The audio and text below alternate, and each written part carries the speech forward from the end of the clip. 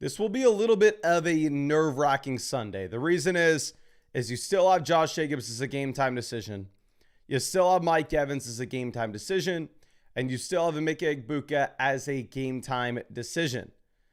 So if we are looking at what we are trying to do at this point, we need to go through and we need to take a baseline assessment of, if we do not get clarity by the time that we need it, who are we going to be playing with these game time decision guys versus what we have with some players that we know are good to go. Because you obviously have the Tampa Bay Buccaneers playing tomorrow. You have the Green Bay Packers playing today at 4:25 Eastern. So a lot of games are going before that. So if I go through and if I pull up what we actually have when it comes to my own team, I currently have Josh Jacobs inside the starting lineup, and my bench options all play Sunday at noon. I have Hunter Henry, Jerry Jeudy, Tony Pollard. So I'm in a spot in which it's kind of tough to find a backup name.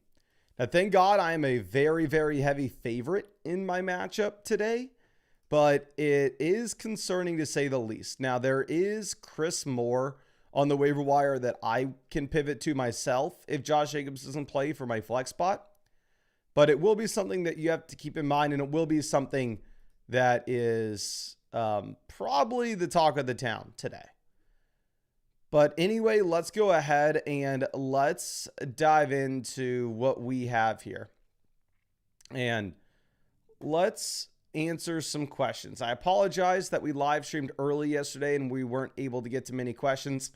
Like I said, yesterday was the anniversary. So the big 6 years felt like it was reasonable for us to live stream a little bit earlier than usual. But anyway, let's dive into these questions. First one's coming out from a longtime member of the flock with Ben's Mafia. My guy, always appreciate you. And let me make sure you have a bunch of free vouchers in your account. That way, if you want to ever send in free questions, you're able to. So let's send y'all these over. But anyway, you're saying, Mason, my guy, rooting for you in the flock league. Just keep doing your thing. You're on fire. I'm a bit worried about my running back room in this league. What are your thoughts? I just traded London and Montgomery for Jefferson and Chase Brown last week. Okay. So London and Montgomery for Justin Jefferson and Chase Brown looks good to me. We are the third team in the league analyzer. We are 4-2. Just a little sneak peek. It does seem like the league analyzer is going to say running back's the worst position on our team currently. It's a 2 wide receiver, 1 flex. So it looks like depth is not going to be mattering too much here. Now, at quarterback, we have the combination of Jaden Daniels and Jared Goff. Realistically, in my opinion, you don't need the second quarterback if you have Jaden Daniels. Like, you have the elite level name here.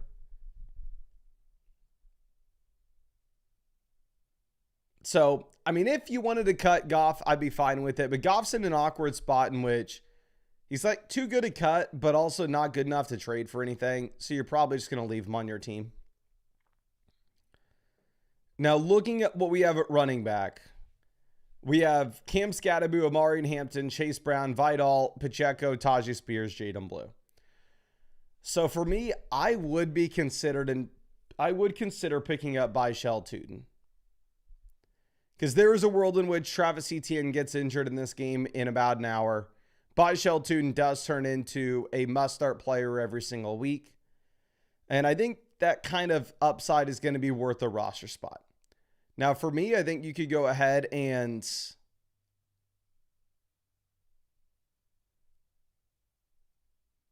you could potentially either cut Jaden Blue to get it done, or you could cut Jared Goff.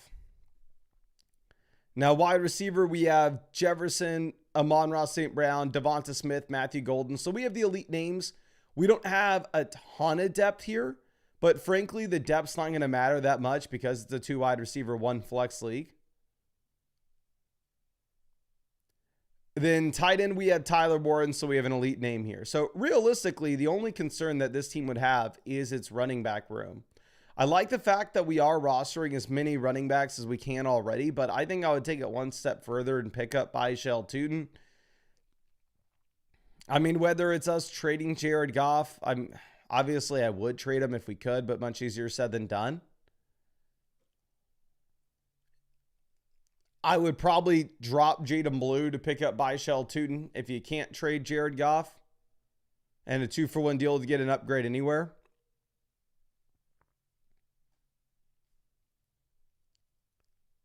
And then in terms of trades to make, because your team's 4-2, I'm actually not going to be doing anything, because realistically, you still should be thinking a little bit about long-term upside. And long-term upside, you very easily could be getting Amari and Hampton back in and you'll be fine.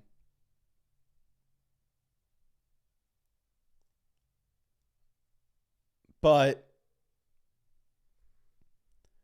I think that's all I have for you. I really appreciate you. I wish I had more for you on this team, but I think this team's great. I would just try to find a way to pick up that extra running back.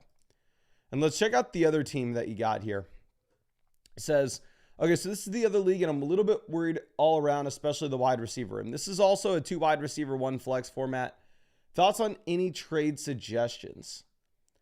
So here we are 5-1, so we can afford to think long-term upside, just like the other team. We have the elite quarterback and the elite tight end combo with Josh Allen, Tyler Warren. You love to see it in a league in which you only start 2 wide receivers and 1 flex because the skill positional depth's not going to be that much more important. Now, a running back, we have Saquon Barkley, Chase Brown, Chuba Hubbard, Rashad White, Zach Charbonnet. So we have like Saquon Barkley, Rashad White that we can start in the short term. And then we have a couple other long-term upside plays. Wide receiver, we have a wide receiver 1 with Rice. Then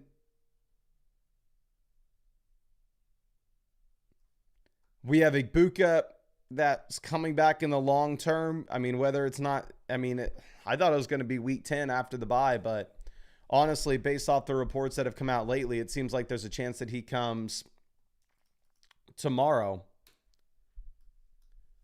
if not next week. Then we have Brian Thomas, Garrett Wilson. So this team is in a very tough spot because you have the Igbuka and Garrett Wilson injuries in the short term.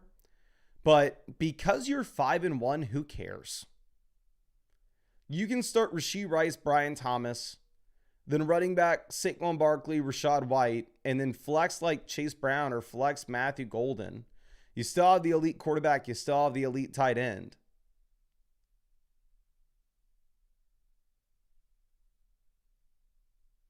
So I hate to tell you this because I know we just kind of said this about your team right beforehand. I mean, your other one as well. I don't do anything with this. If you were 2-5, if you were 2-4, 1-5, then yeah, for sure.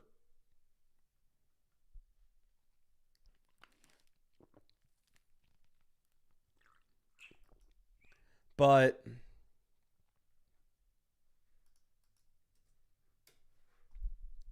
you're 5-1, so you can just afford for Igbuka and Garrett Wilson to come back in. I would say a 5-1 team that doesn't necessarily need the running back production. Maybe you look to sell Rashad White to the Bucky Irving owner. But realistically, like, you actually need Rashad White for the skill positional depth as we get through the Igbuka and Garrett Wilson injuries. So I hate to say this. Like I said, I sent you over 7-8 free vouchers. So if there's anything that you want to follow up with on either one of these teams, I'd be super happy to take a look at it for you. But your teams are set up really well. You're a combined 9-3 across your 2 leagues. Both teams are top 3 teams according to the power rankings on the site. So I think you leave this as is. I wish I had something else for you, my friend, but I think you have an incredible squad here. Now let's move this over to our next team, and this is going to be from Insidious Armchair. This is West Virginia Wild and Warrior, I believe. We are the number one team in the league analyzer. We are the number one team in this league in points scored. However, you play garbage defense. We are 3-3 somehow, despite being the number one team in points scored. It is a 2 wide receiver, 1 flex format. If we are looking at what we have at wide receiver, we have to make a play. It's simple. Like, it's a 2 wide receiver, 1 flex. And if we go through and if we look at what we are currently sitting with, we have Daniel Jones, Justin Fields at quarterback. So not a great QB room. Quarterback's really going to matter in a league like this.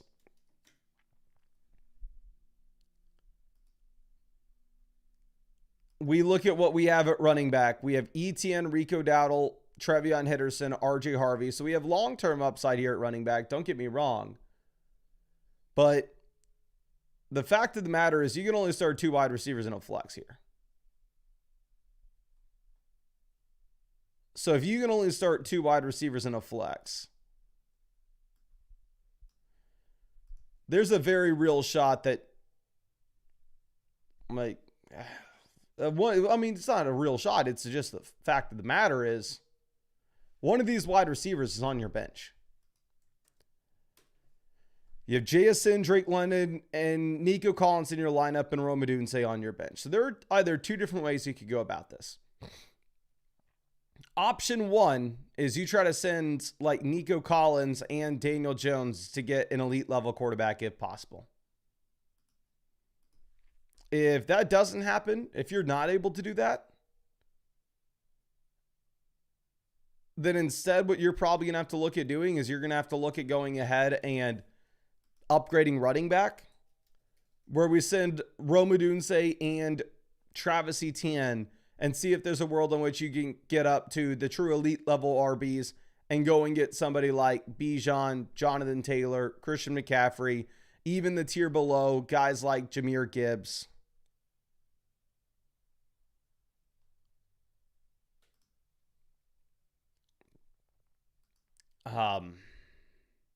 And then we have the elite tight end with Trey McBride that I'm wanting to hold on to because it's the league in which you only start 2 receivers in a flex.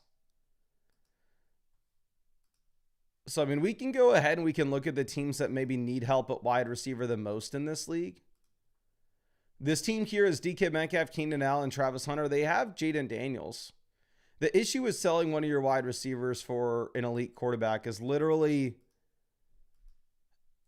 every single wide receiver that you have here is worth more than any elite quarterback not named Josh Allen. They have McCaffrey. Maybe there's that world in which we can try to send them like Drake London and Travis Etienne for CMC. This team is Brian Thomas, Cortland Sutton, Zay Flowers, Cooper Kupp. They really don't have the running back production, though. That team's just garbage. This team has the Garrett Wilson injury, so they're like wide receiver 3 at the moment. It's Jamison Williams. So, I mean, maybe if you wanted to try to send them the combination of Drake London and Rico Dowdle and try to get to Jahmyr Gibbs, I think that would be interesting as well. And I'm actually going to move Jacobs down our rankings with what's going on. Okay. And then moving over to this next one, this team has Waddle, Evans, Ladd, Diggs. So, I mean, they have wide receivers they can start. Realistically, a team like that's not going to look to trade for them. But yeah, I think you have to look to send one of these wide receivers in a 2-for-1 deal to get back either an elite quarterback or an elite running back. Just because you can't really justify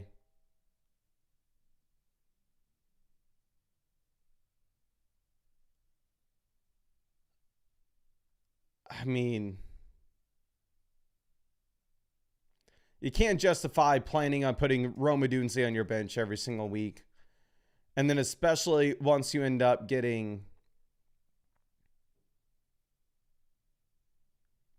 like Puka Nacua back from an injury.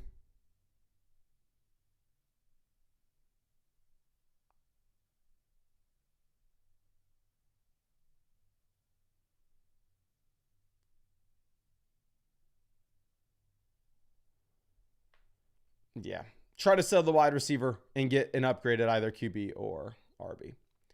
Now, Murder for Fun saying currently 5-1, Hampton and Benson on the IR, Cook on bye, so we're hurting at running back, starting 2 backup RBs, monitoring the Alvin Kamara injury and might pick up Miller. Do you recommend looking for a trade or being patient? I could afford a loss this week, so I was getting itchy for a trade. What are your thoughts?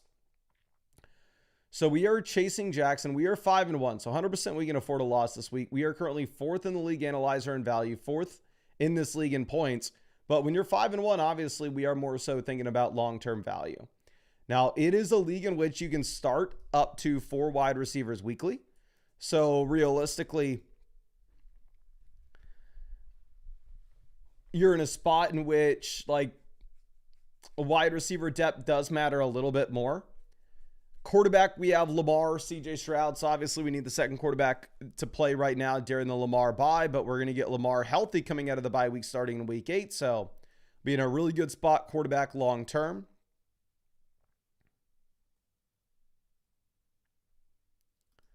Then looking at what we have with running back, we have James Cook, Amari, and Hampton. So Hampton gives you the long-term upside. Obviously, this week is just a straight-up disaster with Hampton injured and James Cook on bye. I would pick up Miller. I would drop Hollywood Brown. I mean, the higher lower on Hollywood Brown's like 24.5 receiving yards on Underdog today. Like the projections are just all out on Hollywood now that you have Rice back in. And while I know the dude scored 2 touchdowns last week, realistically he had 4 targets, right? So usage is trending in the wrong direction for sure. So I would go ahead, cut Hollywood, pick up Miller. Wide receiver, we have JSN, Chase, Metcalf, Diggs, all of whom we can get in our starting lineup. Because you can start up to 4 wide receivers here weekly, I would realistically not really say that you need to sell a wide receiver for a running back upgrade right now, to be honest. Because, like, again, you lose this week. Who really cares? You're 5-1, and you have James Cook through the bye, and then both Trey Benson and Amari and Hampton a little more likely to return in the long term.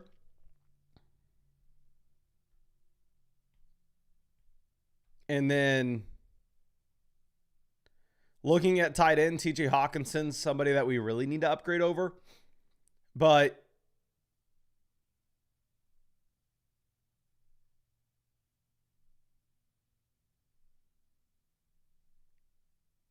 I think going over and looking at what we have at tight ends,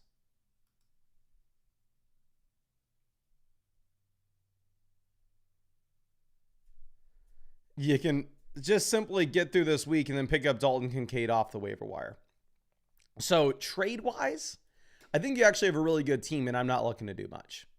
But in terms of what you have on the roster, I do actually like the idea of us going through and making some waiver wire pivots specifically.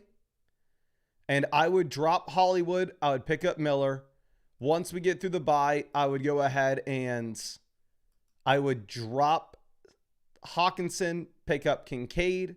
And then once Lamar Jackson is fully back in, I think you could drop drop Stroud and to pick up somebody like Bam Knight, Emmanuel Wilson, or Byshell Tootin.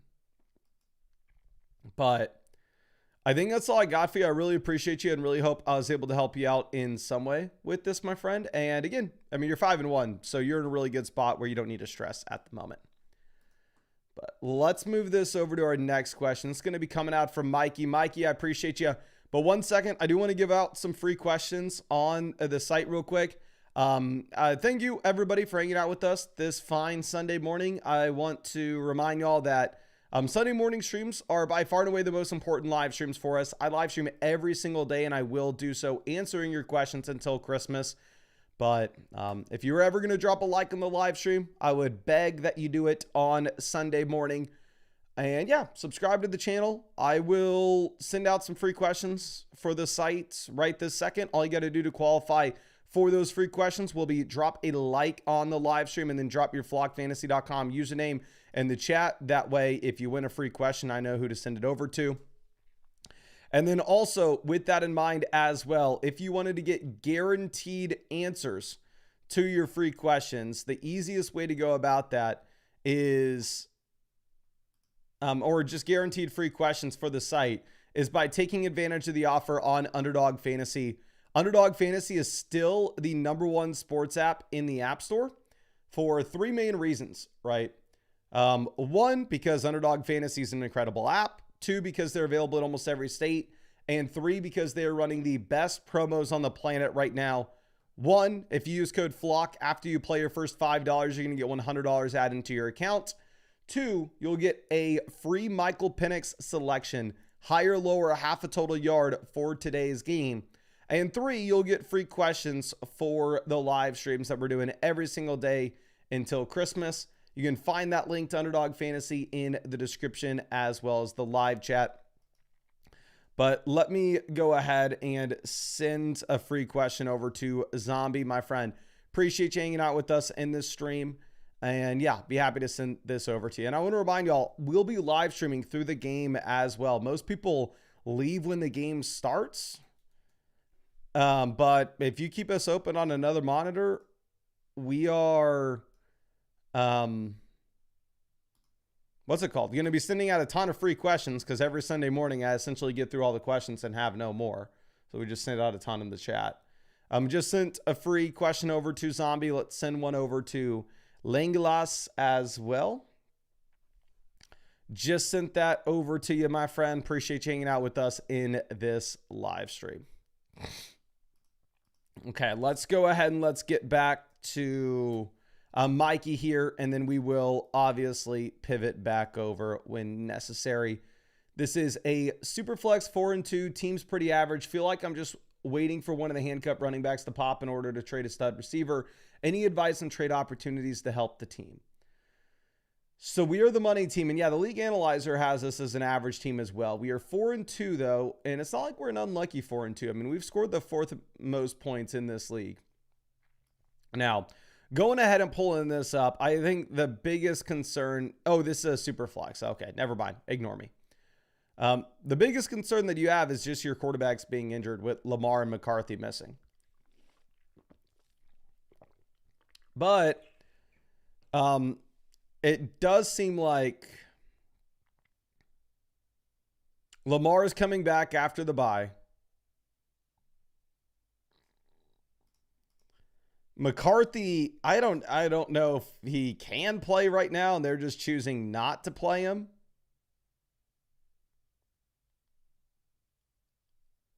But I mean, he's like active today. He's the QB3 in emergency scenarios. Like maybe McCarthy's back next week. Going over to running back, we have Jacobs, Kamara, Charbonnet, RJ Harvey, and Woody Marks. For me, I think I would try to pick up like Emmanuel Wilson or Byshell Tootin. Like, I think that honestly, Emmanuel Wilson may have a higher ceiling at this point with the Josh Jacobs stuff going on than Darnell Mooney would. So I would drop Mooney. I'd pick up one of these running backs because, again, like if you have kind of an average team where you don't have that much expendable value anywhere,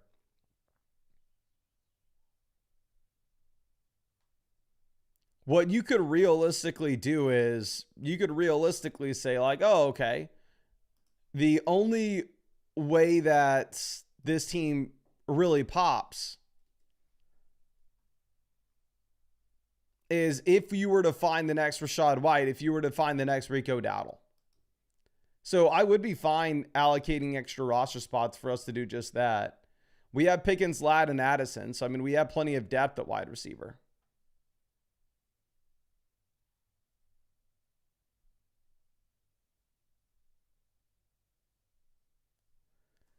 And then tight end, we have Tucker Kraft, Darren Waller. So I think we're chilling at tight end. I mean, obviously, I would say if you could sell Darren Waller in a 2-for-1 deal with Alvin Kamara to go get an upgrade, let's do it.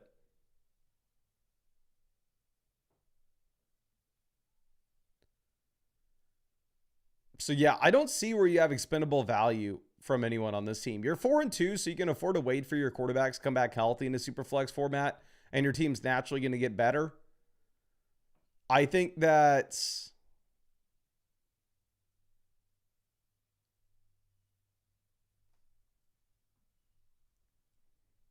realistically, you don't have a ton of like expendable value to make a trade. I just think that you just try to got to hit on the next Rashad White, try to hit on the next Rico Dowdle.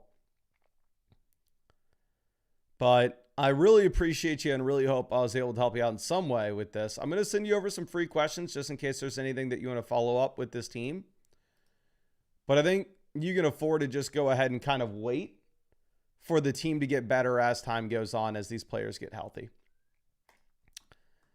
And yeah, thank you again so much. I'm sorry it took me a couple days to get to this for you. I wish I had more for you as well, but I think you have a great squad here. Okay. Now, let me move this over.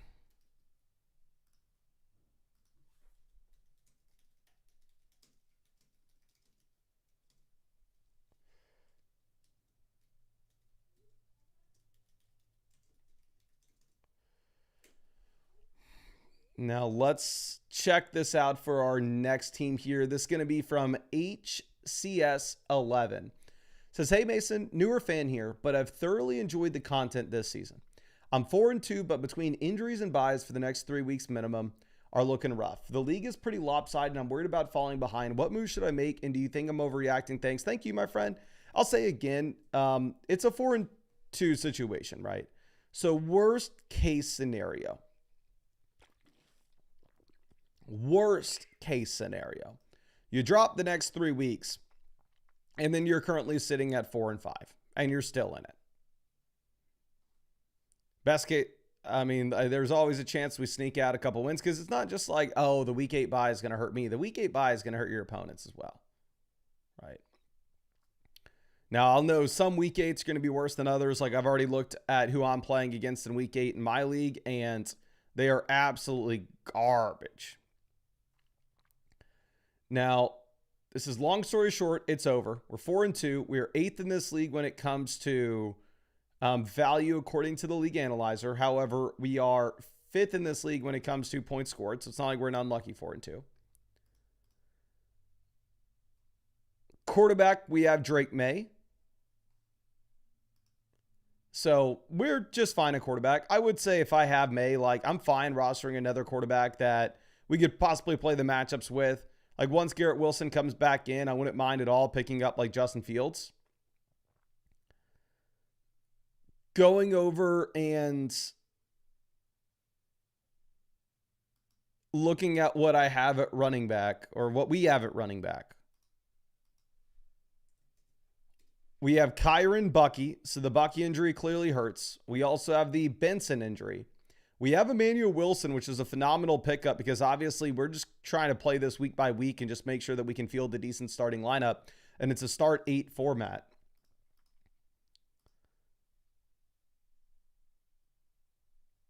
So yeah, our starting lineup right now is like Kyron and Vidal at running back, wide receiver, St. Brown, Tet. We need 2 flexes.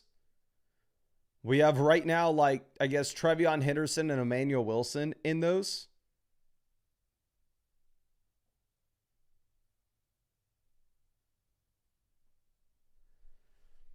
Tight end, we have Mason Taylor, Cade Otton. So, I mean, honestly, either one of these guys are fine plays in the short term here. So, I would say that realistically, I am probably wanting to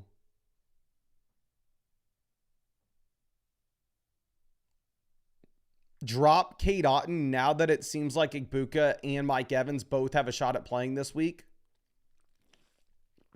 They're both game time decisions. So if either one of them plays, I'm not excited at all about playing Cade Otton. Like I'd play Mason Taylor over him against Carolina Panthers with no Garrett Wilson.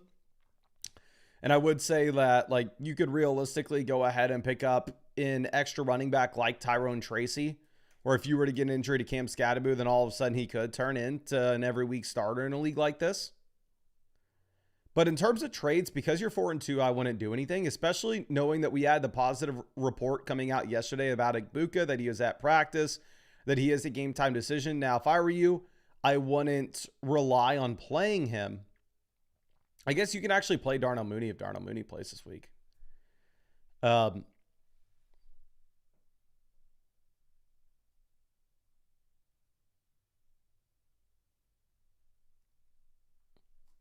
So I think I would just simply cut Cade Otton, plan on playing Mason Taylor, pick up Tyrone Tracy as an additional handcuff RB to try to find like somebody that pops. But realistically, like your lineup is good enough to where you have a chance to win this week. I'm sure you'll be an underdog next week, but you'll have a chance to win next week. And knowing you're 4-2, you can wait for Bucky Irving and Bucky Irving and Igbokwe to come back in. So I would keep this simple, and I would just wait to get through the injuries, and your team's going to be much better. And because you have a winning record, you can afford to do so. Where if you had a losing record, then obviously it would be a much tougher spot. But I think that's all I have for you, my friend. I'm going to go ahead and send you over some free questions here just in case there's anything else that you want us to take a look at. I'd be super happy to look at it for you. But I think you're in a fine spot. You just got to get through these injuries. Okay, so let's move this over to our next question. This one's coming out from Brady. Says, hey, Mason, number one in the league analyzer still, but with these injuries, I feel like my team won't make it to the championship. Any ideas what to do with trading or just in general? Thank you, my man. Thank you. And yeah, we're the number one team in the league analyzer. We're 4-2 as well. We've scored 755 points. So third highest scoring team in points scored. So we're not an unlucky 4-2 either. The injuries that we're dealing with currently is Puka Nacua, Amari and Hampton. I maybe include Brandon Ayuk there, Trey Benson. But we still have a quality starting lineup that you're able to field. And again, like if you're 4-2 and if you're dealing with injuries, as long as your lineup's respectable, right? I mean, if you're going through and if you're putting like, let's say Luther Burden in your starting lineup this week, then I'd go, you know what, man, we probably got a problem here and we probably should try to look to make a play. But your starting lineup at the moment is Devon Achane, Ja'Cory Cross-Camara at running back. We have JSN, Chris Olave at wide receiver. And then you could go ahead and play like a Michael Carter in the flex. A couple different things I would do right now, though, is one, because DJ Moore is good to go, I would consider, what's the latest report on Josh Downs? Let me figure this out. Is there any shot Downs going to play? Or has he already been ruled out? Yeah, Josh Downs has been ruled out. He was ruled out 2 days ago. How the hell did I miss that? Let me go ahead and take him out of the weekly rankings. But I would not want to pick up Downs in that case. I would possibly consider picking up Darnell Mooney. Mooney's good to go, right?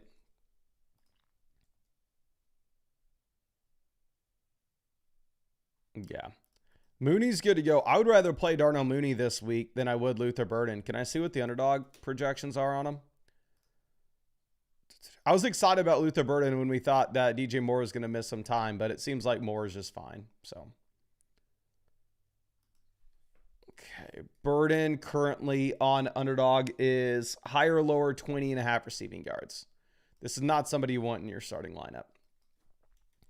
In comparison to Darnell Mooney, he's higher, lower 34.5 receiving yards. I'd say also somebody you wouldn't want in your starting lineup, but I feel more confident with him. So I would cut Luther Burden, pick up Darnell Mooney, cut Kareem Hunt, pick up Emmanuel Wilson, give yourself the shot that if you end up having Josh Jacobs miss, then all of a sudden Emmanuel Wilson can turn into a must-start player. We have the elite quarterback with Mahomes. We have Jackson Dart. what's the situation on the way? Okay, yeah. So I was going to say, like, if you have Mahomes, man, there's no reason to roster Jackson Dart. You're never playing him over Mahomes regardless of the matchups.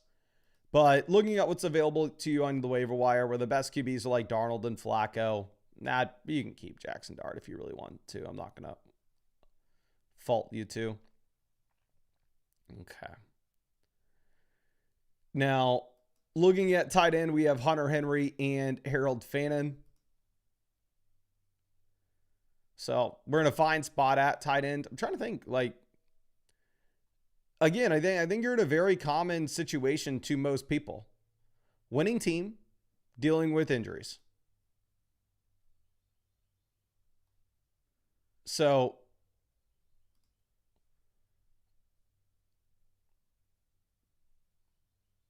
if you're that winning team dealing with injuries, and we can field a respectable starting lineup right now, in my mind, there's no world for us to go through and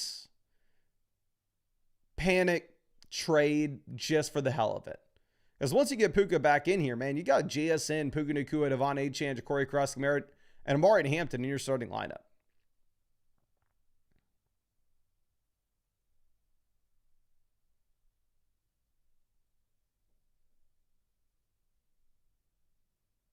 So I think you just ride this out and make those small waiver wire pivots. But I really appreciate you and really hope I was able to help you out in some way with this, my friend.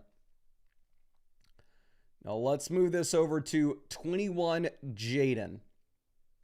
It says, I'm looking to trade off Kelsey and Swift. We are the number one team in the league. We've won 5 games straight. We've scored by far and away the most points in this league. By far and away. 952. The next highest scoring team is 753. Like, this is straight up dominance. It's a 14-team format where you have 3 of the top 5 players in fantasy.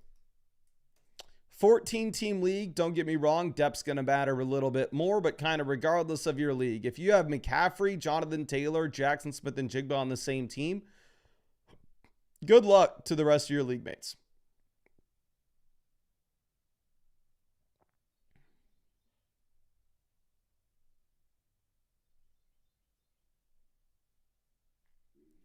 Quarterback, we have Dak Prescott and then Jackson Dart. Like, I'm fine holding on to Dart here, looking at the options that you have available to you on the waiver wire at QB. It's not the most exciting thing in the world, don't get me wrong. Running back, it's a 14-teamer.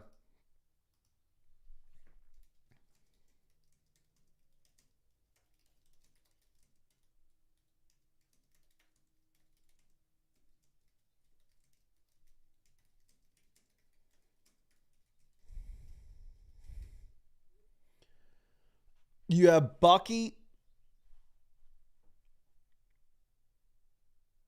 coming in the long term. The long term is what we care about on a team like this. We have DeAndre Swift to play in the flex in the short term. Wide receiver, we have JSN, Devontae Adams, then really nobody beyond that. Tight end, we have Kelsey and Fantasy. So here's the thing. Why the hell would you make any moves with this team? Like, I don't even understand. Why would you go through and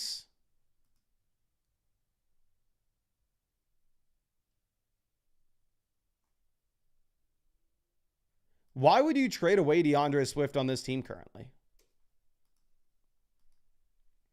In my mind, Swift is actually needed because we're dealing with the Bucky and we're dealing with the Benson injuries. So with these injuries, I want to wait until these guys get back before we go through and before we make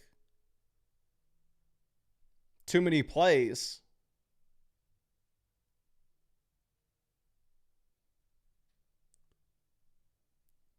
I would just simply hold this team as is.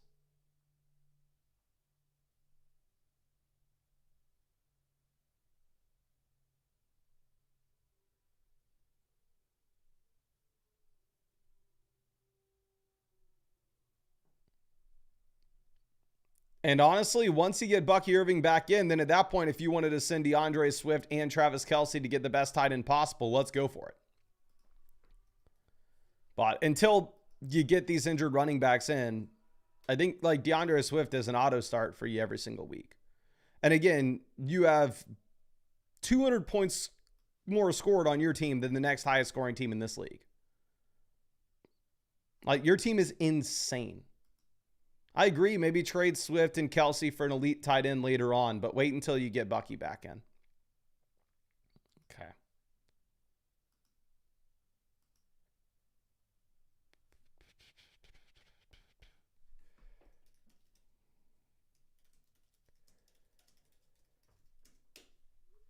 Okay, yeah. I mean, incredible team here, my friend. I mean, you're playing in a 14-team format, and your team's a lot better than mine in a 12-team league. Now let's check this out for Will Clap Thy Cheeks. Says, I'm 4-2 and just traded Dowdle and Brad Robinson Jr. for Hampton and Aaron Jones. My running back 2 was pretty tragic, and I'm banking on the upside later in the season while weathering the storm in the short term. Thoughts on the team after retooling? I will say it's a little bit of a scary situation going through and trading for Amari and Hampton when we have no idea when he will be back. But 4-2, obviously, it's a spot where we can maybe afford it a little more than other teams. But real quick, let me give out some free questions in the live stream.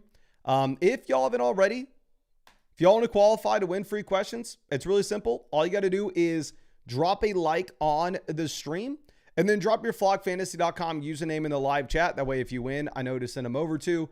But if you wanted to get guaranteed free questions, you can always do so by taking advantage of the offer on Underdog Fantasy, where if you go over to Underdog Fantasy and use promo code FLOCK, you will get first $100 added to your account after you play your first 5.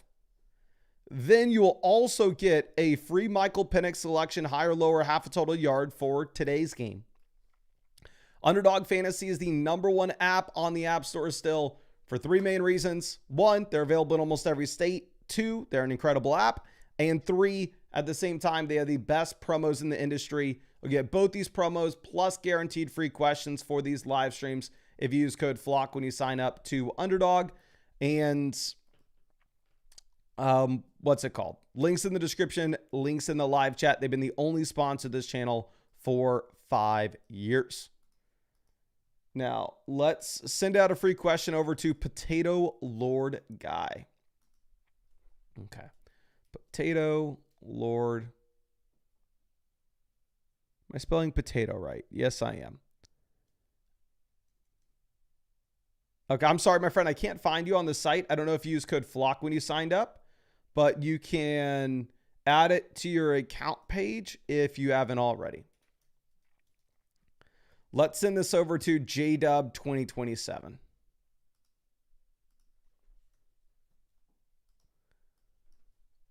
I just sent you a free start set question. Appreciate you hanging out with us. California says, Mason, is Shohei Ohtani better than Tom Brady? I'm not going to sit here and pretend that I am an expert with baseball, even though that was the sport I played growing up. It's not like I watch a ton of baseball right now. But from my very elementary school level understanding of it, I would say that with Tom Brady, while I may believe he's the best quarterback of all time, other people may have arguments for somebody like Mahomes. I don't see how you could have an argument for anybody to be a better baseball player at any point in history over Shohei Ohtani at this point. So I would say Ohtani's better because I think he really is in his own class. But again, I fully understand that I am a monkey when I discuss that. But anyway, let's check this out for Will Clap Thy Cheeks. Looking at the waiver wire options right now, I think I would go ahead and I would probably drop Luther Burden for Chris Godwin now that you have DJ Moore good to go.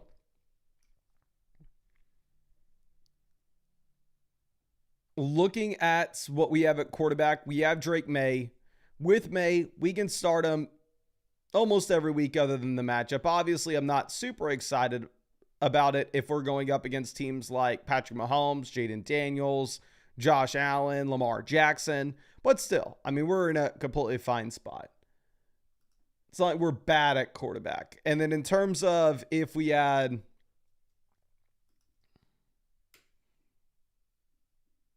anybody that we could do anything with on the waiver wire, we just simply don't.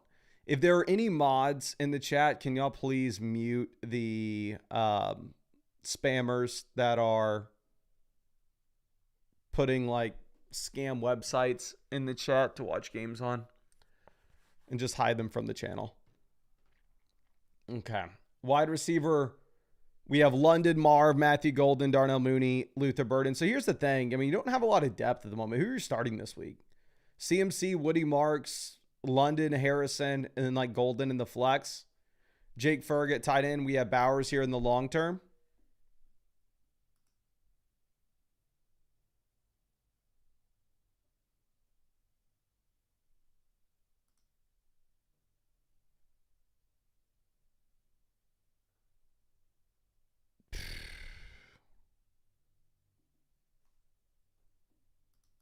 I think really the only thing to look at is possibly some waiver wire pivots. One thing that you could do, because we actually really need the plays here in the short term, I think I would possibly cut Luther Burden and pick up Emmanuel Wilson if you didn't want to go for the... Actually, I'd probably do that instead of picking up Godwin, because obviously nothing's happening with Godwin this week. So I would pick up Luther Burden. I'm sorry, I'd drop Luther Burden, pick up Emmanuel Wilson. If Jacobs misses, we can jam in Emmanuel Wilson in the flex.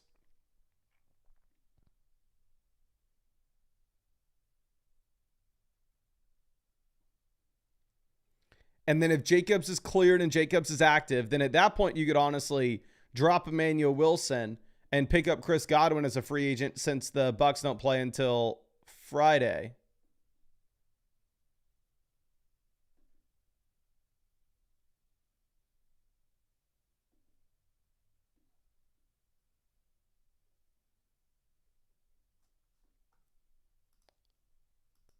And then I think realistically, the only other thing that we would want to do is when we get to week 9 and we have Bowers back through the bye, I would probably go ahead and I would probably look at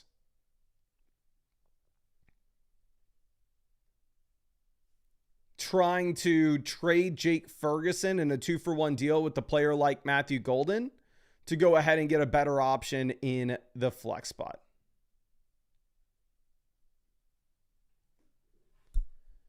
But you can't sell Ferguson right now because Bowers obviously isn't playing right now. Then we have the week 8 bye for Bowers. So I would just try to sell Jake Ferguson in week 9 with player like Matthew Golden, get a better flex. And then right now I'd cut Luther Burden, pick up Emmanuel Wilson in case Jacobs doesn't play. Jacobs does play. Then all of a sudden you can just drop Emmanuel Wilson and pick up Chris Godwin. But yeah, I don't think there are any other trades that you can make right now, but I really appreciate you and really hope that I was able to help you out in some way with this, my friend. Now, let me move this over and let's actually log out, log back in so we can pull some more questions up. And then we are going to get to the quicker questions, the start sit questions, the trade questions. We got kickoff in about 30 minutes for this game. So we got to make sure that we answer all these quick questions as fast as possible. Okay. So let me go ahead and let's pull this back over.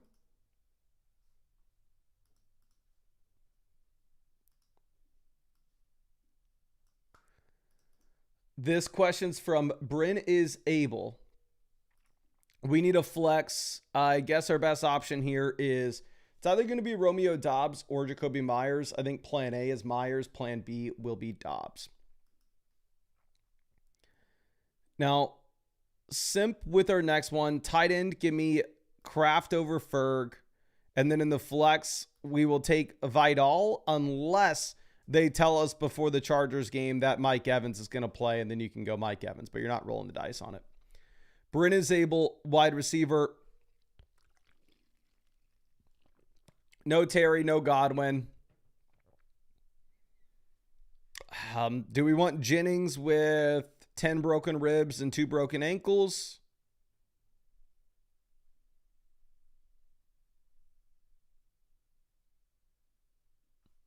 I'd probably take Cup. I do not feel good about it, though. Now, Doc, here we have Scat, Ladd, Hawkinson versus Henry, Adams, Kittle. Is this really a dynasty league? No, it's not. I hate that the site's doing this, and I have no idea how to tell the devs to fix it. Let me pull this around.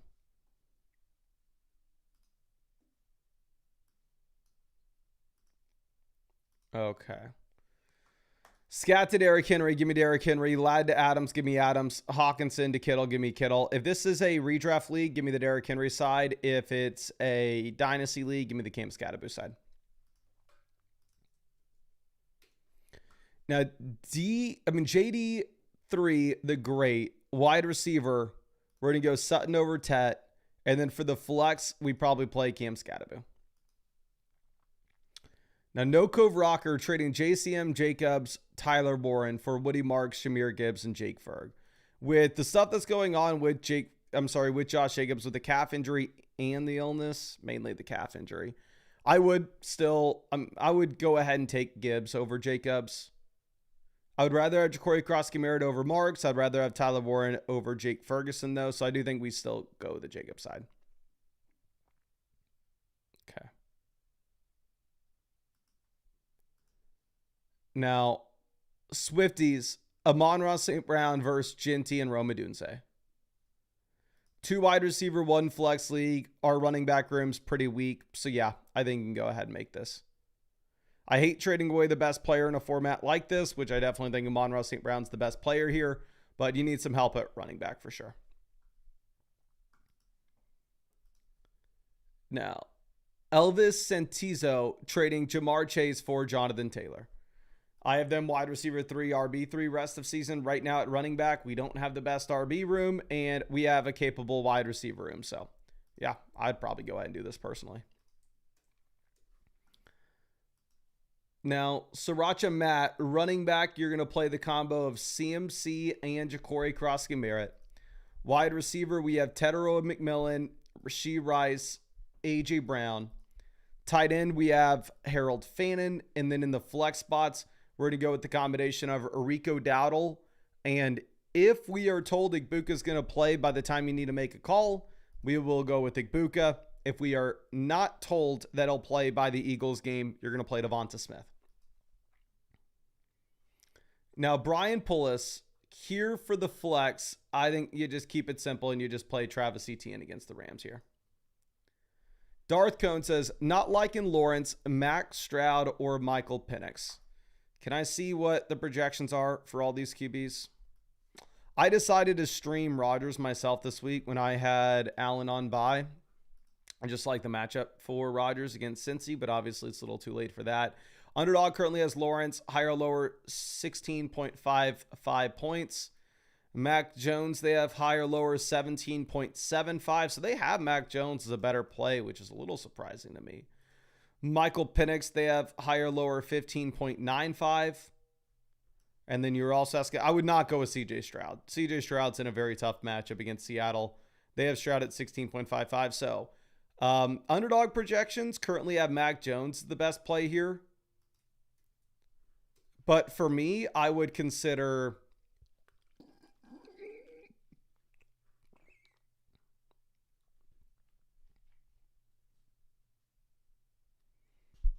probably going ahead and just playing Lawrence. I mean, if you wanted to get rid of the London game uncertainty, don't get me wrong, I'm okay with you going T-Law. I'm sorry, with Mac Jones, but I don't know. I'd be terrified to tell someone to play Mac Jones. Wide receiver, we're going to go ahead. We're going to take Nico, Sutton, Worthy. Tight end, we go Ferg over Pitts. And then in the flex, you have Judkins and Alvin Kamara. Now, Sekas trading Hubbard and Booty for Pollard and Wandale. Fair deal. Up to you. I'd probably rather have the Pollard and Wan'Dale side myself, but there's no guarantee that we have no idea what's going to happen with the Chuba Hubbard situation. Okay. Now, Liam, with our next question. Trading Gibbs, Marv for Montgomery and London. I would rather have Gibbs and Marv here pretty easily. Now, Syntax for the flex. Egbuka, Godwin both injured. Hampton injured. So Michael Carter's the best play unless they were to tell us that Egbuka's going to go before the Cardinals game, and then you can go ahead and make that pivot. Okay. Now, Mello BR, we need 2 flexes. I think Michael Pittman and probably between ETN and Brian Thomas, it's tough. I just like taking the guaranteed volume with ETN. But I would definitely, I'd go Brian Thomas. I played both Jags. I do like Pittman more, though, in this game, considering the fact that you have no Josh Downs. Now, deletes here, running back, we're going to play Gibbs, Judkins. Wide receiver, we're going to go with the combo of CeeDee Lamb, Tetero, McMillan. Tight end, Kittle. And then for the flex, no Godwin, no Pearsall, no Terry. So it's like Kendrick Bourne or Trevion Henderson, Chris Moore, Harold Fannin. Let me talk about this real quick, because I know we've had a lot of people asking us about these Washington wide receivers. Here's the updated projections with Chris Moore. He's higher, lower at 34.5 receiving yards. Here are the updated projections with Luke McCaffrey. Higher, lower, 37.5 receiving yards. If you're looking at Kendrick Bourne's higher, lower, 48.5. Trevion Henderson is higher, lower, 53.5 total yards. For me, full PBR format, I probably go Kendrick Bourne with no Ricky Pearsall. I'm definitely less excited about Kendrick Bourne, though, considering the fact that Kittle's good to go. Julian says, should we wait for Egbuka?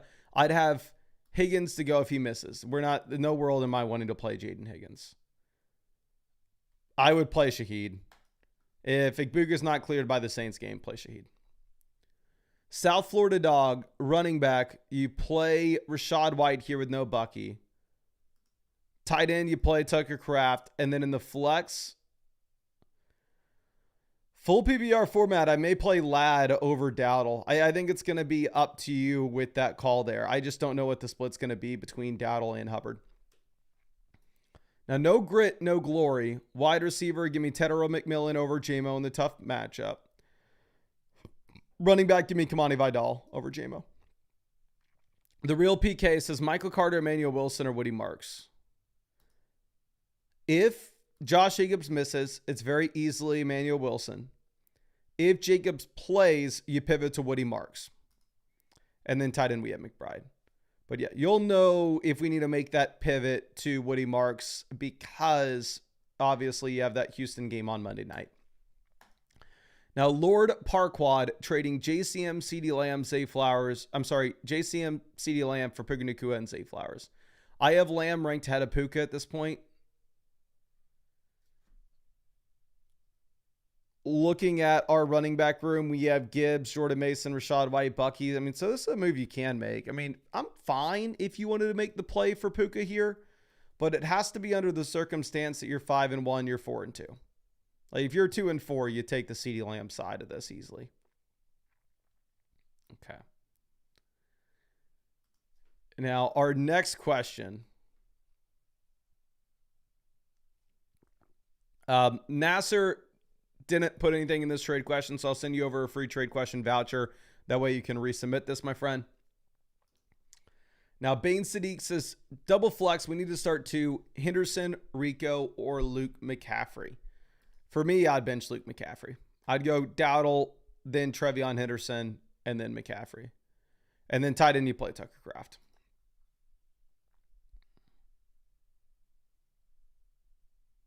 Like, I'm not wanting to...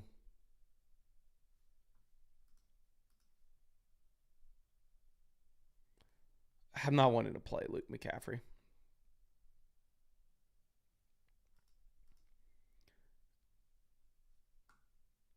Now, B. Maester, quarterback, give me May over Fields. Running back, we're going to go with Travis Etienne. Tight end, Harold Fannin over Darren Waller, to be honest. And then in the flex, I think you probably go Ja'Cory Cross-Gameret with the wide receivers out in Washington. They're going to have to lean on the run, and they'll probably still be able to run the ball effectively because they're playing against the Dallas Cowboys.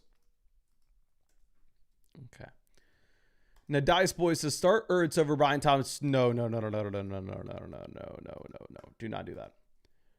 I understand the appeal. We have Daniels. You have none of the wide receivers, but you still play Ladd McConkey, Brian Thomas over Zach Ertz easily, my friend. Easy call there. Let's go ahead and let's pull up more questions. Before we get to this question from Dollar Joe, let's send out some free questions in the chat real quick. If you want free questions, super simple to qualify. All you got to do is drop a like on the live stream to enter. And then also drop your flockfantasy.com username in the live chat in case you win free questions. I need to know who to send them over to. And then, as always, you can always get free questions guaranteed if you just go ahead and take advantage of the offer that we have on Underdog Fantasy, where Underdog Fantasy still is the #1 app in the App Store for a couple of different reasons. One, they're an incredible app. Two, on top of that, they're available in almost every single state. And three, they have the best promos in the industry. One, if you use code FLOCK when you sign up to Underdog Fantasy, you're going to get $100 added into your account after you play your first 5. You will also get a free Michael Penix selection, higher, lower, half a total yard for today's game. And on top of that, you'll get guaranteed free questions for these live streams. And I am live streaming every single day answering free questions until Christmas. You can find that link to Underdog Fantasy in the live chat as well as the description. But let me go ahead and send out a free question to Daniel. Daniel, appreciate you hanging out with us in this live stream, my friend. This is Daniel. Okay, perfect. Just found you and just sent you over that free start sit question. Appreciate you and hope I was able to help you out in some way here. And let's send this over to Oak 10. Oak 10 just found you on the site and just sent you over that free start set question. Again, appreciate you hanging out with us in this live stream. Okay. Now let's move this over to our next one, which is going to be from Dallas. Here, quarterback, we have Daniel Jones versus Jaden Daniels. You play Jaden Daniels given the matchup easily. I don't care if you have both Terry and Debo out. In the flex spots, we're going to take the combo of Dowdle, A.J. Brown, and then Xavier Worthy. DJ the Lizard, quarterback, give me Daniel Jones over Fields. Running back, we're going to be going with Trevion Henderson over Spears. Wide receiver, we have Marv, Jamo in one flex spot, and Kendrick Bourne in the other flex. Smokey, running back, we're going to go Achane, Ja'Cory Cross-Gameret. Wide receiver, we play the combo of Pickens as well as Devonta Smith.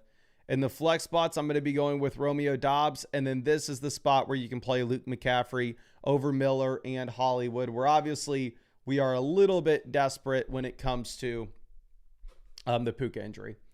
Harvick says OP and extra wide receiver tight end flex. It wouldn't let me add it. So I'm assuming OP mean super flex spot. We're going to go with CJ Stroud here in one QB slot. We're going to go with Mac Jones in the other. And then wide receiver, we're going to take the combo of George Pickens, Nico Collins. And then in the two flexes, or I'm assuming you mean there's 3 flexes here based off the way that this is written. I'd go Trey McBride in one of the tight ends / wide receiver spots. And then in the other one, I would go Jacoby Myers. And then in the last flex spot that you have, I'd probably go ahead and play Cooper Kupp. I think if the weather was decent in Cleveland, it would be Harold Fannin over Cup. But no, Fairway Carew.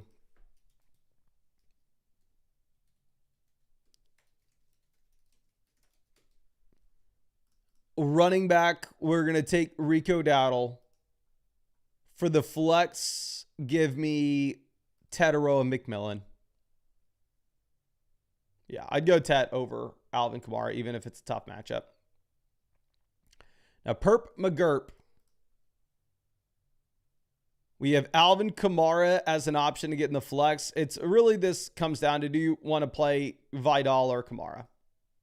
For me, I would go Kamara just because you have a larger sample, but I'm not going to fault you if you wanted to.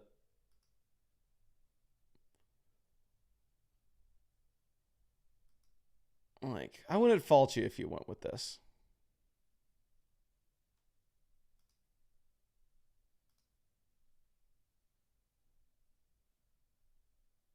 So, again, I think that this is going to be up to you. But I would play Kamara over Vidal personally. I know Vidal looked great, but fact of the matter is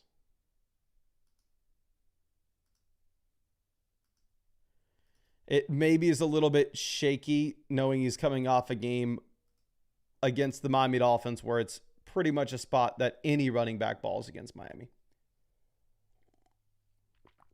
Okay.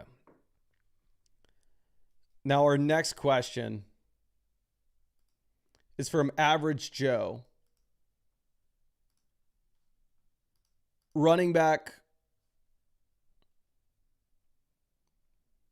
I'd probably go Pacheco over Bam Knight looking at the updated projections. Wide receiver, you go Marv and then J-Mo in the flex. I was surprised to see how poorly Bam Knight projects out. Average Joe says you stay to trade for a top tight end, but nobody wants to. We're going to start Brees and Judkins, a running back. Wide receiver, we go London. And then in the flex, we play Rome. Yeah, your team's great. I'm surprised nobody wants to trade for like Genty. Brandon, here we need a couple wide receivers. We have Worthy, CeeDee Lamb in there now. Tight end, we have Zach Ertz. And then in the flex, we're going to go Devonta Smith and Marvin Harrison. Borey, we need a flex. We're going to take Jordan Addison, I'm pretty sure. Yeah, it's really like Addison or Kendrick Bourne. I think that the projections actually like Kendrick Bourne more than Addison. My hold up with it is the fact that you have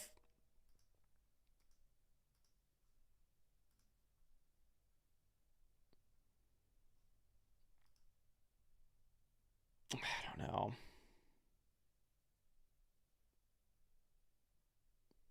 Kittle coming back in is going to take targets. Like, that is something that I am concerned about.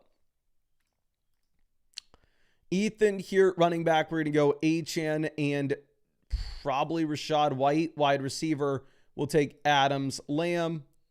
And then in the flex, you play Rashee Rice. Great team.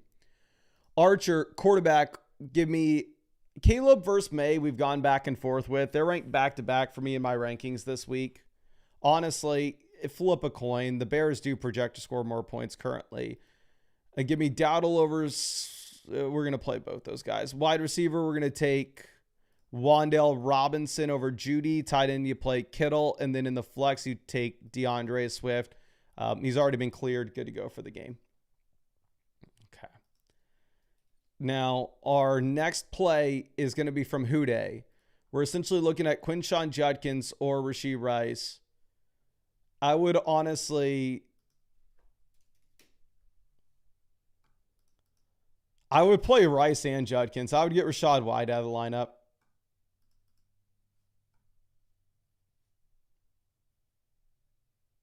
Like, I think it's maybe a tough spot for...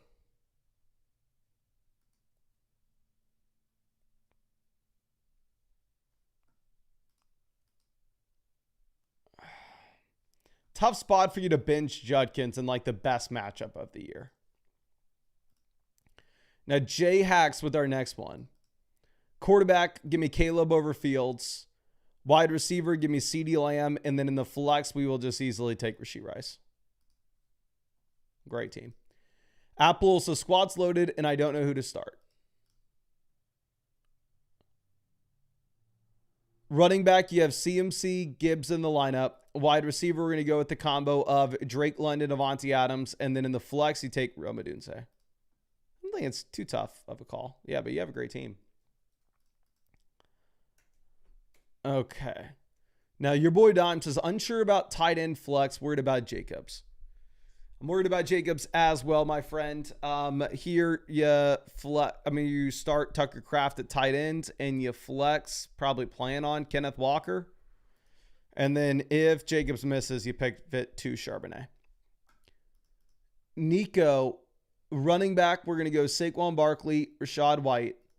Wide receiver, we have Nico Collins as well as Cortland Sutton.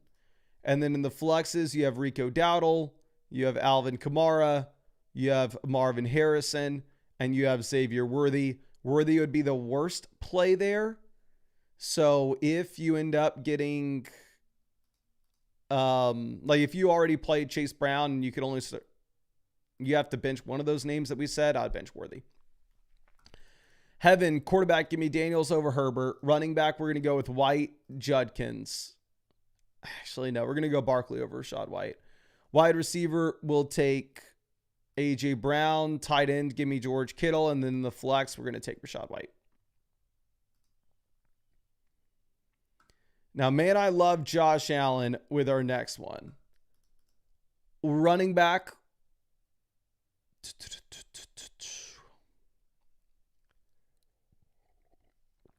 Not the prettiest scenario. I think you probably play Woody Marks, but I don't like it. And then in the flex, you go Matthew Golden. Yeah, but you're in a tough spot with the Puka injury. Tom Hicks trading Rashee Rice for Rome Odunze. I think Rice is better points per game wise rest of season, but I think you get the extra game played out of Rome, who's already through the bye. So I have them ranked back to back in my rankings, where the reality of the situation is it's going to be a personal preference up to you. Now, for me, I think I could do like a tiebreaker as like, hey, if the regular season's really going to matter for you, you probably want to go ahead and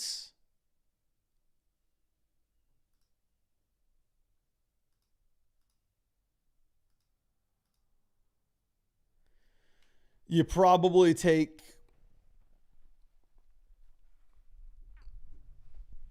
oh God, that was a good stretch.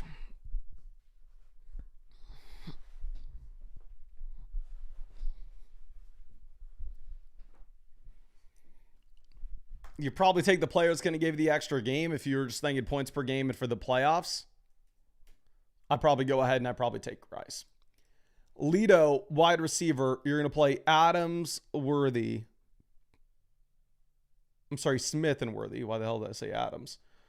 And then you're going to go Keenan. I don't know if you played Higgins already. If not, you go Keenan and Mike Evans. And if Mike Evans doesn't play on Monday, you have to pivot over to a gross option.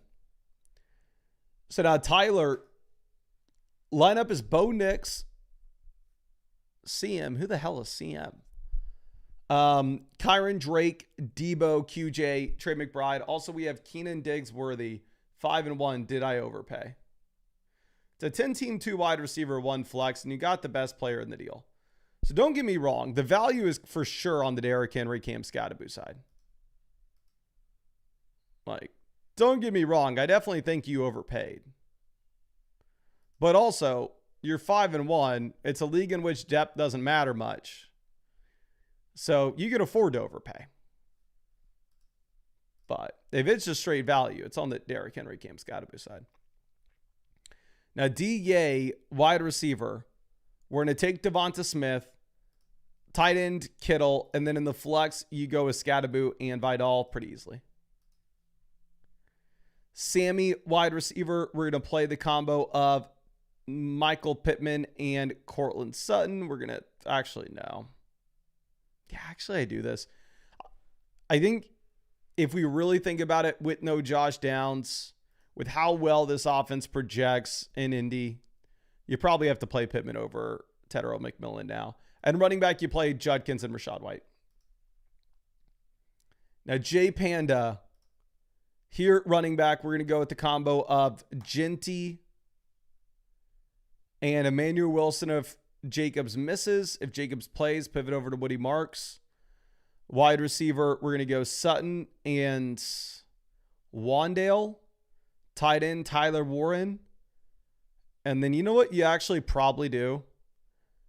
I would play Trevion Henderson at running back. Plan on going Igbuka in the flex. If Jacobs misses, then pivot over to Wilson. If Jacobs plays, you plan on Igbuka just because all the other options are so gross.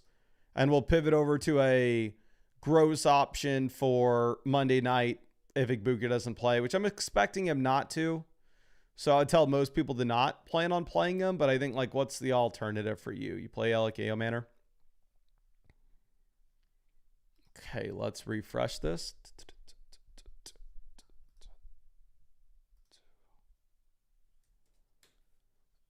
And let's see. GX Ghost with this one. Quarterback, give me Fields over Kyler. Running back, Brees over Vidal. Wide receiver, we are going to take Keenan Allen. And then in the flex, you go Kamani Vidal in a full PPR format. Non-PPR league, you go Dobbins. Now, Ryan Jink. Here for wide receiver, you play Tetero McMillan. And for the flex, you take Rico Dowdle. Now, Bassetti Stevens says start two between Ginty, Scat, and Warren. I'm assuming this is Tyler Warren because Jalen Warren's already played. I would play Scat and Tyler Warren in a full PPR format in that case.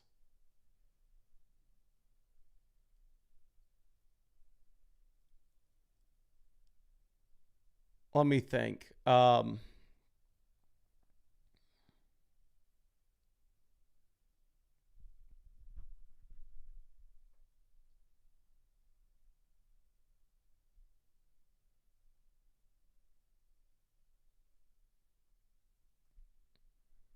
You could just take the thing is with Tyler Warren, you'd have to get him in your flex spot if you have him.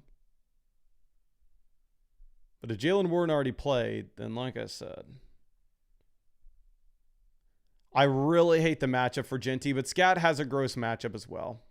So they are relatively close. Okay. Now, Globes to the Dome says 5-1. Do I ride with Jacobs? Or just put Ted in? We have Ted at wide receiver now. I mean, I can't see our other options. I would say if it's Jacobs or Ted and you're not going to have a backup plan for later in the day, you play Ted. And you don't roll the dice with Jacobs. Unless they tell us before the Panthers game that Jacobs will be good to go. Now, Ken Roth, quarterback. You played Rodgers instead of Josh Allen. Wide receiver, we have Sutton. Tight end, Kate Otten. And then in the flex, it's Woody Marks versus Kendrick Bourne or Matthew Golden. Not play Matthew Golden. Actually, I would go Jordan Addison.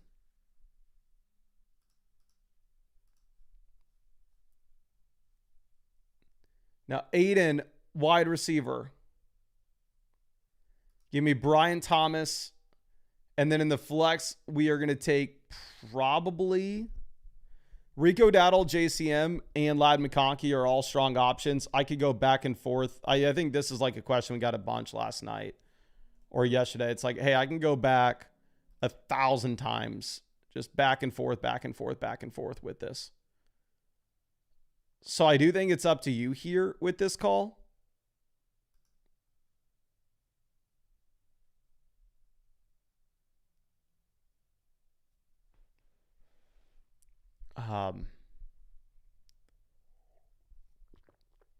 If you wanted to play it safe, I mean, I don't even know what the safe option is. Can y'all spam the chat? Who would you play in a full PPR format? Would you play Ladd McConkey, Ja'Cory Cross-Merritt, or Rico Dowdle?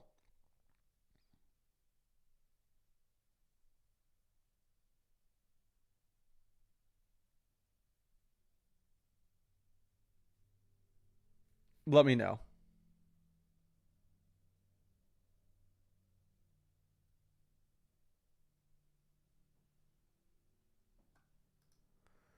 We got Lad, Bill, Rico, Bill, Dowdle, Bill.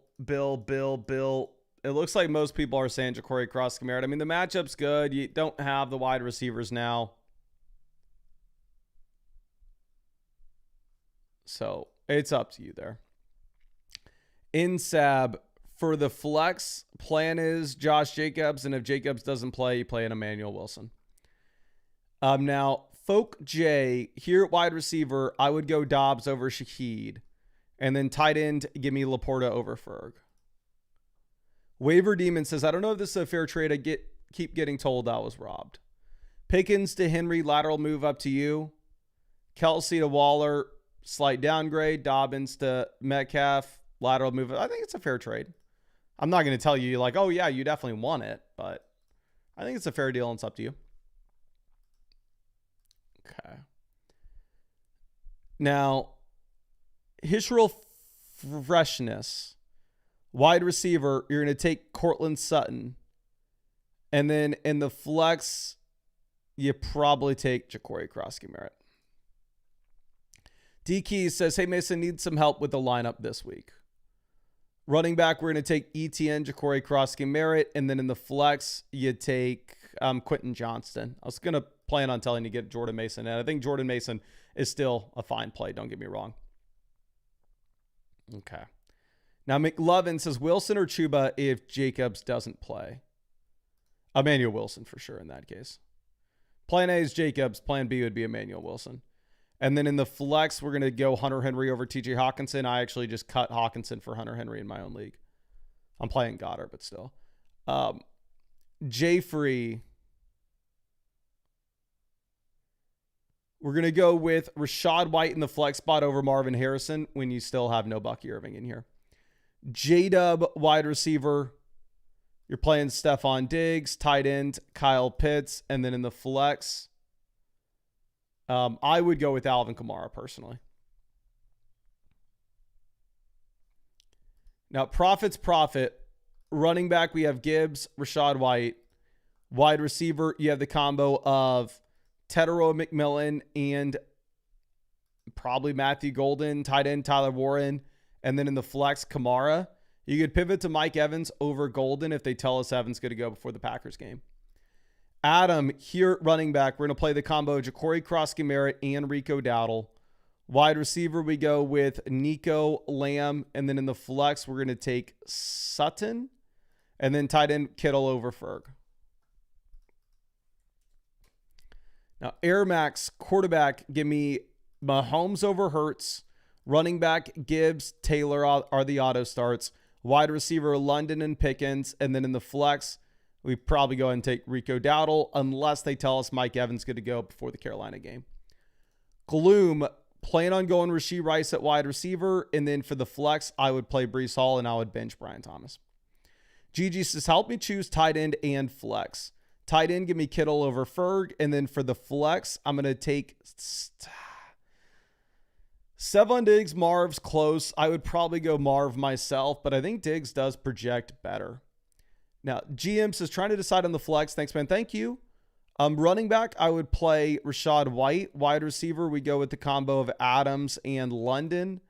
Tight ends, give me Zach Ertz. And then for the flex, I would go Travis Etienne. Mark, flex, give me probably Ja'Cory Cross-Camara.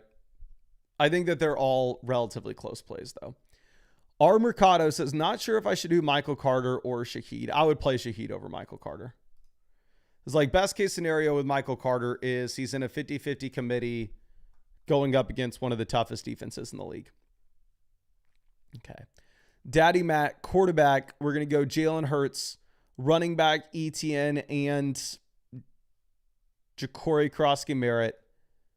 Wide receiver, we have London, CeeDee Lamb, AJ Brown, tight end Harold Fannin, and then in the flex, we will take J.K. Dobbins if you didn't already start Chase Brown. Now, Psychality, Wide receiver, I think it's pretty simple here. You play Devonta Smith. Lukaku trading Gibbs for Jacobs. I had Jacobs ranked ahead of Gibbs in our rest of season rankings, but I did pivot that over.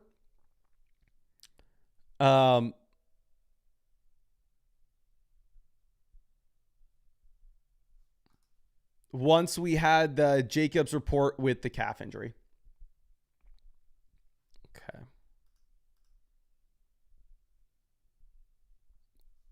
Now, let's refresh this. Daniel here for the flex. I will go with, I still probably take A.J. Brown over Marv. Obviously, both guys have been so disappointing. Nate Doggy, running back. Give me Alvin Kamara. For the 2 flex spots, we're going to go with the combo of Stephon Diggs and Keenan Allen. All right, let me just double. No, actually, I'd go Dobbins over Keenan. Now, Scotty, running back, give me Quinshon Judkins. Wide receiver, give me Nico Collins. And then I probably would play Rashad White over Pickens now that you have Lamb back in. Now, Oak 10. Running back, give me Achane. Wide receiver, we're going to go Rice, London. Tight end, Kittle. And then in the flex, give me Rome. Jack here at quarterback, give me May over Dak. Actually, no, give me Dak over May. Now that you have Lamb back, highest over-under in the week. And then we'll take God honest truth. I would play Trevion Henderson. The smart play is maybe Woody Marks. And then I'd play Jennings in the flex unless they tell us Igbuka's good to go by the time we get to that point. Okay. Now, X.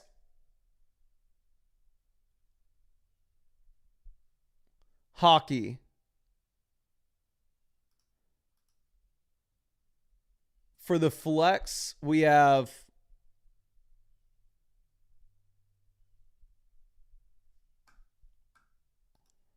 Pacheco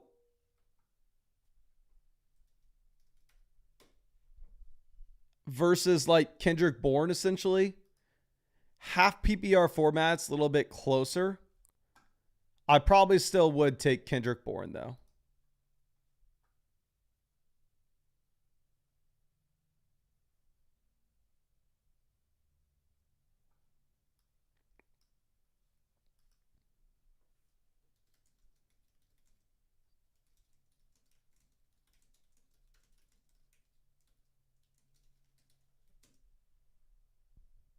Okay. Now, next question's from Rocky On. Says, my team is 4-2. Don't want to start Worthy and DK. 2 wide receiver, 1 flex.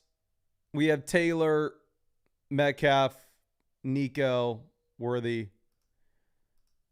I think you go ahead and do it. Like, if it's a 2 wide receiver, 1 flex format, CMC just gives you such a significant advantage over the rest of the field. So I think I would take McCaffrey.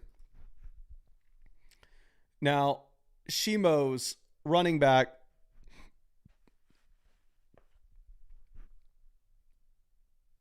Genty versus Scat. Both are in really tough matchups. Let me go ahead and see where I put them in my rankings this week.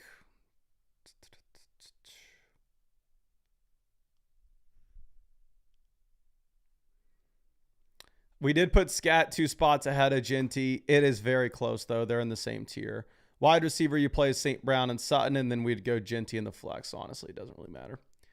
Lance Former, here for the flex. I would take Luke McCaffrey over Woody Marks. Don't get it twisted. I'm not excited about playing Luke McCaffrey, but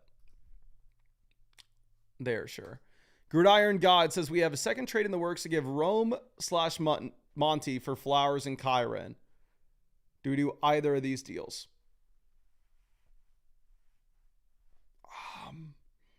This Vidal DK Metcalf for Sutton. It's a fair trade. Don't get me wrong. And yep, Brees, Kamara, Montgomery at running back. I think you can do this one. I think both trades are fair, and I wouldn't be super excited about either one. But I think you can go for Sutton here if you wanted. And if you trade for Sutton, it makes sense to go and get that running back upgrade to Kyron as well. But obviously, we'll see what Kyron does in this game. Now, Axiom, we got to go with Tedero McMillan over Marv, even if it's a tough matchup. Now, Love hurts running back. Give me David Montgomery, Michael Carter. James Cook's not going to play. Wide receiver, St. Brown. Tight end, Kittle. And then in the flex, I'd go Romeo Dobbs. Sacality here at wide receiver. We're going to take Keenan Allen over Shaheed and DJ Moore. Now, Squiggy Rocks for the flex. I would go with Rashad White over Vidal, Scat, Tet, and Debo. I mean, Debo's not going to play. Big Saul football. Right now, our best option on the bench is like Marv. And no, I don't think we get Marv in. I think you leave this as is. Marco says bench Jalen Coker, Jaden Higgins, Luther Burden, and Algier. I would play Sharp in one of these flex spots. I would go Kayshawn Booty over Luther Burden. That last flex, I would consider, you know what? I'd play Kittle over Coker for sure. I'd put Kittle at that flex spot. Now, Shimo's quarterback. Give me Caleb, running back. Give me Judkins. Wide receiver will take St. Brown. Tight end, Tyler Warren. And then in the two flexes, we'll take the combo of Jordan Mason. And I'd go Xavier Worthy over Kenneth Walker with how nasty that committee is. AW Drums for the flex. Give me Rashee Rice in a full PPR format over Corey Cross-Merritt.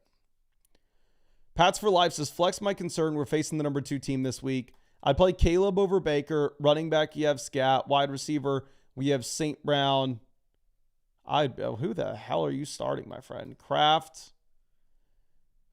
And then at wide receiver 2, you have no Ayuk, you have no Wilson. So it's Alec Aoman or Tez Johnson or Mike Evans. I would plan on Mike Evans and pivoting to Tez Johnson if he doesn't play. And then full PPR format, you may end up having to flex Darren Waller as much as I hate to tell you to flex a tight end. Marco says benches Jalen Coker, Jaden Higgins, Luther Burden, and Tyler Algier. I think we just answered this for you, my friend. Never think like I missed your question. We just go in order here. So yeah, I think we actually just filled this out kind of the same way that you have it. Phoenix Lance says 0.2 point per carry, half PPR format. How little do we trust Walker? You play Kenneth Walker outside of the scenario in which Jacobs isn't good to go, and then you can very easily pivot over to Emmanuel Wilson.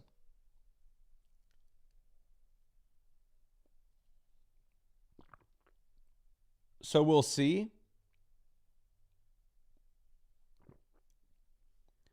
But I think right now in that point per carry aspect, you go Kenneth Walker. The Hoff here, I would play Quinshon Judkins and Rashad White pretty simply. Judkins, elite matchup. And Rashad White, special usage with no Bucky. Okay. Now let's refresh. We're going to have some more questions to get through. I'm going to send a ton of free questions in the live chat, but really quickly, I need to go through and I need to grab my phone out of the living room so I can turn this game on a little second monitor because I've not seen a single second of it. I have Travis Etienne playing in it, so I need to watch it.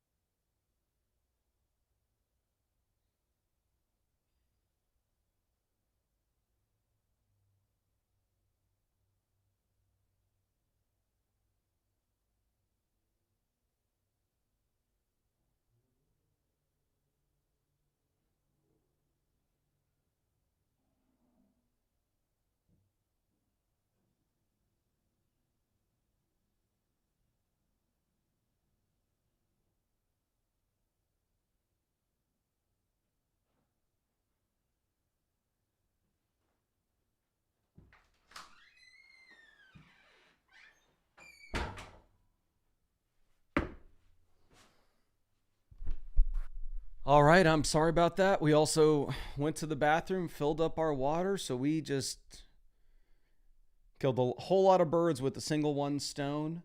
And let me pull up this game on my phone, see if anything has happened. Who scored for the Rams? Let's see. If anything, I actually want the Jags leading in this game since I'm playing ETN. But I need to do a couple things. One, I need to send out a bunch of free questions in the chat. So again, if you want to qualify to get those free questions, all you got to do is drop a like on the live stream and then drop your flockfantasy.com username in the chat. That way, if you win a free question, I know who to send it over to. And then also with that in mind as well, I need to give everybody who used code FLOCK on Underdog yesterday their free questions by uploading that CSV. And if you want to get guaranteed free questions for these live streams, you could always do so by taking advantage of the offer on Underdog Fantasy. If you go to the link in the description, the link in the comment section, you can go to Underdog Fantasy. Underdog is the #1 app on the App Store among all sports apps. Reason being, one, they're an incredible app. Two, they have the best promos in the business. Use code FLOCK. You'll get $100 added to your account after you play your first 5. And you'll get a free Michael Penix gimme pick, higher, lower, half a total yard as well for the game today. Links in the description, links in the comment section. Underdog Fantasy is available in almost every single state, which is another reason why they are the top sports app in the App Store. But let's go ahead and let's send out these free questions. Who is that check down to? Who was that? Parker Washington? Gosh, dang it. Come on. Give me some Travis Etienne points. And let's send out a free question to Fresh Naresh. Always happy to see you, my friend. Thank you for stopping by this fine Sunday morning. Fresh Naresh, just found you. Just sent you over that free start sit question. Again, thank you for hanging out with us in this live stream. Let's send this other one to the Mex 420.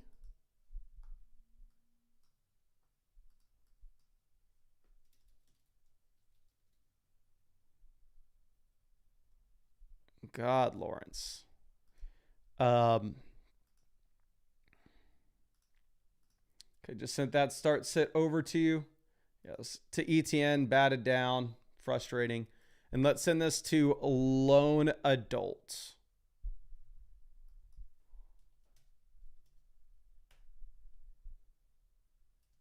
Lone Adult just found you and just sent you over that free start sit question. Appreciate you hanging out with us in this live stream as well. Come on, pick up the first down here, Jags. All right, so this next question is from Zels. Running back, you're going to play Ashton Genty, and then in the flex, you play George Pickens.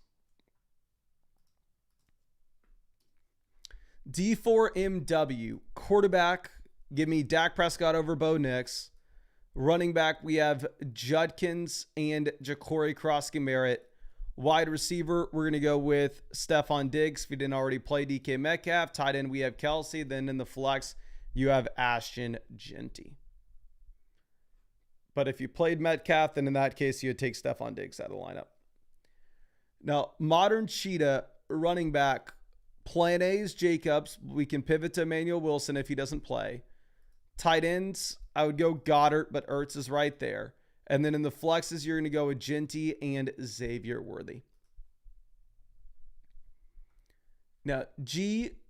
Karakati says, thank you for all the help, Mason. Appreciate it. G. Willie putting me in a tough spot right now.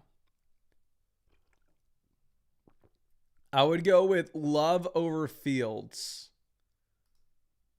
Running back, we're going to take Ja'Cory Crosky-Merritt, Rashad White. Wide receiver, yeah, we have no Wilson, so you play Diggs. And then in the flex, you're saying considering Justin Fields. If this is a super flex, then yeah, you for sure play Justin Fields. But if it's not a super flex, we'll go with Emmanuel Wilson. If you were to have no Josh Jacobs And if Jacobs were to play, then I'll take Ramondre Stevenson. And if we don't have the clarity by the Pats game, you would just play Ramondre. Now, Zach here for the 2 flex spots. I'm going to go with Luke McCaffrey. And I guess smart person would tell you to go like Alec Aoman or Woody Marks, but I'm an idiot. So I'm going to just pretend like Trevion Henderson finally has a shot to do something. And I would go with Trevion.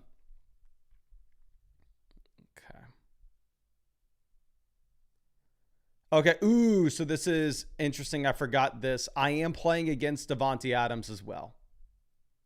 So I have ETN and I'm playing against Adams. So I actually got a lot on this game.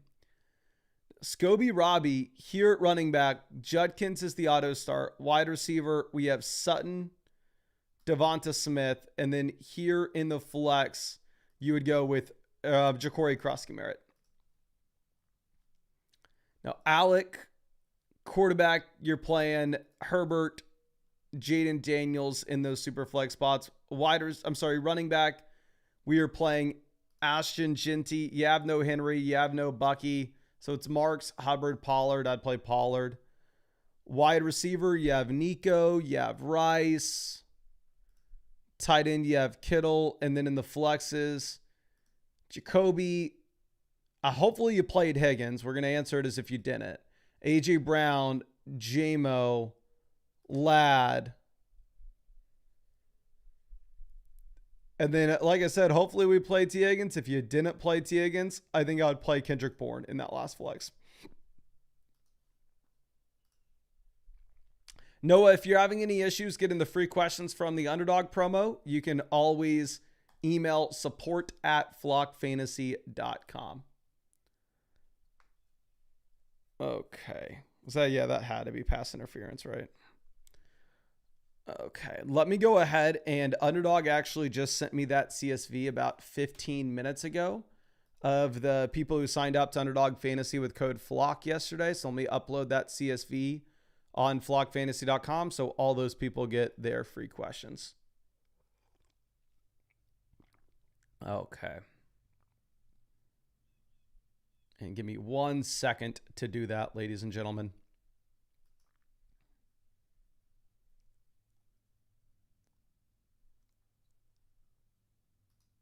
Okay, so just downloaded that CSV. Now let me upload it.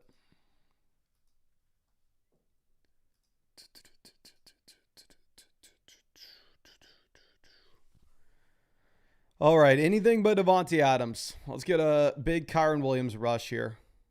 And the thing is, god dang, it's the tight end clinic.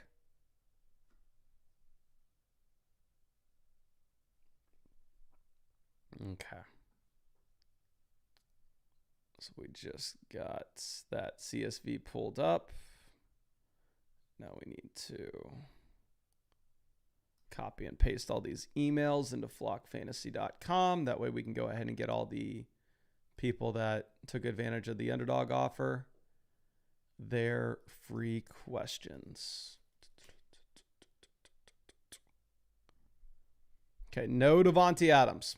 No Davante Adams. Hit another tight end. Hit Kyron Williams. They went for another tight end. All right. Oh, the Jags mascot's funny. I feel like being a mascot would be a great life. God, that'd be fun. Okay.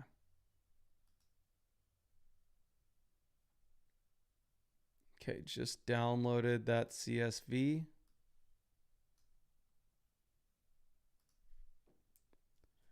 Okay, let me now upload that on flockfantasy.com. They're just dropping back to pass every play. God dang it, Davante Adams. I want Davante Adams to do nothing, but like he's going to crush in this game. Having to play him with no Puka is just brutal.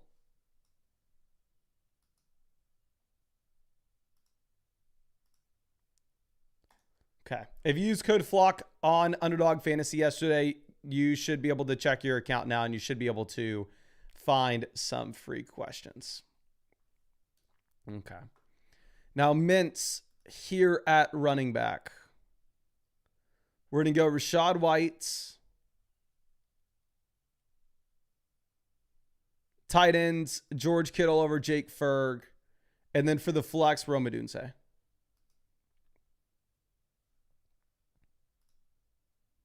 Chris, sorry, I didn't know I was 5 seconds ahead. It's crazy. Y'all must illegally stream these games or something. Like, how the hell am I ahead of y'all? If I'm streaming it, then I'm streaming my reaction to y'all. So we have a live stream buffer. But anyway, Mother Flocka here. Running back, we're going to go Judkins and Brees. Wide receiver, we have Adams, Jefferson. Tight ends, Hunter Henry over Kyle Pitts, and Mooney's playing. Okay. And then down here with the flex, I'm going to, Vidal Worthy's close. I probably go Kamani Vidal, though. Okay. Get in there. Touchdown. Come on, please.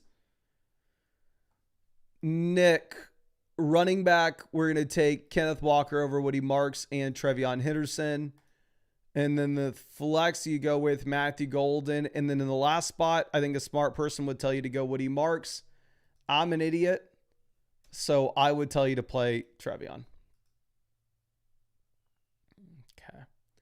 Now, Mother Flocka, here at running back, give me Barkley. Wide receiver, we have Rice and Tetero and McMillan. Tight end, give me Zach Ertz. And then in the flex, we will take Quinshon Judkins. No. God dang it. Oh my gosh. Devontae Adams touchdown. This is gonna be brutal.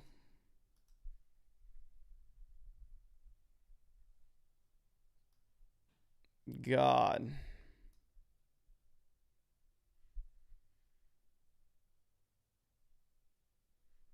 It would have been beautiful to get the Blake Corum touchdown instead. And of course, I'm having to freaking deal with Devontae Adams.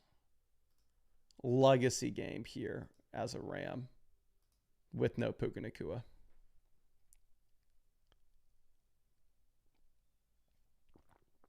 Oh my gosh. This is going to freaking suck.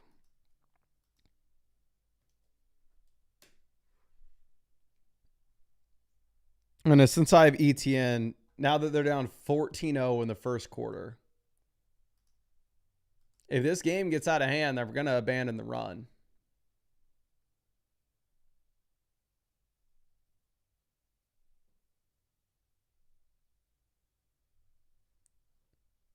And yeah, let me fill this out for you one more time, Mother Flocka.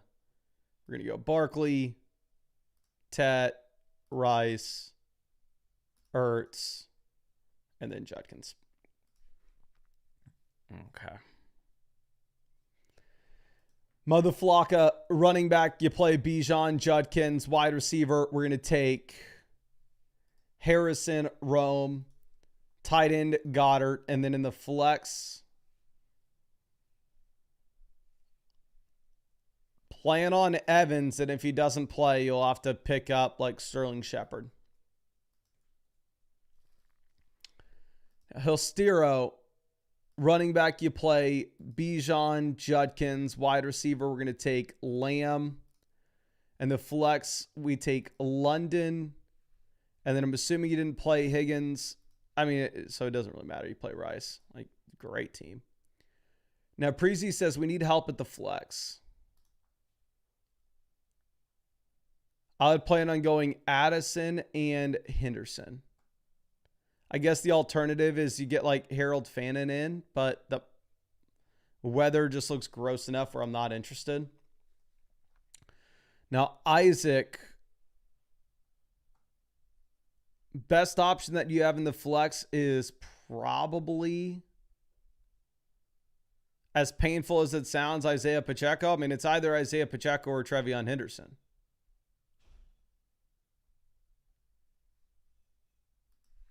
Okay. Let me refresh this. The max 420 here at running back. I'd play Jordan Mason over Kenneth Walker. Wide receiver, I'd play Michael Pittman and Quentin Johnston in wide receiver in the flex. And I know we have some teams to look at, so let's go ahead and let's pull those up, ladies and gentlemen. And god dang, it's windy outside. One of the best things I did was I have a big window in the office. Open the blinds. And I can't really see anything other than like some trees above my monitors here. But it is nice at least knowing that there's a real world outside. I may live in here. I may live on the live stream, but one day I'll be able to go outside. Now let's check this out for MX 7015. It says lost Hampton, Puka, and Igbuka. I know I can hold off since I'm 4-2, but unsure how long each player will be out and if I can reasonably hold off until they all come back. So I think the timeline with Hampton is uncertain. But with Igbuka, if he's a game time decision today, there's a real shot that he's playing week 8. And then with Puka Nacua, you have the week 8 bye, so he's going to miss it anyway. And there's a real shot you get him back week 9. God damn. Lawrence flying. We're going to take probably the cautious approach in making moves with this. Because you are 4-2, you have the most valuable team in this league even after the injuries. We've scored 761 points. So I would say if J.J. McCarthy's actually on your roster, you need to cut J.J. McCarthy right now. There's no upside here for you to ever start him over Jalen Hurts. I know Jalen Hurts has the week 9 bye, but you could very easily just go and pick up a quarterback to fill in that 1 week. Like I have Josh Allen. I normally don't roster 2 QBs. And then I just went ahead and for myself, I picked up Aaron Rodgers to stream this week, and you can do something similar. So drop McCarthy and pick up Tyler Algier because if Bijan were to go down, then Algier turns into the next Rico Dowdle or the next Rashad White. Now running back, we have CMC, Quinshon Judkins that we can play in the short term, so we can afford to wait for the long-term upside of Hampton. We have the handcuff options with Miller, Gainwell, and Byshell Tootin, so you like to see that. Wide receiver, we have the Puka and Igbuka injuries, but you can still start Waddle, Devonta Smith, the wide receiver, and then Jordan Addison in the flex. So wide receiver is completely fine. And then tight end, you have Mason Taylor, Taysom Hill, and Mark Andrews. So I'd say tight end's pretty weak. So here's the only thing that I think we need to change with your team is realistically speaking, you're just rostering too many backup quarterbacks and tight ends. I would rather allocate some more of these roster spots over to running backs so we can hopefully find the next Rico Dowdle. So I would cut McCarthy. I would cut Mark Andrews. I'd pick up Emmanuel Wilson and Tyler Algier, especially if you're going to have Josh Jacobs potentially missing some time here, considering the fact that he's dealing with the calf injury. I hope he doesn't miss any time, but it's a possibility. So cut McCarthy, cut Andrews, pick up Emmanuel Wilson as well as Tyler Algier. And yeah, I think you have a great team outside of that. You're 4-2, so you can't afford to think for the long-term upside. And I think you can easily just ride out these injuries. You don't need to make a trade. Now, let's move this over to our next question. It's going to be from Philly Trent. It says, I'm 2-4 to start out here, and I'm down bad at this point. It's a work/home league, and that's why they're really good and really bad teams. I would have considered myself in the top tier, but I'm just getting so unlucky. What can we do to fight back, or is it GG's for me? And are you confident in the lineup this week? So we are currently the second most valuable team in this league, and we have scored 783 points. The team that scored the most points in this league has scored half a point more than us. So we essentially have scored the most points in this league, yet we are currently sitting at 2-4. So I think it's very reasonable to say, yeah, you are just getting unlucky. Now, it's a league in which you only start 2 wide receivers in a flex. So with that in mind, the depth isn't going to matter too much, especially at the wide receiver position. Looking at what we have at quarterback, I would love to have an elite QB. We are currently sitting with Drake May. Drake May's, in my mind, maybe not the most exciting quarterback in a 10-team format if we have to go up against teams that have Josh Allen, Lamar Jackson, Patrick Mahomes, Jaden Daniels, Jalen Hurts. We have the elite running back with Bijan already through the bye. RB2, Ja'Cory Cross-Merritt, completely fine option, long-term upside of Amari and Hampton. We have Jalen Warren, Jordan Mason. So we have plenty of depth to cover for the Hampton injury. Wide receiver, we have London, Tetero McMillan, Egbuka, Ladd, Marv, Michael Pittman. And then you have the elite tight end with Tyler Warren. So here's the only thing that I would look at doing is after this week, if it would be possible for you to take like Drake May and another name like Ja'Cory Cross-Merritt or like Tetero McMillan or like Ladd McConkey and send them in a 2-for-1 deal to go get to a true elite level quarterback such as Lamar Jackson or Josh Allen, in a league in which you have this kind of skill positional depth, that's what I would be looking to do.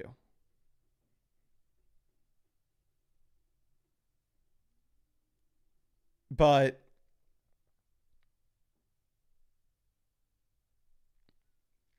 I don't think that there are many waiver wire pivots for us to make. Like the best names that you have on the waiver wire are generally wide receivers, and 2 wide receiver, 1 flex league where Michael Pittman Jr. is our wide receiver 6.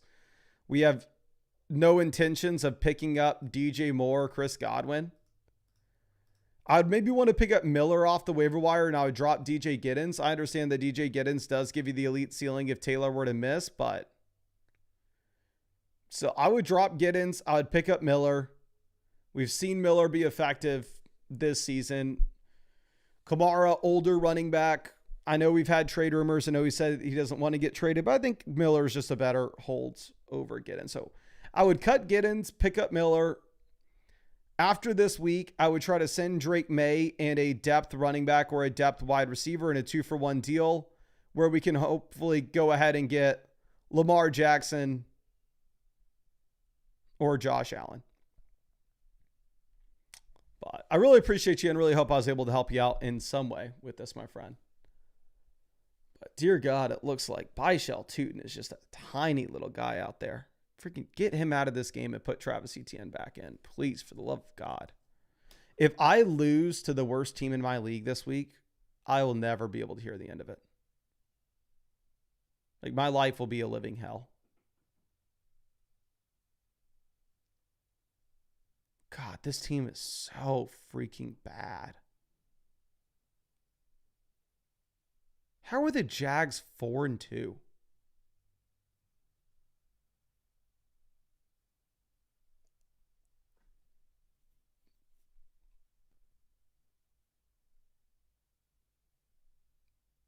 Give the ball to Etienne, please. Give it to freaking Parker Washington, as long as you pick up the first down.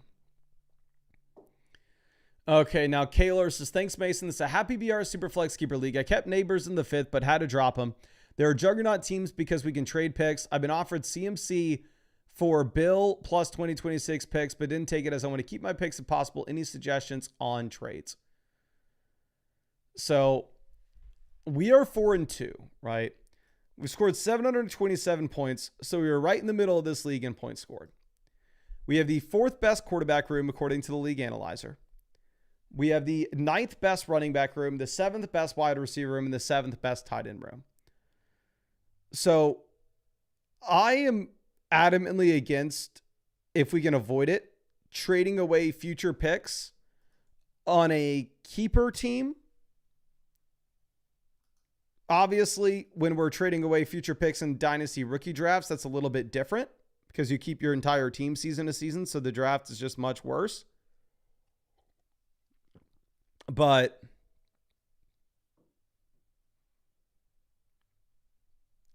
trading away picks in a keeper league where the draft is just going to have a much wider player pool is tough. So, I mean, I would do it if it's like, hey, a no-brainer where we know for a fact that we have really exciting options when it comes to us being able to win this season. But like, if you trade Ja'Cory Cross-Merritt and your 2026 season for Christian McCaffrey doesn't guarantee you the win this year.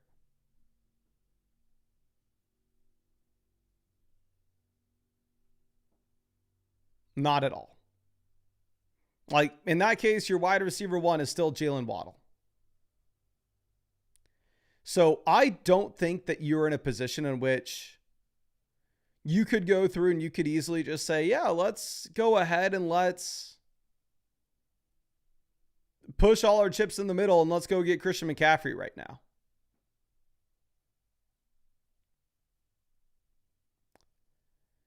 Looking at what we could do with this team, if it's a keeper league, I would consider dropping Jaden Reed and picking up Travis Hunter just on the off chance that Travis Hunter turns out to show in the second half of the season that he was worth that number 2 overall selection. He just drew a target and wasn't even looking for the ball, so it's not looking super promising right now.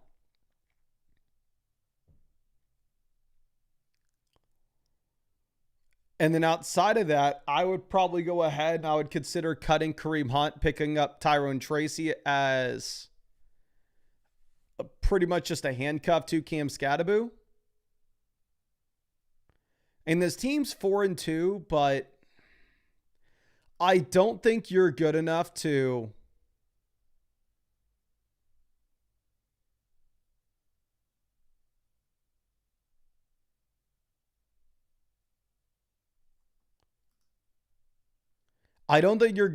push your chips in the middle right now.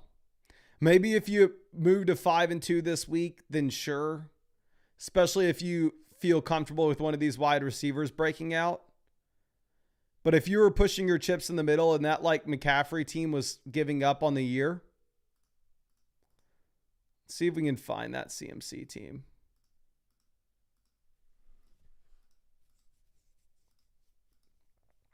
Here's the thing. Why would that McCaffrey team that's currently sitting in the 2 spot in terms of most points scored this year be, and that's also 4-2, be willing to send you Christian McCaffrey for 2026 picks, essentially? Like, it kind of tells you something. So if you win again this week, and if you were to sell those future picks, you would also need to get some wide receivers from a team that's giving up. Like, McCaffrey alone doesn't win you this league with how bad your wide receiver room is. So I'd probably leave this as is, make the waiver wire pivots, and stay flexible. But I really appreciate you.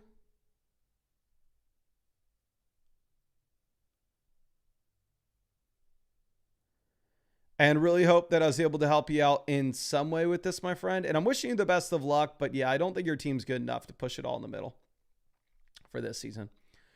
Now, Mother Flocka says, Mason, you've always carried me, brother, to championships or at least the playoffs. Need your help here.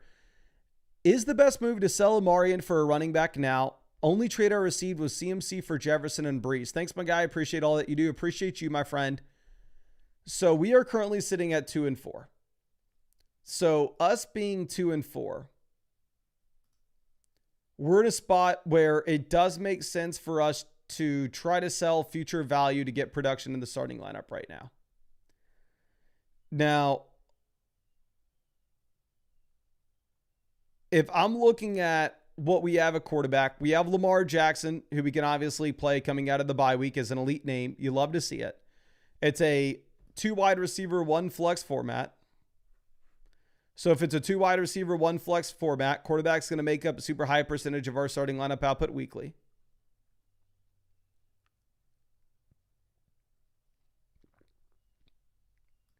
Looking at what we have at running back, we have Quinshawn, Brees, so you have, and Kamani Vidal. So you have the quality running backs like where selling Amari and Hampton straight up for an RB isn't super compelling for us.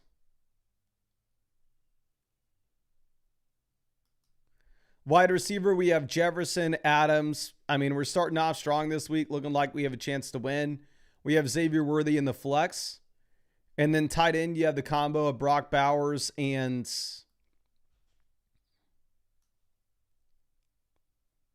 Kyle Pitts that we can play in the short term. Obviously, we don't necessarily need Hunter Henry. If I was looking at what I wanted to do with this team, I like the idea of selling Amari and Hampton, but it can't just be for a running back depth piece straight up, because realistically, you are just fine at running back anyway, so it doesn't really matter. What I would probably be looking to do instead is sending Amari and Hampton in a 2-for-1 deal with Deebo Samuel to see if we can get to an elite flex play, with that either being a running back or a wide receiver. Frankly, it doesn't matter because you don't necessarily need either position. It's just about who's going to be the most compelling flex for us.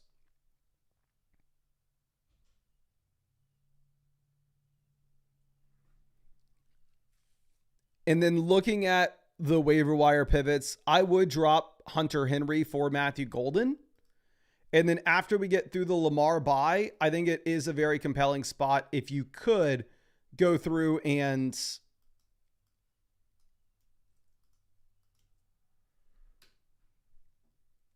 sell Drake May in a 2-for-1 deal to get an upgrade elsewhere.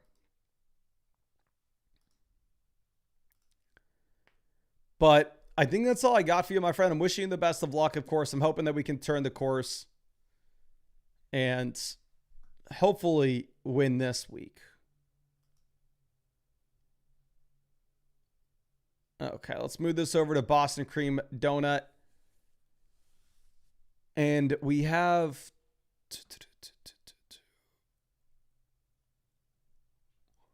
trades I've made: Daniel Jones, Addison, Godwin to Jaden Daniels, Diggs, Hawkinson. That looks amazing. Trade 2, Diggs and Evans for Derrick Henry. That looks amazing as well. Weekly prize tight end most receptions. That's hilarious. I've never heard of that before. We are currently sitting at the second spot in the league analyzer. We've scored the 7th most points in this league. We currently are sitting at 4-2. So if anything, maybe we're a little bit of a lucky 4-2, but we're not going to complain about it, right? Now, quarterback, we have the elite option with Jaden Daniels now. It's a 2 wide receiver, 1 flex league where the depth matters.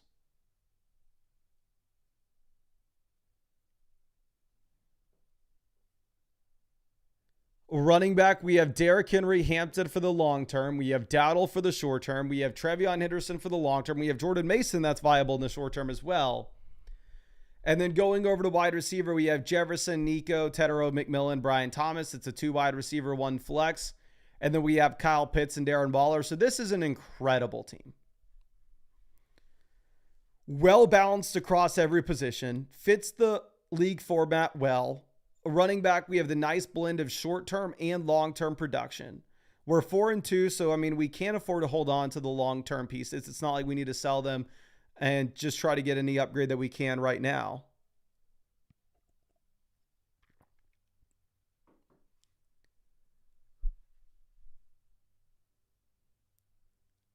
I'm trying to think realistically. I mean, if you were to get like Amari and Hampton back or like a Trevion Henderson breakout, where if you were to find yourself in a position where all of a sudden we have expendable depth when it comes to running back, then it would be nice for us to go ahead and for us to send one of our RBs with a tight end like Kyle Pitts. If we think we can get to Tyler Warren, if we think we can get to Trey McBride, get to Brock Bowers, especially in a 4-2 team.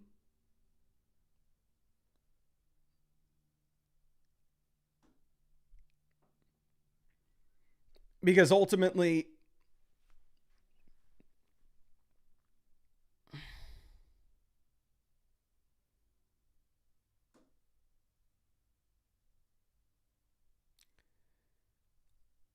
like, if we were to get like Hampton back or a Trevion breakout, we wouldn't need the production because we can also just jam in a wide receiver at the flex spot every week. So, I mean, if we were to get a running back breakout, we trade for an elite tight end. But as things stand right now, I think you're just going to leave this as is, my friend. But yeah, great team and best of luck to you. Now let's move this over to Southwalk says, note, I agreed to trade Chuba Hubbard and Ricky Pearsall for Chase Brown and Isaiah Pacheco right as Thursday Night Football started. The trade has been agreed to and accepted, but won't process until the beginning of the week. Okay, good to know, my friend. And I will say, decent trade. It's an 8-team, 2 wide receiver, 1 flex format. So it's a spot in which depth doesn't matter at all. Like Ricky Pearsall legitimately has no impact in this kind of league whatsoever. And the league analyzer is telling us that this is a non-PPR format. So if that is true, then I would say the wide receiver depth matters even less, as we're more likely than not wanting to put a wide receiver into our flex.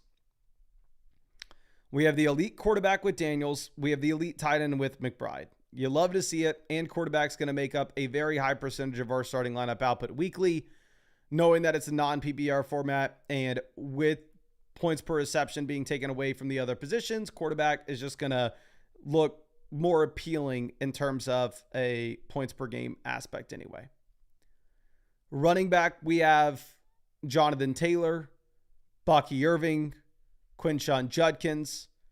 So we have the long-term upside with Bucky. We have the short-term viable names with JT and Judkins that can cover as we wait for Bucky to come back. And then we have the long-term upside with Amari and Hampton. Wide receiver, we have Jefferson, London, Rice. I would say general rule of thumb, anybody beyond, like in a non-PPR format, let's hold Jefferson, London, Rice, and any other wide receiver that we have, let's just sell them for running back upside pieces. I would also say with the waiver wire moves I'd make right now, if this is a full PPR format, I would cut Jalen Coker for Michael Pittman.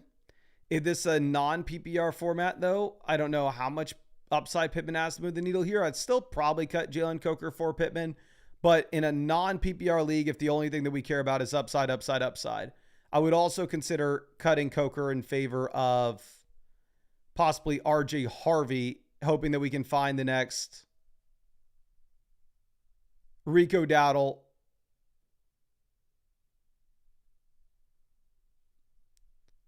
Find the next Rashad White. I swear, if they don't put Travis Etienne in this game, I'm going to lose my mind.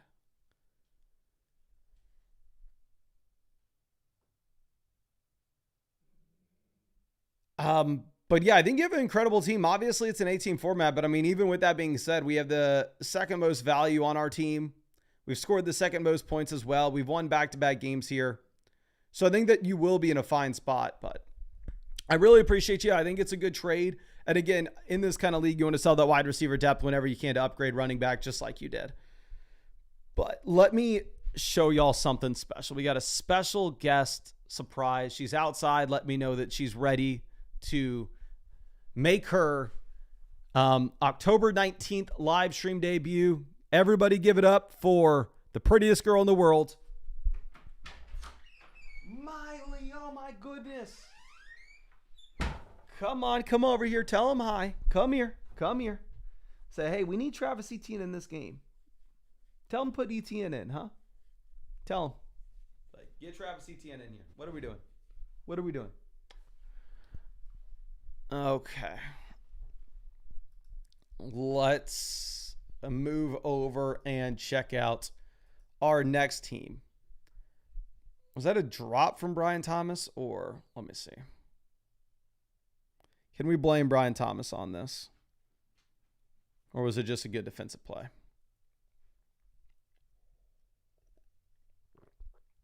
Okay. Sorry, I want to watch this real quick.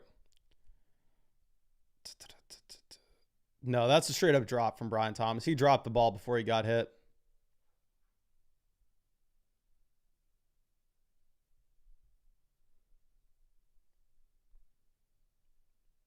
They missed the field goal. Dear God.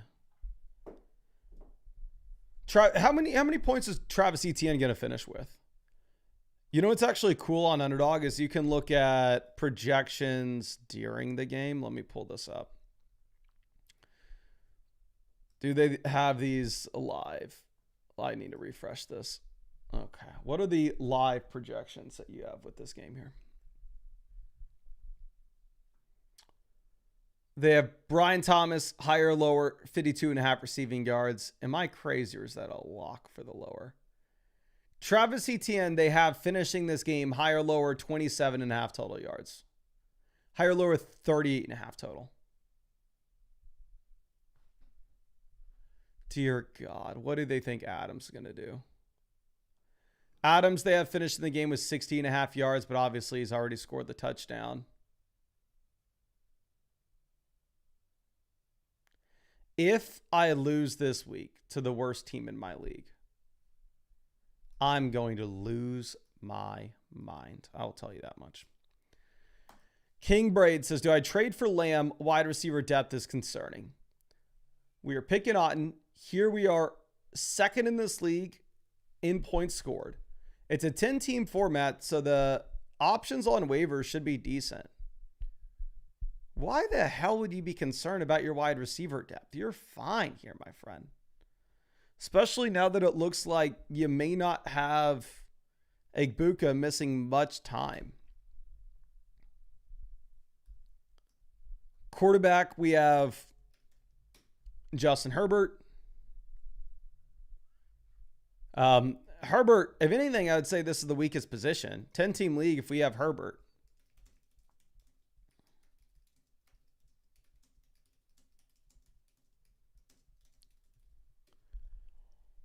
I mean, I would be fine rostering a second quarterback and play the matchups between the two.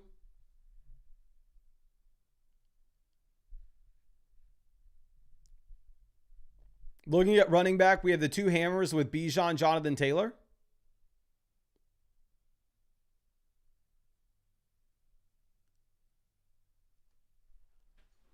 Now, the depth, we have Miller, Bam Knight, Emmanuel Wilson.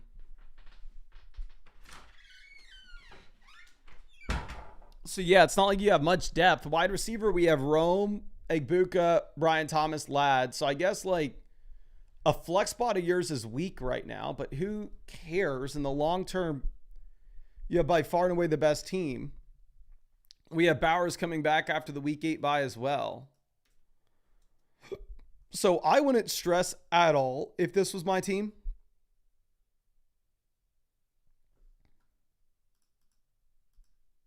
Waiver wire moves. You're not starting Tez Johnson here. I would cut Tez Johnson. And I'd pick up probably Chris Godwin. And because Igbuka and Mike Evans both have a shot to play this week, I think for me, I would possibly consider also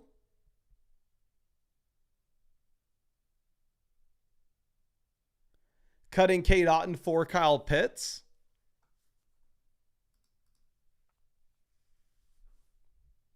And then once you get Igbuka back in, like, honestly, we don't want, I was going to say, you could possibly look to make a trade to upgrade quarterback, but because it's a start 8 format, quarterback's going to make up a smaller percentage of your starting lineup output, while at the same time, depth is going to matter a little bit more at the other positions. So I probably wouldn't want to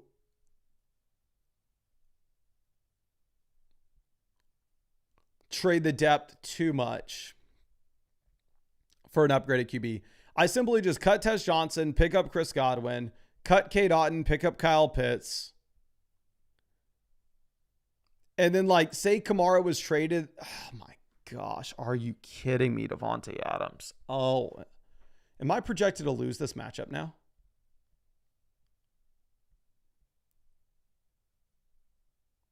Still have a 79% chance to win, but Travis Etienne sitting with less than a single point.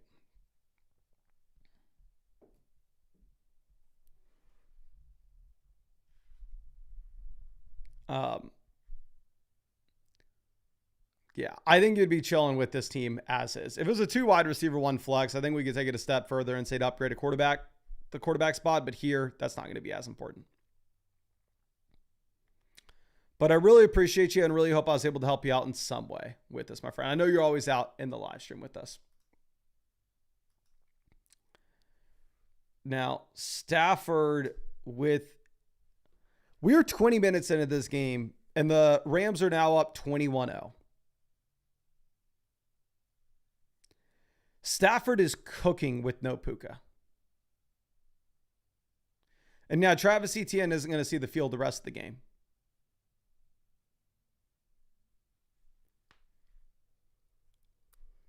Dear God.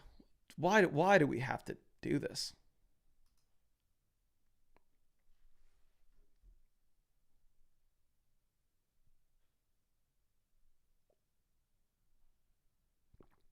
Okay. Now, looking up the Soaring Eagle. It says 3-3. We project to fall to 3-4.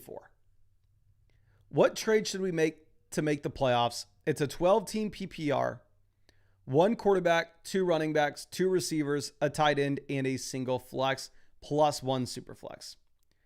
So we are Jake and Josh. Ignore the overall value with the league analyzer because it's pulling in 1 QB values, and instead we need to look at this positionally because it's a super flex league. So looking at what we have here with our quarterback situation, obviously not the best in this short term. Now, I'll say with this, it's a 3-3. Oh, that wasn't a touchdown?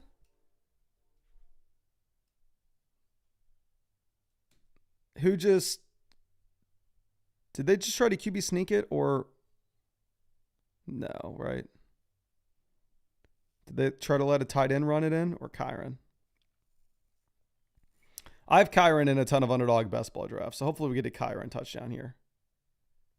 Anything but a freaking Davante Adams TD. But yeah, this is a 3-3 team. So points matter here in the short term. Y'all are saying Adams touchdown. Y'all have to be trolling. Please no.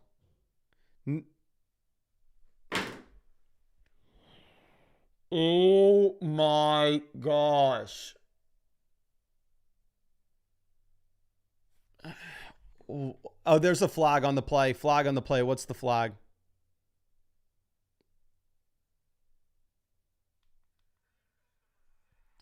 Freaking defense. Are you kidding me?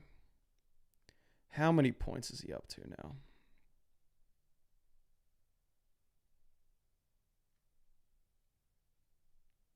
Adams before the half, essentially 20 fantasy points, and ETN hasn't scored a single one.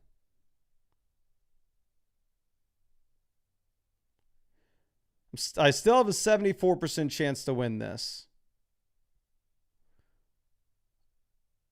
But it doesn't feel like it.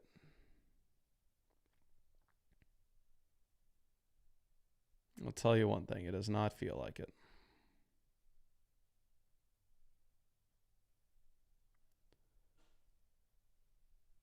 God dang. Freaking. Put Travis Etienne in the game. But anyway, this team, points matter right now. We're 3-3, right? So we can't say like, oh, 5-1 roster. We'll just wait for the long term. Now, we did get the report that Kyler Murray will be back after the week 8 bye. So quarterback will be better in the future when we can start both Josh Allen and Kyler Murray. Now, looking at what we have at running back, we have Trevion Henderson, Chase Brown, RJ Harvey, Kamani Vidal, Tony Pollard. I think Emmanuel Wilson would be an auto start for your team if you were to have no Josh Jacobs. So I would consider cutting Kenneth Gainwell if your league allows you to and picking up Emmanuel Wilson just on the off chance that Jacobs doesn't play. Wide receiver, we have London, Zay Flowers, the big Q. So we have 3 startable wide receivers. I guess Romeo Doubs here is somebody that you could get in if you were desperate enough, which probably desperate enough this week to play him.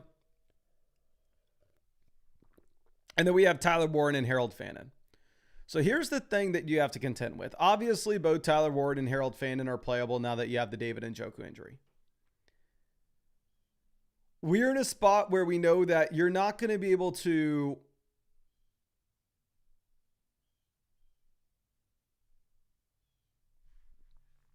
get much value for Harold Fannin, but he is startable. And you clearly very much need help at RB. So what I would consider on a team like yours, and it's maybe a little bit too late to do this, but I think I may try to sell Tyler Warren and Chase Brown to get to a true elite level running back.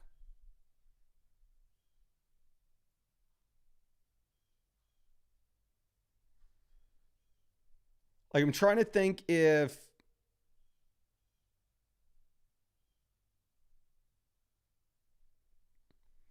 there's any other move that this team possibly could make. I mean, if Harold Fannin looks really bad this week and it looks like he won't be startable even in the absence of David Njoku, then you probably don't make that move.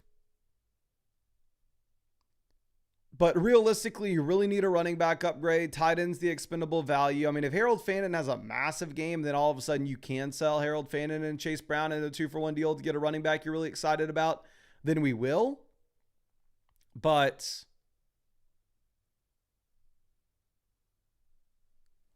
much easier said than done selling Fannin. I think you may end up having to sell Tyler Warren. As much as I hate to say it, I mean, Tyler Warren is my tight end 2 rest of season in fantasy. Okay, what the hell just happened here with Etienne and Lawrence? Please tell me Etienne didn't mess something up. Byshell Tootin fake. Travis Etienne target. I'm assuming that's just a garbage throw from Lawrence. Don't blame that on Etienne, coach. Please. Leave Etienne in the game. Etienne's in there. Thank God. Okay, but yeah, I think the team needs a running back upgrade. Tight end's expendable value. I think you could consider selling Tyler Warren for the right cost. You better pick up the first down here, Lawrence. Okay, that was a nice throw. Now, Percival says, my team's pretty good besides my running back depth. But I'm 2-4. I'm not sure what I can do other than trading for one of the top running backs right now, but then that would probably kill my wide receiver depth. Okay, so it's a league in which you can start up to 4 wide receivers weekly. Quarterback, we have Caleb Bo Nix to play the matchups with. Running back, we have 2 hammers. We have Gibbs and Ashton Genty. Then wide receiver, we have 2 hammers with Nico Rice. We have flex plays with Tedero McMillan, Igbuka, Michael Pittman. And then we have Kittle and Dallas Goedert. So a 2-4 team, to be honest with you, I think it's pretty clear. We want to be selling long-term value and we want to be getting short-term production in to make sure that we don't fall to 2-5, make sure we don't fall to 2-6. So what I would probably look to do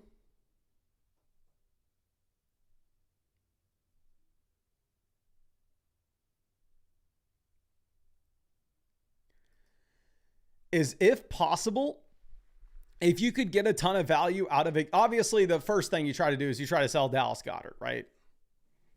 Like selling Dallas Goedert and Tony Pollard for a running back upgrade would be a no-brainer. But I'm assuming nobody in a 10-team league is going to be trading for Goddard, so we can put out those feelers. But when somebody, when nobody accepts them, we're going to have to pivot to an actual option. Okay. Lawrence hits Brian Thomas, but he looked like he crossed the line of scrimmage, no? Was Lawrence behind the line of scrimmage when he threw that?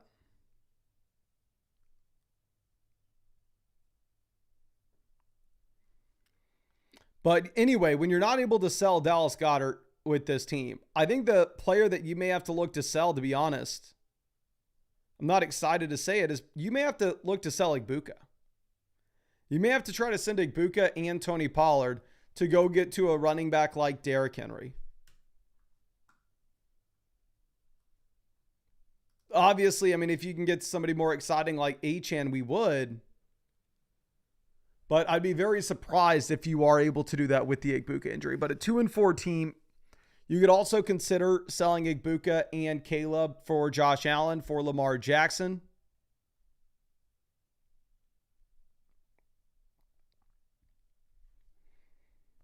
But outside of that, I think you're probably looking to hold on to Nico, Rice, Tet,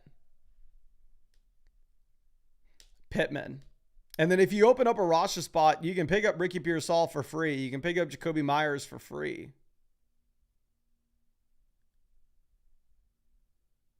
But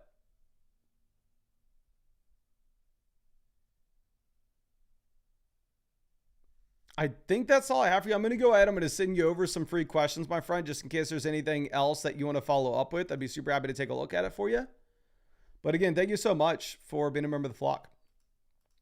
Okay. Now let's move this over to our next question. This is going to be Quest for Comfort. It says, team is kind of weak at the running back position. Same with tight end. Ooh, ETN touched the ball. Yay. Any suggestions for my team? Not sure who I should try to trade away. Jordan Mason, perhaps, especially if he scores big this weekend. Okay. We are pee poo poo scataboo. We are 5-1, yet we're 10th in this league when it comes to value, according to the league analyzer.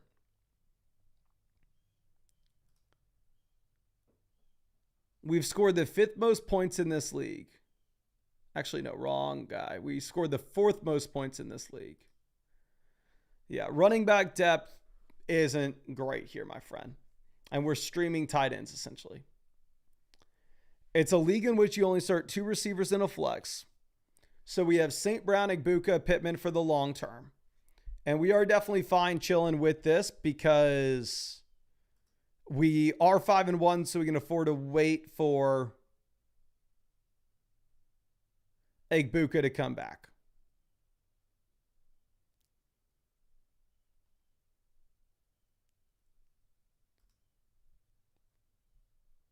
Looking at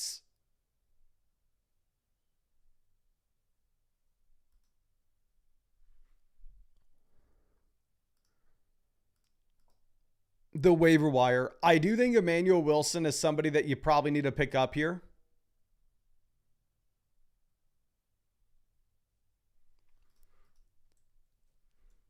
Looking at the fact that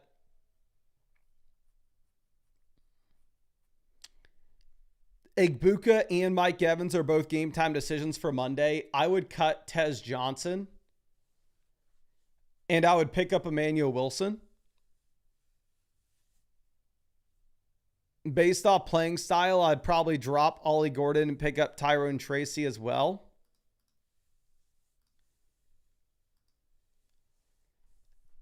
And then if we were looking to make a trade, realistically, the only guy that you could probably trade away, like, you don't have any expendable value.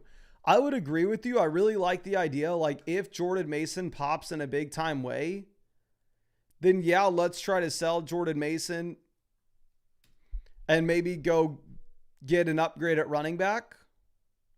Maybe flip Jordan Mason after this week for like Amari and Hampton, where you are 5-1. So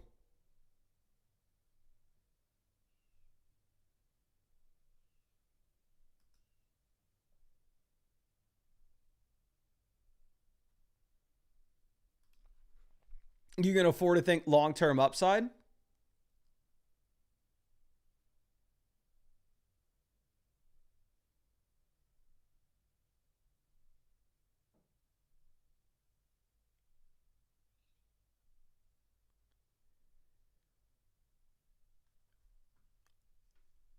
I'm trying to think if there's anything else to do with this team. So what this team needs, where you don't have much value, like, I'm going to be honest with you, Chief. Like, this team's not great.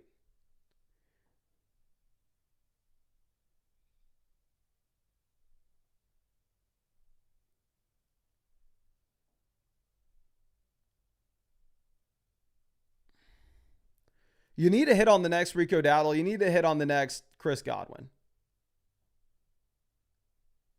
You need to hit on somebody that kind of comes from nowhere and ends up being startable for you. So I would just try to roster as many running backs as I could. I would drop Tez Johnson. I'd possibly consider dropping Jalen Coker, picking up both Emmanuel Wilson, Tyrone Tracy.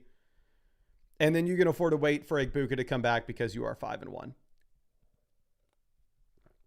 But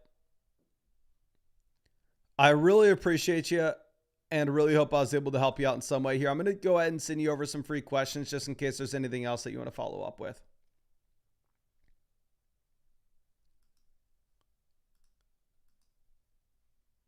And now let's move this over to our next question.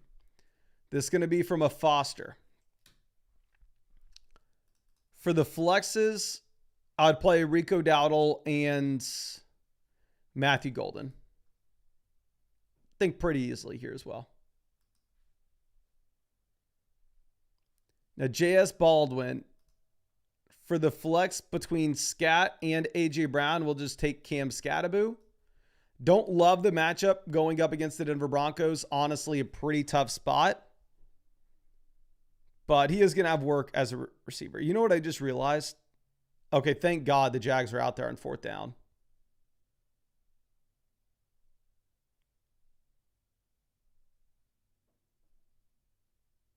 Pick up a first and then let Travis Etienne run it.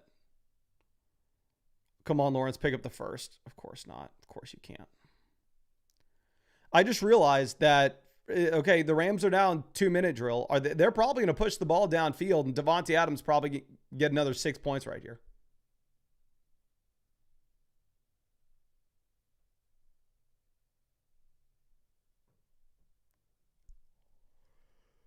God, are you freaking kidding me? Damian says, need help on what to do if Igbuka plays. Right now, playing on Igbuka, not playing. Jordan Addison in at wide receiver. And then I would go Romeo Doubs in the flex unless Igbuka's cleared and good to go by the time that you have to make that call for the Packers game, which you probably won't be. Okay, can we just shut it down for the half? You're up 21 points. Yeah, just run the ball. Let time go out. Come on, Rams. Give me some Kyron points for my underdog basketball teams and make sure Devontae Adams does nothing. Fresh Naresh. Here go Jaden Daniels over Baker. Wide receiver, we're going to take the combo of Sutton and Tetero McMillan. And then in the flex, you're just simply going to play Jordan Mason. Actually, no, we go Cam Skattebo. Sorry, I didn't see Scat. Now, Air414 coming through with a massive dono. My guy, I really appreciate you. Let me make sure we send you over a bunch of free questions. That way, if there's anything that you ever have, you can send it over our way for us to follow up with. Says, hey, bro, what trade can we do to make the team better? Okay, so I'm going to be honest with you, Chief. And this is... Okay. Here's what you need to do. You need to look yourself long and hard in the mirror. And you need to go, how do I play better defense? Because you have scored the most points in this league. And you are 2-4. So first things first, I would fire your defensive coordinator. Get somebody in that knows how to stop the run, stop the pass. I don't know exactly what your problem is, but you're letting up way too many points. And then beyond firing your defensive coordinator, I already know it is going to be extremely difficult for me to tell you to make any moves. The reason being is before we even look at your team, you are second in your league with quarterback value. You are first in your league at running back value. You are first in your league at wide receiver value. And you are first in your league in tight end value.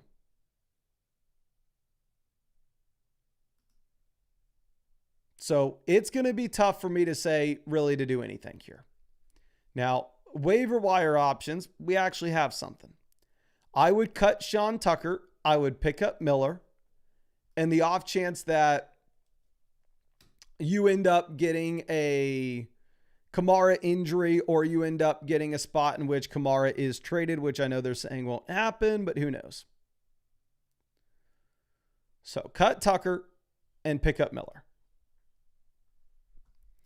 Quarterback, Patrick Mahomes is currently the QB1 in fantasy, so there's nothing to do. I'm fine if you wanted to roster Caleb as a QB2. I mean, it kind of goes without being said, but clearly if you could trade Caleb Williams in a 2-for-1 deal with a player like Marvin Harrison and go get a better option, we would. But nobody's going to trade for Caleb in a 10-team league. Okay. Now, running back, we have Bijan and Jonathan Taylor. So we have two of the top 3 running backs in fantasy. We're just missing McCaffrey. We have Bucky Irving for the long-term value. Wide receiver, you have Amon-Ra St. Brown, Drake London, Rome Odunze. And we need another flex as we wait for Bucky to come back. So we'll have Marvin Harrison as well.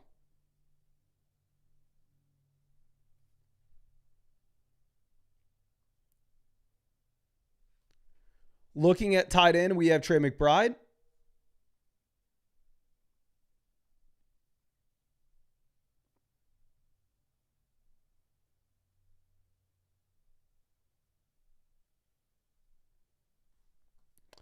What could you possibly do with this team? If you were to redraft today, you would currently have 1, 2, 3, 4, 5, 6, 7, 8 players that go in the first 3 rounds.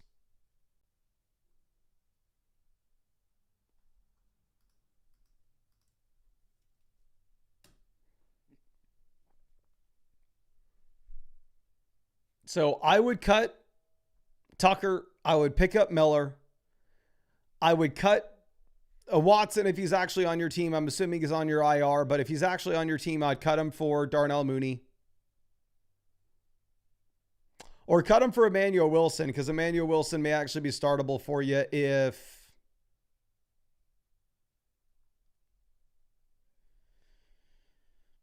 you end up getting no Jacobs today. And we have the Bucky injury, so we have that flex spot. Now, like right now, we're planning on playing Marvin, obviously. He's in that same game, so we'll have the clarity with Devontae Adams by the time we got to make that call. So I'd cut Sean Tucker, cut Shaheed, pick up Miller, pick up Emmanuel Wilson, and then if Christian Watson's actually on your team, cut him for Alec Aomanor or Darnell Mooney. I would see if you could sell Caleb Williams in a 2-for-1 deal to get any upgrade anywhere with this team. But frankly, my friend, you have by far and away the best team in the league. It's not even remotely close. So I sent you over a bunch of free questions. If you have anything that you want to send my way, I'd be super happy to check it out for you. But again, to be honest, what the hell am I going to say with that team? That team's 10,000 times better than my own team. Now, Fresh Naresh here at running back, we're going to play Jordan Mason over Sharp and Henderson. Wide receiver, you have Nico and Sutton in the lineup. Tight end, we have George Kittle. The flex, we're going to go with Tataroa and McMillan. And then if you can put Egbuka in that last flex spot, because if Egbuka doesn't play, you can very easily just pivot over to Zach Charbonnet on Monday night. Okay. So let's move this over to our next one. This is Abraham. Here between running back Chuba Hubbard, Ja'Cory Cross-Merritt. It will be Ja'Cory Cross-Merritt relatively easily for me, my friend. Now, Matt, with our next question, another person coming in with a crazy dono. Thank you so much, my friend. Says, need some help here, Mason. Lost neighbors to injury and just barely getting wins now. Should we trade Barkley to get an upgrade at wide receiver? Thanks for the help. Thank you, my friend. Let me go ahead and send you over a bunch of free questions just in case there's anything that you want to follow up with here. Okay. Come on. You can load for us. All right. I may have to refresh this. Give me 1 second.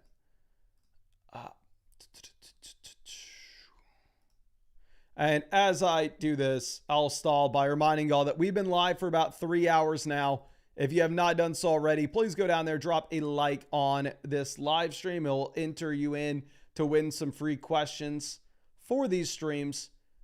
And yeah, I'll be live every single day until Christmas answering fantasy football questions. So, of course, subscribe to the channel if you have not done so already. Okay.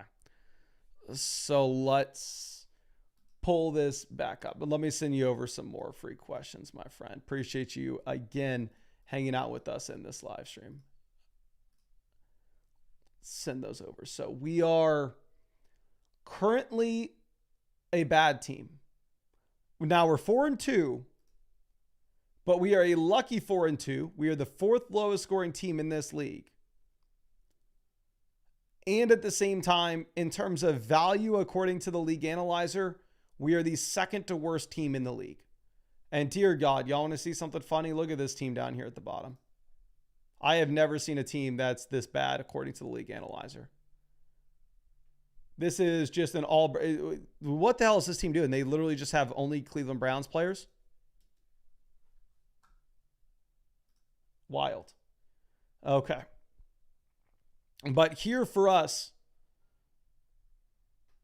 we have Dak Prescott, Justin Herbert at quarterback. Running back, we have Saquon Barkley, Amari and Hampton, Rico Dowdle, Ramondre Stevenson. So quarterback between Dak and Herbert, we can play the matchups between them. Do I love it in a 10-team format? No. Are we going to go broke doing this? No. Looking at running back between Barkley, Hampton, we're 4-2, so we can afford to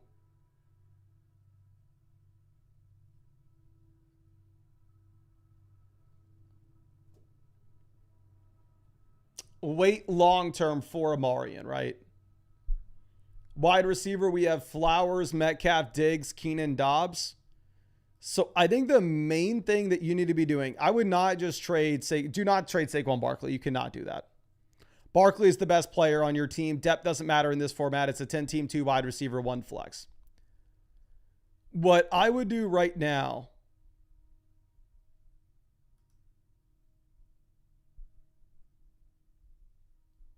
is I would go ahead and honestly, I would just easily cut the tight ends at the bottom end of your team. Now, don't get me wrong. If you could trade Dallas Goedert, if you could trade Darren Waller and get some value for him, I would love to send them away. But it's much easier said than done. Like 10-team format, you may just be cutting the combination of Darren Waller and Juwan Johnson here. And what I would do is I'd pick up T. Higgins. Honestly, I'm cutting more players than just that. Cut Darren Waller, cut Juwan Johnson, cut Romeo Dobbs.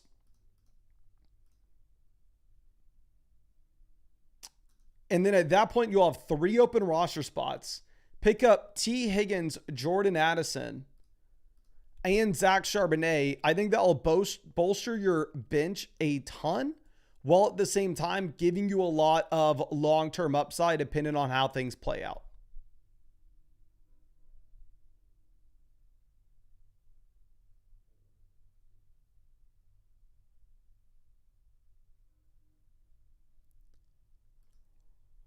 And then looking at what we can do beyond that.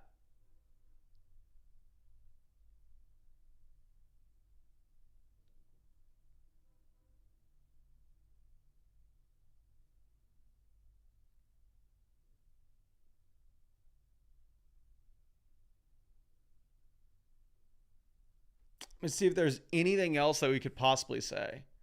Like, I would like to sell, again, Dallas Goedert and Zay Flowers for a wide receiver upgrade. Keenan Allen and Stephon Diggs in a 2-for-1 deal to go get a better wide receiver. But the last thing that we are doing is trading away Saquon Barkley.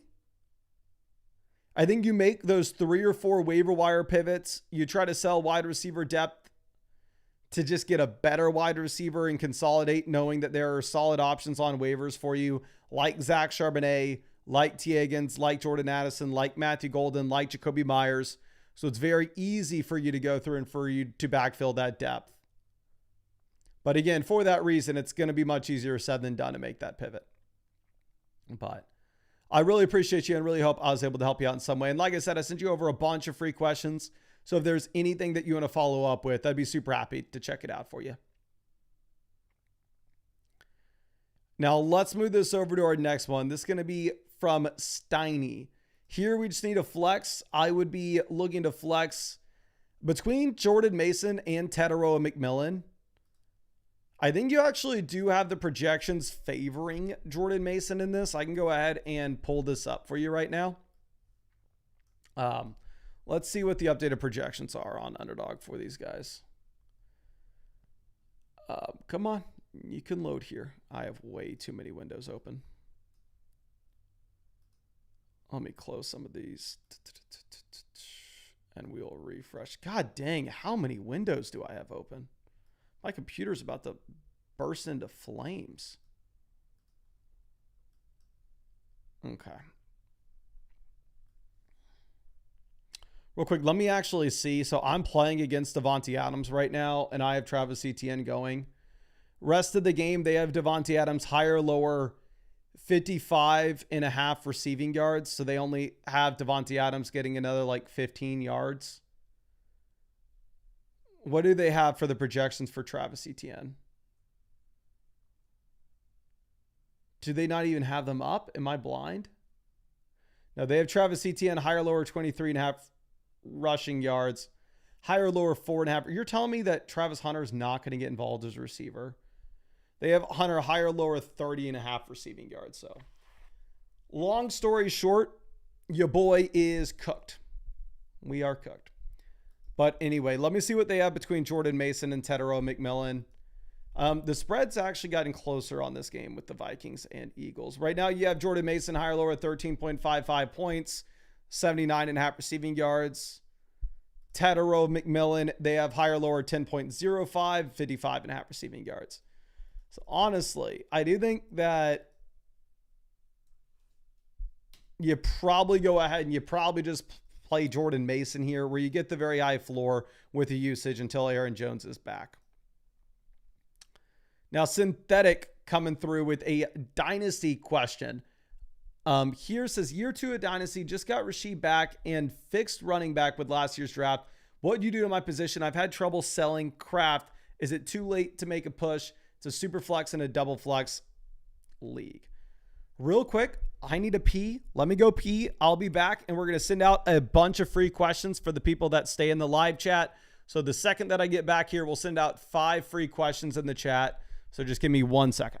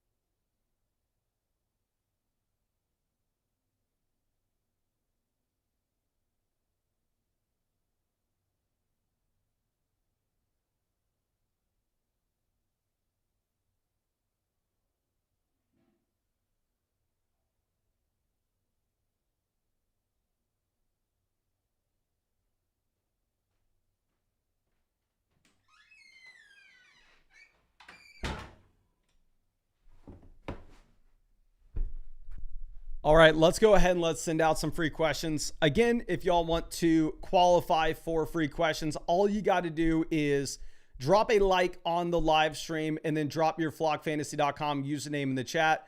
That way, if you win, I know who to send them over to.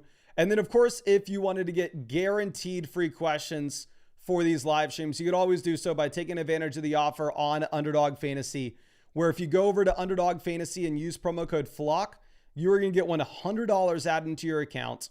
Underdog is right now the #1 app on the App Store because they're an incredible app. They're available in almost every state, and they have the best promos in the biz, where code FLOCK will get you $100 added to your account after you play your first 5.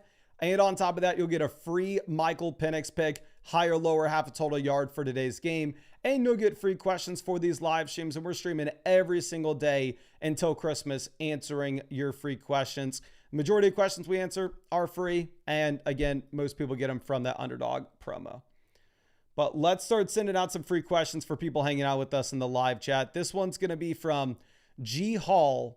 And as I pull this up, I do want to show you all a recent report that we have here that Mike Evans is likely to play on Monday, according to Adam Schefter.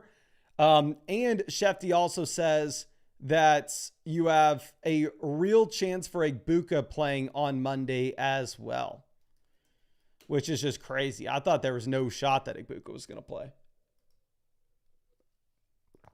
Okay, but let's send this over to G Hall. G Hall 23 just found you on the site and just went ahead and sent you a free start sit question. Again, thank you so much for hanging out with us in this live stream. Let's send this over to CJ3EZ. Looks like there are 2 accounts with this username. I'm going to send it to the one that was, actually both were created the same day. I'm going to send it to one and hopefully it's the one that you have active. Let's send this next one to Amadius, who is a longtime member of the flock, always out in the stream with us. But let me see if I can find you on the site. Just found you, my friend, and just sent you over that free start sit question. Again, thank you so much for hanging out with us in the live stream. Let's get this next one going to Granters. Just found you and just sent you over that free start sit question. Again, thank you so much for hanging out with us in the live stream. And let's send this next one out to Farouz. Just found you and just sent you over a free question. I sent it to the account that was created. Which one are we going to send it to? The one that's created on October 31st, 2023. So hopefully it's the one that you got. Okay. And now let's go ahead and let's dive into this dynasty team. Again, this is a super flex and a double flex full PPR format. We are second in this league when it comes to dynasty value. We just won this past week. We are 2-4, however, and we've only scored the 6th most points in this league. So I would say in general, 2-4 team in dynasty, we are on rebuild watch, where it may get to a point where it makes sense for us to pivot over to a rebuild rather than continuing to try to go through and win now, because all we may end up doing is sacrificing long-term value for us to just have a worse rookie pick. Now, it's a 10-team super flex league, so having a starting quarterback is going to be easy. For that reason, people aren't going to be super excited to trade for Trevor Lawrence, Bryce Young. You're not going to be able to get much if you try to sell those QBs. But we have 4 startable QBs, so we're fine at QB, right? Running back, we have Genty, Cam Scadaboo. Both running backs are viable in terms of short-term production and long-term upside as well. We have Caleb Johnson, Trey Benson, Isaiah Pacheco. So we have okay running back depth. Wide receiver, we have Chase, London, Rice. I would say all 3 of these wide receivers are cornerstone assets where they are pieces that we can build around in the short term and the long term. And then tight end, we have Trey McBride and Tucker Kraft, which neither player you'd really need to sell if you were a rebuilding team. So this is a really good team here, because almost every single valuable asset that we have is a piece that's not guaranteed to decrease in value over the next, by the time we get to this next offseason, right? Where if you have Derrick Henry, if you have Christian McCaffrey, you just simply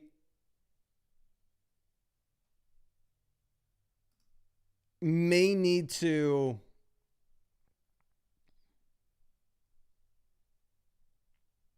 sell them on a team that looks like it's on the verge of rebuilding to make sure we don't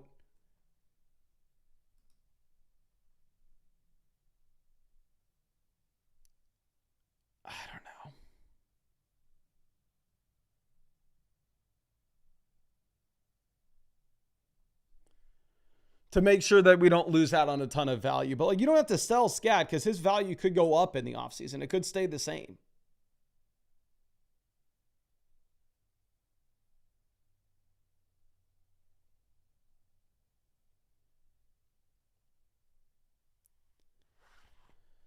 if you were looking to make a trade with this, like if we could find a team to give us some running back help if they need quarterback, that would be great. This team is Dak, Tua, Geno. Maybe we trade him Bo Nix. Because nobody's going to trade for Lawrence. Nobody's going to trade for Bryce Young. But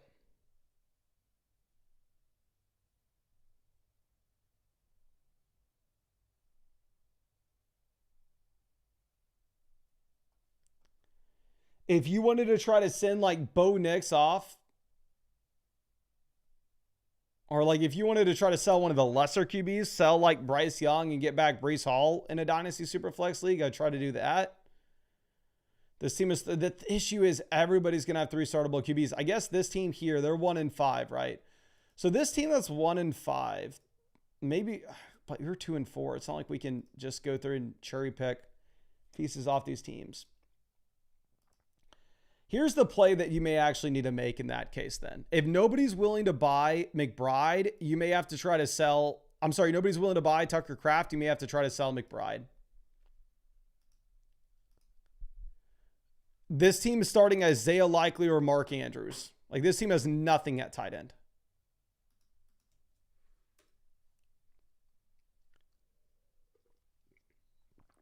Maybe trying to send them Trey McBride. Get back the combination of like James Cook and a wide receiver depth piece. Like if you could go McBride and get back James Cook and Pickens, it'd be a no-brainer, but much, much easier said than done, even in a dynasty league. You can go McBride and get back like James Cook and Jamison Williams if it's a non-tight end premium format. This team is starting Hawkinson. Maybe send them McBride and see if we can get back Nico Collins and Chase Brown.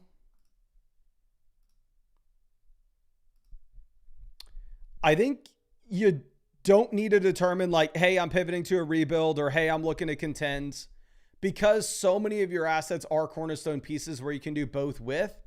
I think you can kind of roll with this going into the future. Your team's really good. It has a ton of value on it. Well, let me go ahead and send you over some free questions just in case there's anything else that you do want to follow up with. And we finally had Travis Etienne scoring me some points. Thank you, Etienne, for doing something here.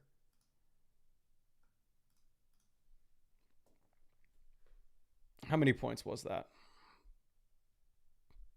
I'm dying for Travis Etienne points. We're up to 3.1. Let's go. And like we said, we did like Etienne on Underdog for the second half to go higher than 4.5 receiving yards. So that just hits. 3.8 points for Travis Etienne. This is honestly the most pressure I have felt all year for my own fantasy football team, just because I'm playing the worst team in the league. So if I lose, it's going to be a bloodbath. Like people, I'm going to get ridiculed so much. And I don't care about the comment section ridiculing me, but it's going to be my league mates. Okay. Now, broccoli.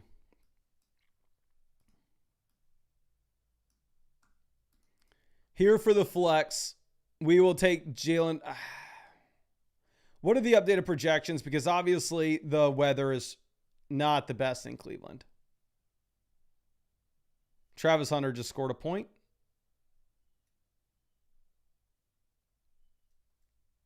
Okay. Let me pull this up. What are the updated projections that you have with Waddle and versus Olave? Waddle, they have higher, lower 55.5 receiving yards. Olave, higher, lower 59.5. So yeah, they did move Olave over Waddle with the weather. And I'm not necessarily going to sit here and pretend that I'm a weather expert. So yeah, I think you can go with Olave. Now, Chase Boy with our next one.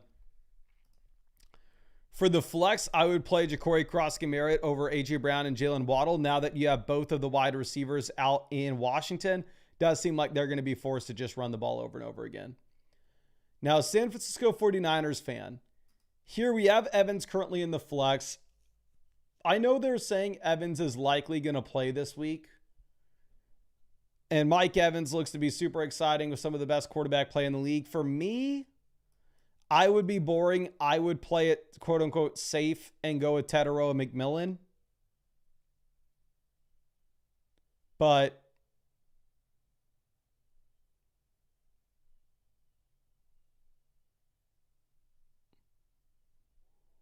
like, I don't know how we could say that, like, Mike Evans coming off a hamstring injury is just somebody that we can jam in on Monday night without hesitation because Shefty said that he's likely playing. Like, I'd play it safe with that.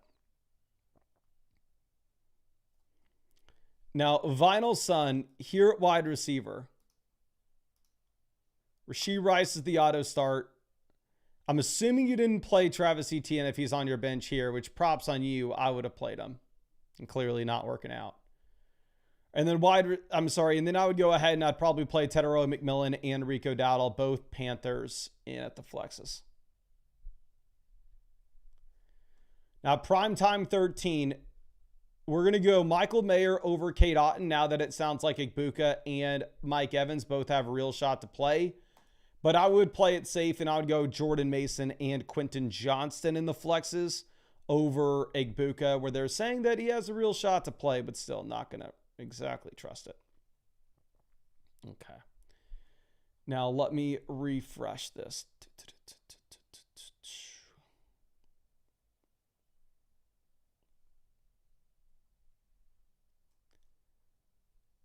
Now this is from Daniels and the Lions. Says we need a flex. Already sat Higgins and opponent started Chase. So we are looking for the highest ceiling possible. This came back as a team review. So I'm going to give you an entire team review, but first let me submit your starting lineup.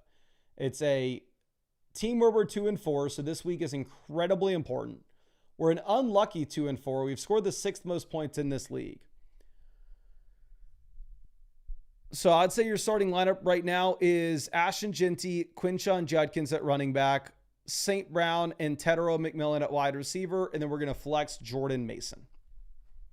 Pretty easy there as well. We have the elite level quarterback with Jaden Daniels.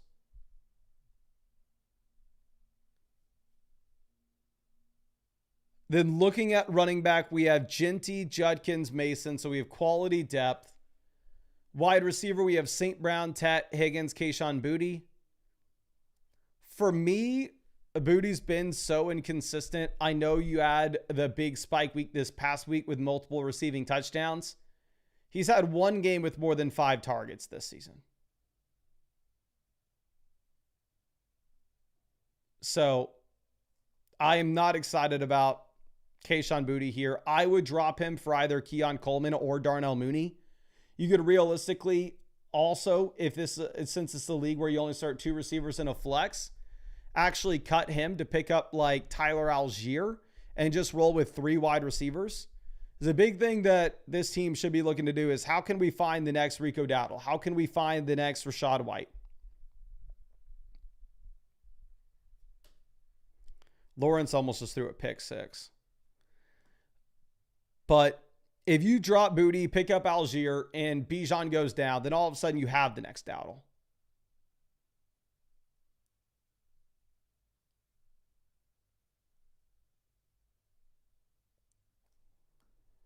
And then at tight end, I know we're rostering 3 of them. I'm going to assume that Brenton Strange is not actually on our bench, but instead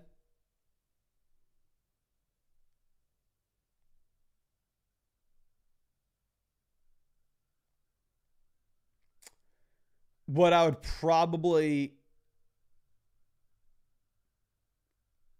say is you're fine sitting with both TJ Hawkinson and Mason Taylor, because it's not like we're super excited to start Hawkinson at any point. So I would cut Boutte. I'd pick up Algier. And then trade-wise, I don't do anything. And then you put Jordan Mason in your flex. And if Brenton Strange was on your bench, you would cut him for Keon Coleman. But if he's on your IR, then obviously it doesn't matter. But honestly, if he's on your IR, I would cut him as well And I would go ahead and I would actually pick up Joe Mixon. I'd rather have Mixon on the IR. I know Mixon has a good shot to not do anything, but so does Britton Strange. And I think Mixon has the higher ceiling. But I really appreciate you and really hope I was able to help you out in some way here, my friend. Now let's look at this for Psychality says, took over this orphan team this week. Orphan redraft team. I've already made some moves, traded Diggs and Swift for Kyron. Love that. Then Cook, Debo, Shakir for Rome, Genty, and Bill. What the hell are your league mates letting you do here? Looking to add more in the wide receiver room, especially with the bye next week. Can't afford any losses with the team. So we are Ashton's Roman Empire. We are currently 7th in this league with value.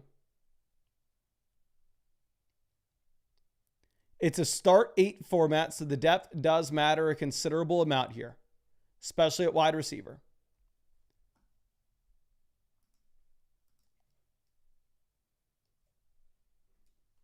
Quarterback, we have Jalen Hurts, Brock Purdy. So realistically, we're fine rostering both these QBs. I mean, with Purdy, you can play him during the week 9 bye for Jalen Hurts. And looking at the options on the waiver wire, like the only quarterback that's viable out there is Flacco. So I'm fine if you roster both these guys because waivers aren't super compelling in this league. I would say the one guy that stands out to me on the waiver wire is Byshell Tootin. I would drop Josh Reynolds for Tootin pretty easily. But running back, you have 4 startable names. Wide receiver, and how I'd submit this starting lineup this week is I'd go Rome at wide receiver, Devonta Smith at wide receiver 2. Then Kyron, Genty, JCM, Rashad White play all 4 running backs. And then we're 2 and 4, right? Yeah, we're 2 and 4. Then we have the elite tight end with Bowers coming back after the bye week in week 9. We need Dallas Goedert over the next 2 weeks, though. So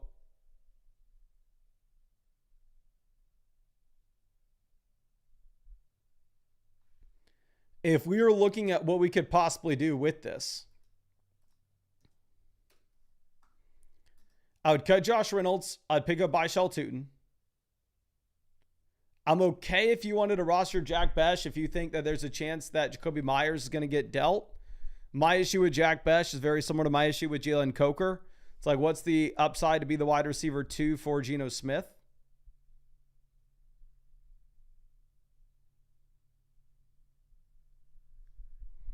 And then in terms of trades, I don't necessarily look to do much. Like, it's not like you have that much expendable value. I mean, if you could get a phenomenal price tag for Brock Bowers to help us win right now by sending Bowers and Devonta Smith to get an elite level wide receiver, you would do it. But we already have the reports that Bowers will be back after week 8. And you can't sell Dallas Goedert because you need him with the Bowers missing the next 2. But let me go ahead and let me send you over some free questions. I really appreciate you and really hope I was able to help you out in some way with this, my friend. But let's move this to our next one. This is going to be from Granters. Here for the flex, we are going to simply just play Devonta Smith in a full PPR league. Okay. If I swear to God, if I see another Devontae Adams long reception, I'm going to lose my mind.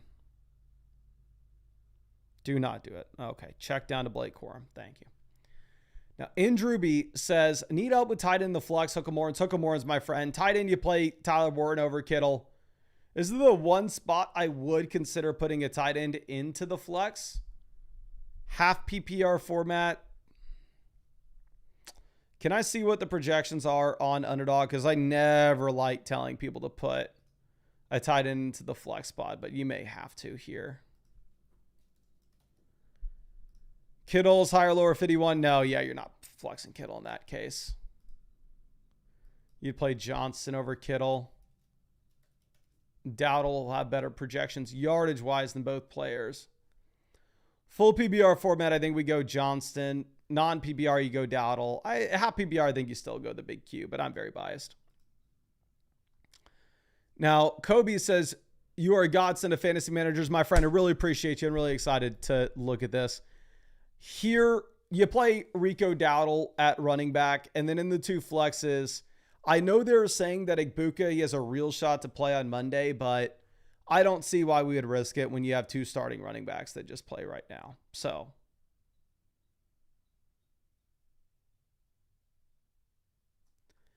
I would go ahead. I would take Alvin Kamara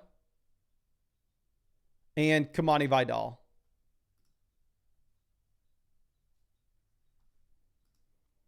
I don't think you take the risk with Igbuka, but let me go ahead and send you over another free start set, my friend. Now let's look at this for a San Francisco 49ers fan.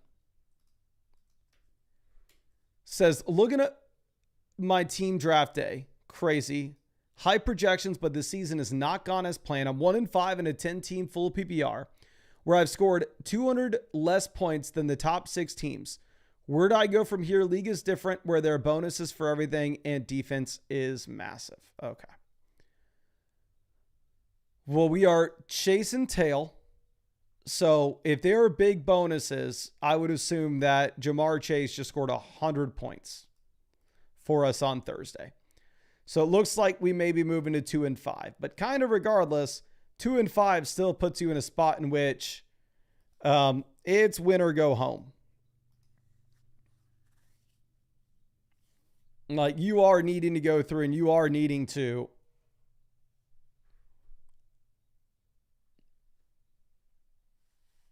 like,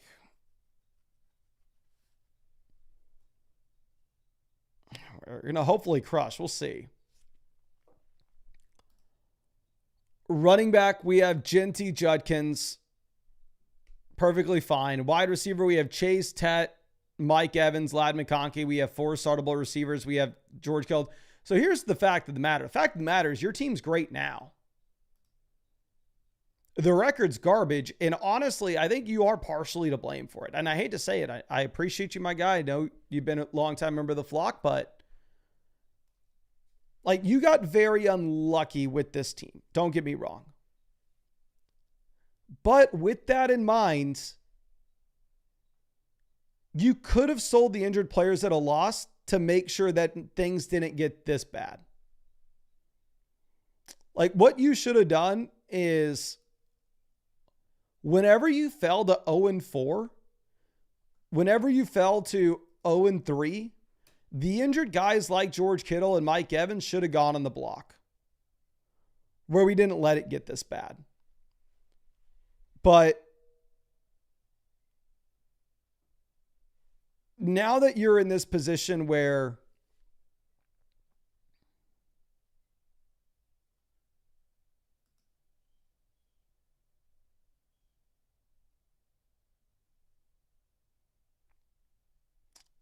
I don't know.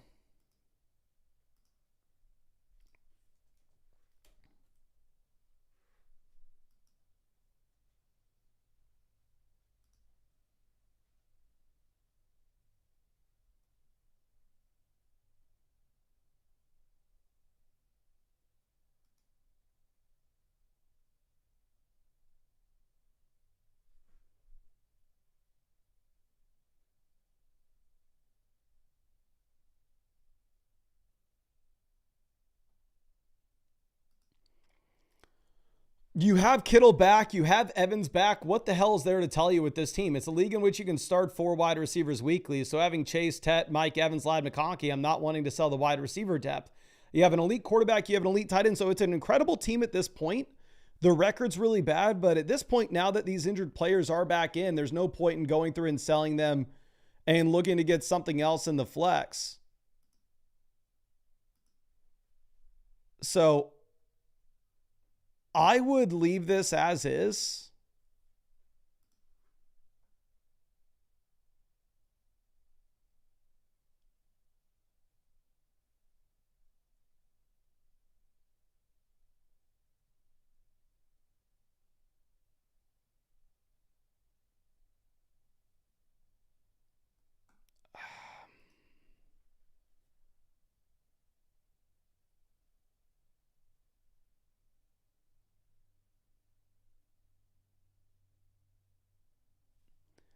And yeah, I'm sorry. I think you fumbled to let it get this bad. I would cut Jerry Jeudy. I'd pick up Zach Charbonnet. If Trey Benson is actually on your roster, I would cut him and I would pick up RJ Harvey to try to find the next Rico Dowdle, try to find the next Rachaad White. But I don't think you make any trades with this.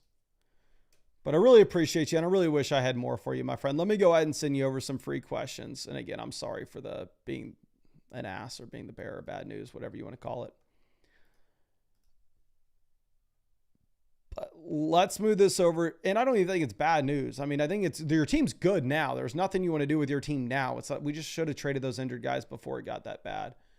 Here for Shane, between Worthy and Waddle, I'd probably start Waddle even in the bad weather with Rashee Rice coming back in. Austin says, add Luke McCaffrey and drop Jaden Blue for trade capital. I would assume that Luke McCaffrey is doing nothing. Like I wouldn't think that, like, you can pick up Luke McCaffrey, sure, if you think that you're going to be able to sell him, but like I would definitely prefer having Kendrick Bourne here.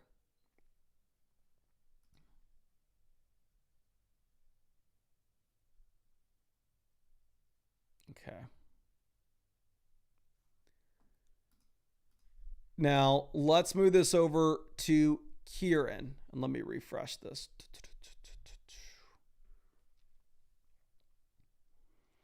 Big Jags pickup. Get to the red zone. Let ETN get a touchdown, for the love of God. Kieran says, one of the teams is a bot, so their whole roster's on the waiver wire. Okay. Looking at trades to upgrade the running back room. Thanks for the help, Mason. The Flock channels have been an awesome find. I really appreciate you, my friend, and really excited to check this out. And yeah, Dimey Brown is injured in the Jags game. I don't know if it matters much. I'll go ahead and send you over some free questions here. We are currently the 6th team in this league when it comes to value on the roster. We are 3-3. We have scored the 8th most points in this league. Looking at quarterback, we have Jackson Dart as well as Dak Prescott. So it's actually a Superflex format, right? So if this is a Superflex league, in that case, I mean, which is what the league analyzer is telling us, I definitely want to pick up a third QB. You definitely 100% drop Luke McCaffrey in that instance. I know Josh Allen's on the bot team. I know that Justin Herbert's probably on the bot team. But if Justin Fields, Brock Purdy, or Kyler Murray, any of these QBs were out there on waivers, you would go ahead and you would cut Luke McCaffrey to pick up that third quarterback in a Superflex context. Let me just make sure that, yeah, this is a Superflex league. Everybody's rostering 2 to 3 starters. Maybe the bot team has 5 quarterbacks on their team, which I doubt it. So yeah, cut Luke McCaffrey right now and pick up one of those quarterbacks off waivers. Then looking at what we have at running back, we're currently sitting with Amari Hampton, Rico Dowdle, Trevion Henderson, Chase Brown, Kamani Vidal. So it's a 3-3 team. We have a lot of long-term upside when we eventually get Hampton and Henderson viable in the second half of the year. But obviously, as of right now, it looks a little bit tough.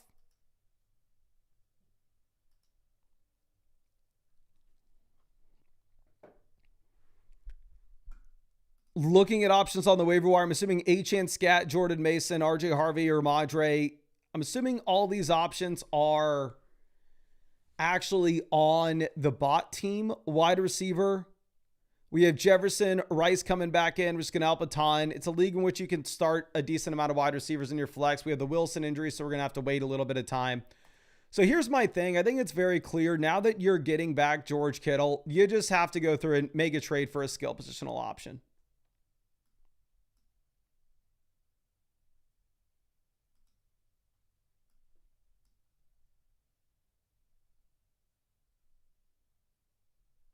Like, realistically,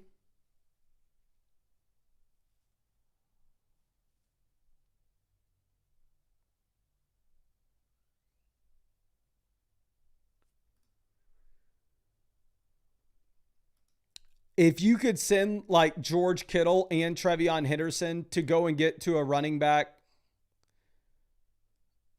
you're probably actually not going to be able to get anything for Trevion.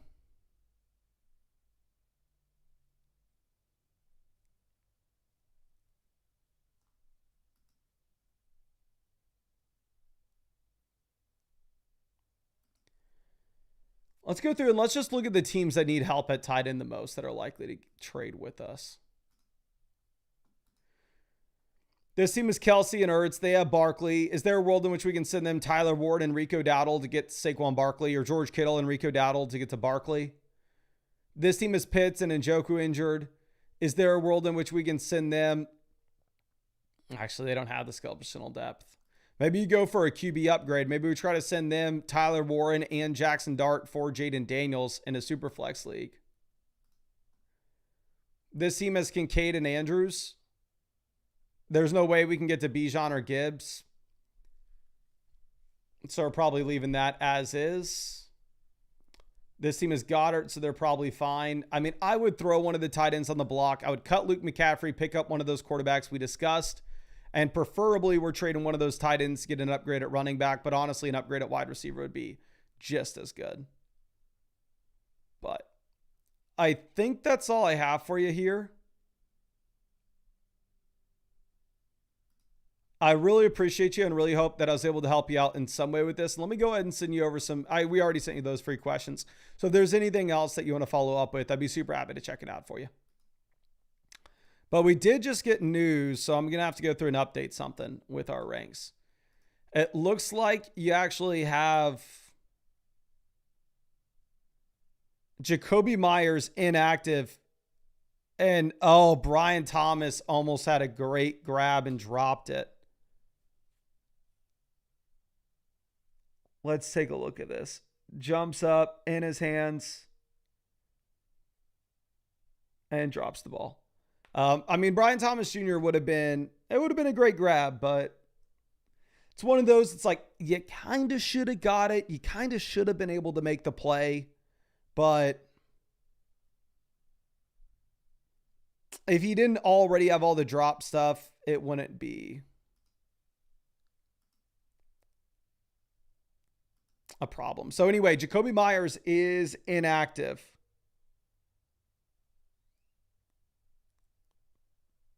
The Jags are really going to get shut out. Jacoby's inactive. Brock Bowers is inactive. And that's about it in terms of the updates. So, yeah, and Brian Thomas Jr. did get a little bit banged up on the play. It seems like he's going to be fine. But I need to go through and I need to update the rankings on the site. I will make sure we move Jacoby Myers out of them. Trey Tucker is going to get moved up. Let me see if Underdog has updated projections for Trey Tucker.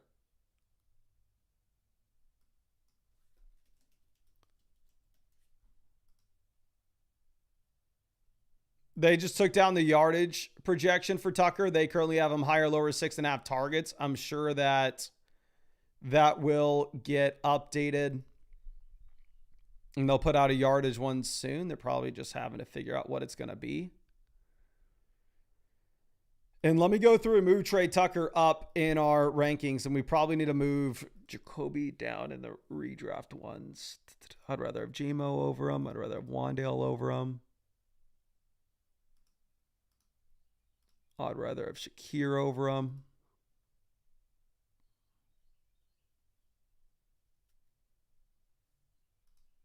Yeah, we're going to move Jacoby down to wide receiver 41 rest of season. We're going to move Trey Tucker. I would probably rather have Trey Tucker over Jerry Jeudy now, to be honest. Move Trey Tucker to wide receiver. That's aggressive. I'll move Trey Tucker to wide receiver 51 rest of season. And then Trey Tucker will get moved up my week 7 rankings as well. I will move him up. I'd rather play him over Kendrick Bourne. I'd rather play him over Shaheed. I'd play him over Igbuka. I'd play him over the Packers guys. I'll show you where we have Trey Tucker now in our week 7 rankings if anybody's interested in playing him. We have Trey Tucker. I'm going to have to refresh this now.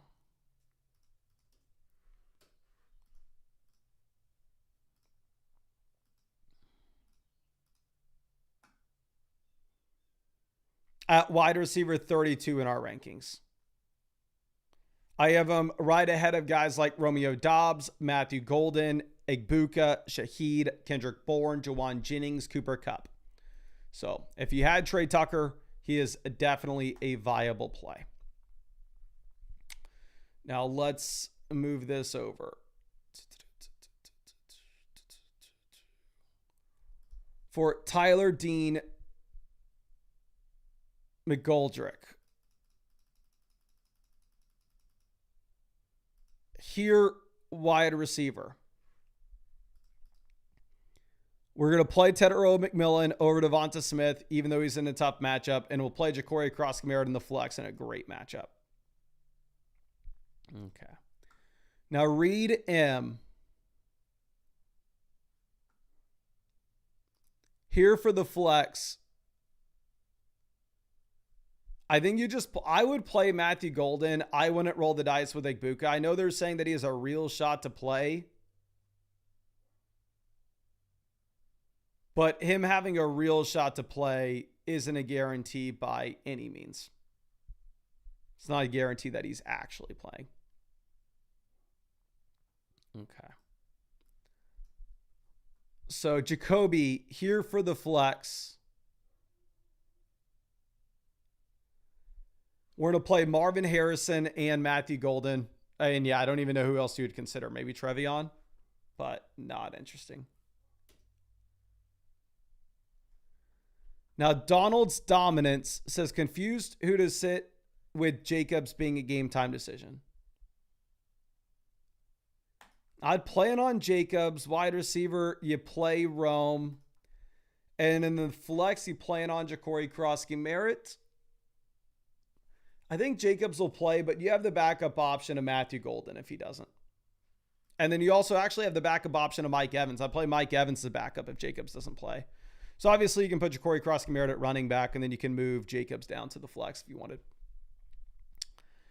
Now, Henry Huff says, hey, Mason, I'm 2-4, and honestly, I think my team's pretty decent. I'm down to trade anyone, even Bijan, to get some depth. What moves should we make? So it's a league in which the depth's not completely useless. Matthew Stafford just slings that ball down the field. It's a 12-team start 8 format, so you can start up to 4 wide receivers here weekly. We are currently the 4th team in the league analyzer here. We're 2-4 though, so we need points right this second. We've scored the 8th most points in this league. Quarterback, we have Jared Goff that we can play. It is awkward with Goff and Kyler lining up both to have the week 8 bye, so next week you are going to have to consider picking up a different quarterback. And honestly, what I may look to do is I may look to just cut Jordan Whittington. Never mind. Or you could cut Kyler and pick up Jordan Love. Like if you cut Kyler, do you think somebody in your league is going to run on it and just immediately pick him up? And Kyler's kind of clogging your roster spot for 2 weeks from you. So I would probably cut Kyler and pick up Love. And then running back, you have Bijan Robinson, Alvin Kamara. Byshell Tudens are RB3. I would like to build out our running back depth a little bit more without having to go through and without having to sell Bijan. So realistically, what I would actually do is I would cut the backup quarterback, cut the backup tight end, and backfill with running back depth pieces. So like I said, you can cut Kyler, pick up Love. I would cut David Njoku and pick up Emmanuel Wilson. And my thing is, what world do you ever play Jordan Whittington? We said this in the waiver wire video where I was like, I know people are going to be interested in Whittington. I went to school with them, hook 'em horns, but how are you ever going to know when to put him in your lineup?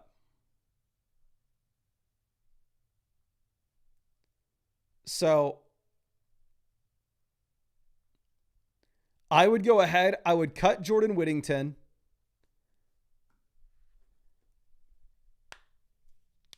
So we're cutting Kyler, we're cutting Njoku, we're cutting Whittington. We're picking up Love, Emmanuel Wilson, and honestly, I would pick up probably Spears or Tracy as the handcuff appeal running back, because you have 4 wide receivers that you can auto start with London, Rome, Adams, and Ladd. So I don't want to really be making any trades. Like, do not sell Bijan for depth. I think the trade that you make here is, none. And you just make the waiver wire pivots to backfill RB depth. But I really appreciate you and really hope that I was able to help you out in some way with this, my friend. And yeah, I think you get some more running back depth on your team. It's going to be in a solid spot. Now let's move this over here. And Travis Etienne finally getting me some more points. Let me see. What are we up to now? Etienne, how many points did you just score? We're up to 3.8 points for Travis Etienne. Crushing it. Keep killing it, Etienne.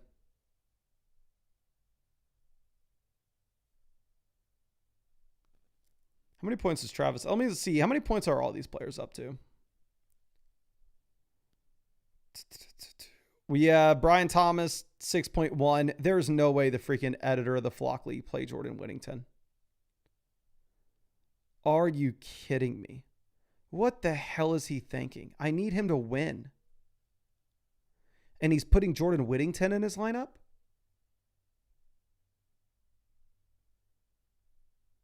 Oh, that's hilarious. The dev team played the Jags kicker as -1 points. Travis Hunter's up to 6 points. I figured he'd have less than that, to be honest.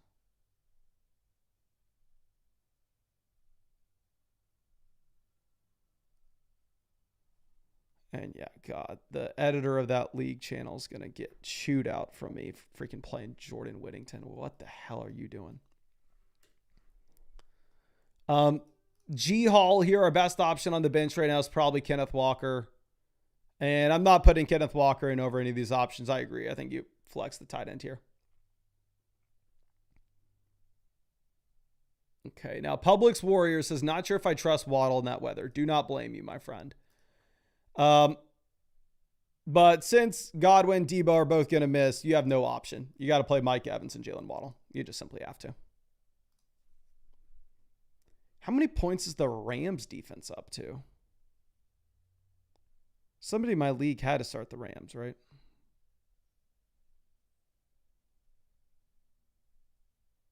Sal has the Rams. Did he not start the Rams? How did the Rams only have 14 points? I figured the Rams DST would have way more than that. They're up to 15 now. Okay, so Sal did start the Rams DST.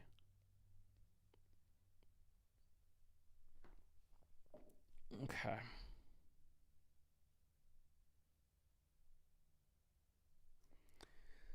Now, John is amazing. Here, wide receiver, you have no Wilson. Travis Hunter's already played. So it's just Trey Tucker versus Xavier Worthy. I guess you could consider Zach Ertz.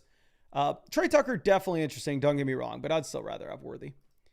The Gorilla running back, I'm going to go Rachaad White over Ja'Cory Cross-Gameret in a full PPR format where Rachaad White would just have a better role as a receiver. Now, Dr. FML here for tight ends. I'm going to go Michael Mayer over Cade Otton, and let me make sure that I have that ranked on the site. Because obviously you want to give Michael Mayer the bump up, and Cade Otton actually moves down just a bit considering what we have with the wide receivers in Tampa possibly being good to go. Okay. Yeah, let's move Michael Mayer up to at least tight end 14. We'll move Cade Otton down to tight end 15. And then looking in the flex spots, you have no Ridley.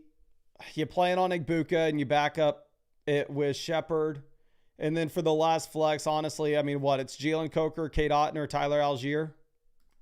I may go Cade Otton. I'm not going to deny the fact that Jalen Coker could be a very good football player, but what I will say for the 1,000th time is the very best, he's the wide receiver 2 for Bryce Young. Is that exciting? Not to me. Okay. Now, Phil says, we sadly started Lawrence. Dear God, how many points does Lawrence have in this game? I did consider Lawrence since I had Josh Allen on bye. I ended up going with Rodgers instead because of the offensive projections. Lawrence actually has more points than I thought he would. He's sitting at 9.2. It's not a Justin Fields Europe game level bad. Need help with the flex. Pick up Evan Ingram now or keep in Michael Mayer. Thanks. Appreciate you, my friend. I would keep in Michael Mayer. Or actually, yeah, keep in Michael Mayer. And then for the flex, I'm going to go with Rashee Rice, especially if we're chasing upside here. You have a phenomenal team, though. But Michael Mayer gets the bump with no Jacoby Myers. I think Michael Mayer actually gets a bigger bump than what you have with Trey Tucker, but obviously both get a bump. Now, T. Ballard here at wide receiver. You're going to go ahead. You're going to take Rashee Rice as the auto start. And then I would play George Pickens over Mike Evans. No need to roll the dice with Evans there. Now let's refresh this, see if we have any more questions coming in. And we do need to send out some more free questions in the chat. So there's an hour left. Can I hold my pee? Actually, I'm going to have to fill up my water regardless before this live stream ends. So I will come back and we'll send out like 5 free questions to the people hanging out in the live chat with us. But let me go ahead and fill up this water and we'll be back in 1 second.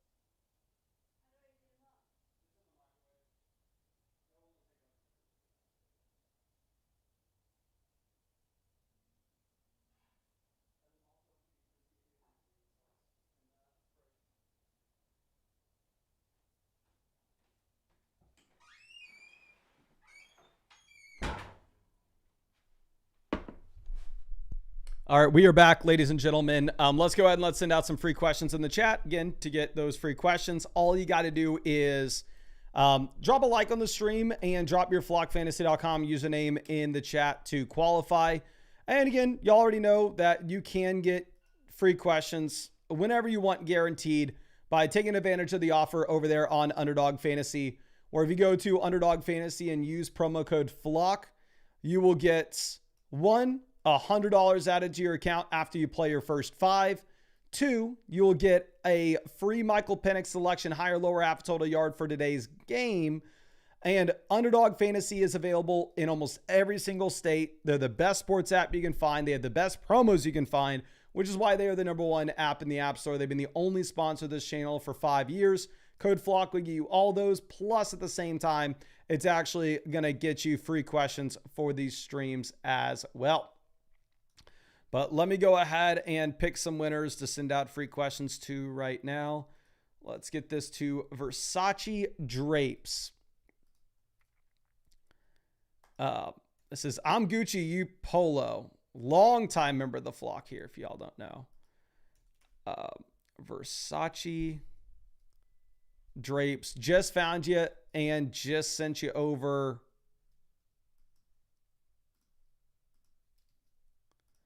a free start sit question. Really appreciate you. And thank you for sticking with us for so long, my friend.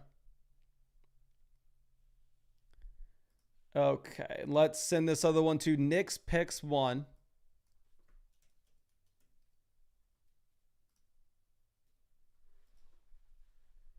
Just sent you over a free start sit question. Again, appreciate you hanging out with us.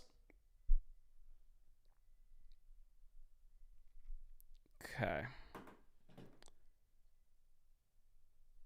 And now this next one will be from Tax 11. Let me send you a question, my friend. Tax 11 just found you. Just sent you over a free start sit question. Thank you so much for hanging out with us in the live chat. But Iceberg won a bag here. Wide receiver. We're going to start Quentin Johnston, Nico Collins. Then in the flexes, you're going to take the combo of Rachaad White.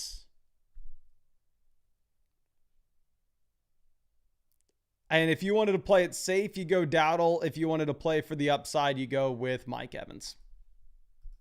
I'd say most people probably plan on playing Mike Evans this week. But most people aren't going to have as good as options on the bench as you do. Now, Phil says, we started ETN. Is Kittle good to go? We have Pickens in the flex now. I just want to make sure that's the play. Yes, play Kittle at tight end. And then if we're looking at the flex, no, you play Rashee Rice over Kittle.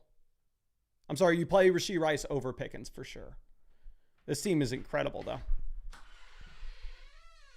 Thank you. No sauce? Can I get red sauce, please? All right. Well, we had to get some tacos delivered. So give me 1 second. And these do not look that good.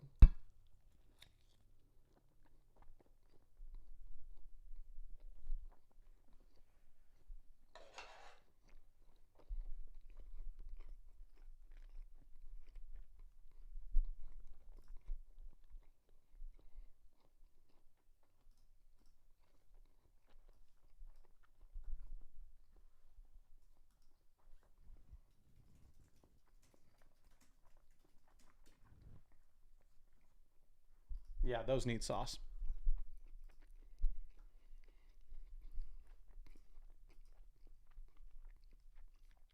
Now, CJ 3 easy. Wide receiver. Pittman with no downs easy. Hopefully you flex Chase Brown. If you did, the last player in your lineup's probably Luke McCaffrey.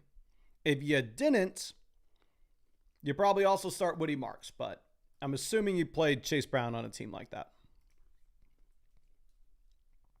Now, Jimmer says, need help at tight end and flex, please.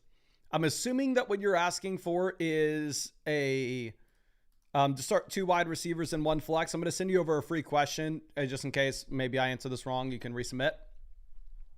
Running back, you're going to go Barkley, Scat.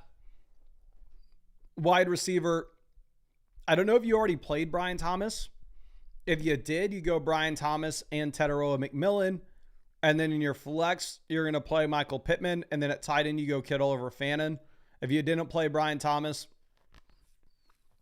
in your flex, you would have DeAndre Swift.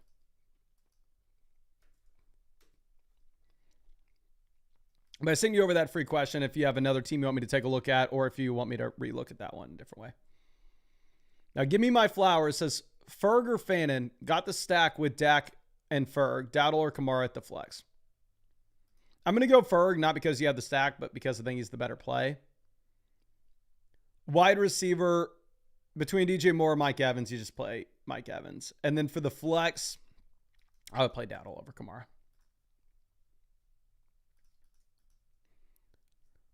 Okay, now Trebner, here running back. We're going to play Rachaad White in a PPR format over JCM.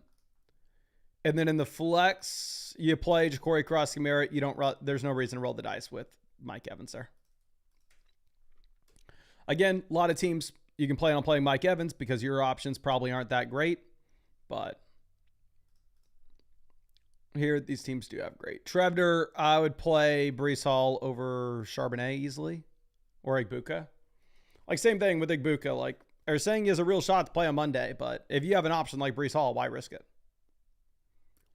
Now, Dr. FML trading Ridley, Shakir, Jefferson for Jonathan Taylor. Ridley's a complete zero. He's barely worth a roster spot. The holdup is this is a start 9 format, so the depth matters a ton. We had to have Igbuka, Adams, we'd have Igbuka, Adams, Pickens left over.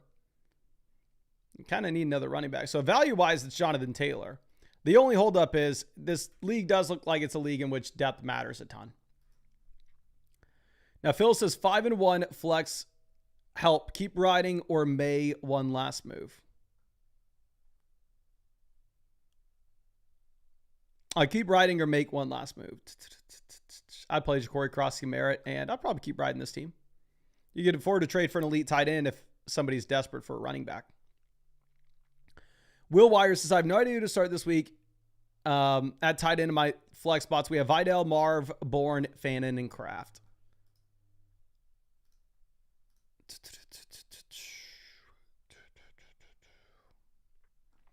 Tight end, I'm going to go Kraft.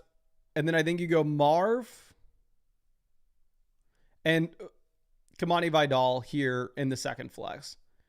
I think you can just avoid that Cleveland game if you have good enough options, which you do. I'm going to have to run into the kitchen and grab a little hot sauce packet.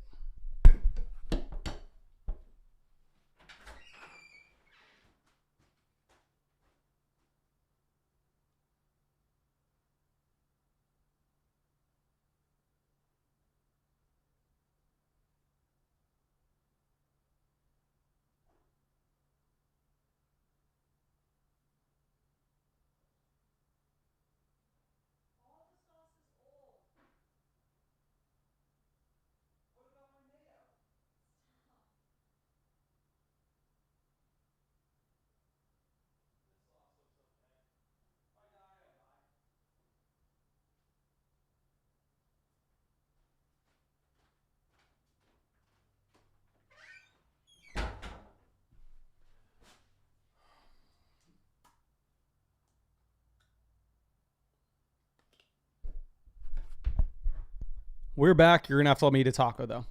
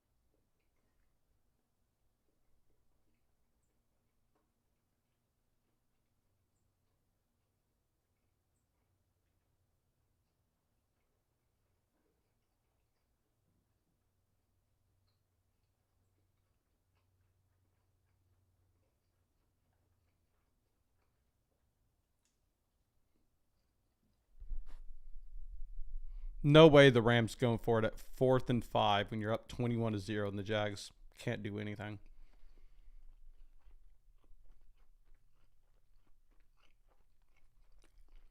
The Jags are so dumb. Oh my gosh. How do you jump up? They weren't going for it.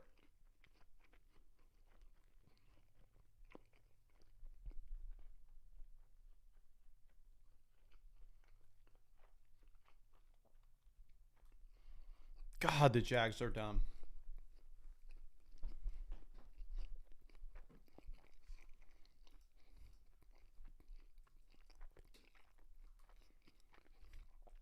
Just embarrassing.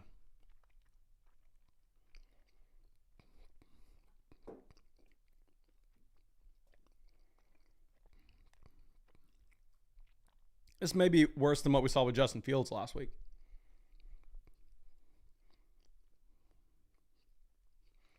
Now, Merck says, need one for the final flex. Chuba, Trey, or Mason Taylor. I would go with, oh, dear God.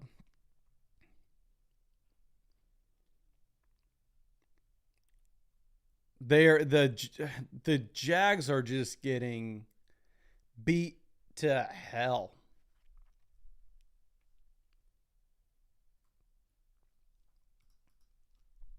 Terrence Ferguson finally helping some of my best ball teams. Thank God. A little too late, my friend. I didn't even know what Terrence Ferguson looked like on the Rams. I just know what he looks like in my freaking underdog best ball portfolio. Between Chuba, Trevion Henderson, I'd probably go Trevion Henderson. And then I'd probably take him over Mason Taylor as well. Yeah, the Patriots heavily favored in that game. And none of the options are exciting. Now, Mark coming through, we're going to take Judkins and Achane. Wide receiver, London and Sutton. And then for the flex, I'm going to take Saquon Barkley. Yeah, phenomenal team. Now, Hill J, running back, give me Ja'Cory Cross-Merritt over Ashton Genty, given the matchup that you have for Genty having to play against the Kansas City Chiefs and Ja'Cory Cross-Merritt getting to play against the Dallas Cowboys. I would definitely rather have Genty rest of season, but this week, give me JCM. Now, M. Biongoy. Here at running back, we're going to take the combo of Jacobs and Javonte. Wide receiver, we're going to go, I'm assuming you already played Chase. Marv will be your wide receiver 2. Tyler Warren at tight ends. And then in the flex, Keenan and Romeo Doubs. Actually, no, here's what we're going to do. I don't know if you already played Chase Brown. Go Keenan and Rico Dowdle, but we're going to put Rico Dowdle in at running back instead of Jacobs. Move Jacobs to the flex. That way, if Jacobs doesn't play, you can pivot to Romeo Doubs.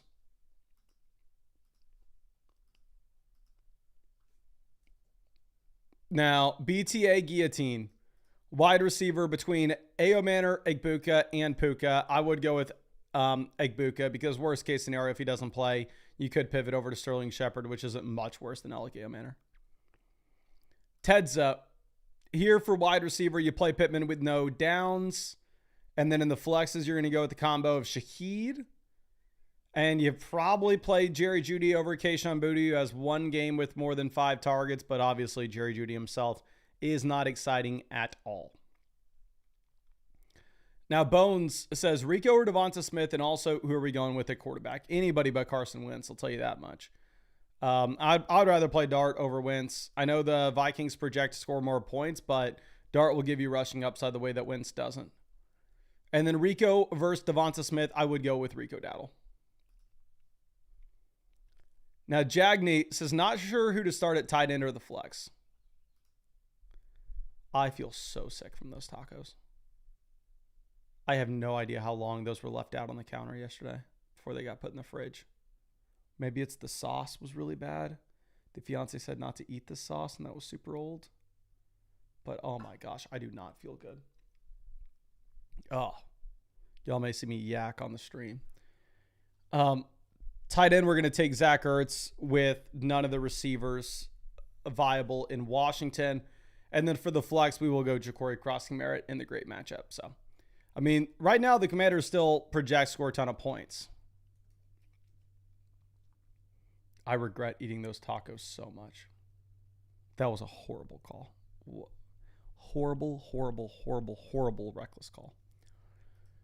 Vader, you're playing Rashee Rice over Pickens, Genty. Like, Rashee Rice is an auto start. And it does look like we actually already started off pretty hot with Devontae Adams.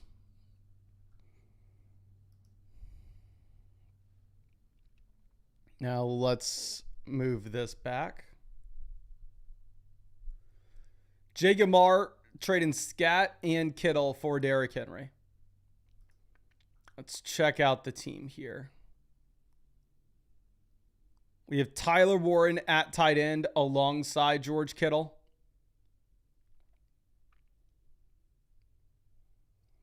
So I understand the deal, right? I understand you going through and selling a tight end to go and get the running back upgrade.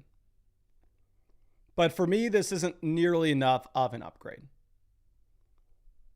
You would be much better off holding on to George Kittle, letting him play this week, and then seeing a big Kittle game, and then you're going to be able to sell more and get him for more. Sell him for more than this. So I like the idea if you have Tyler Warren and Kittle to sell one of them, but you're not getting nearly enough value.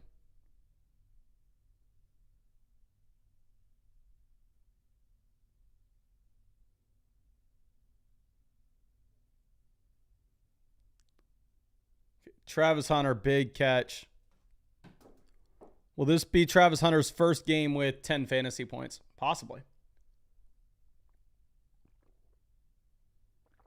Dear God. Yeah.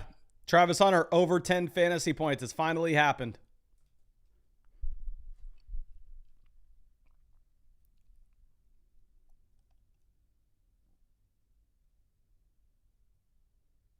Who was that? Parker Washington? I mean, Parker Washington's still the wide receiver one on the team, so frankly, it doesn't really matter.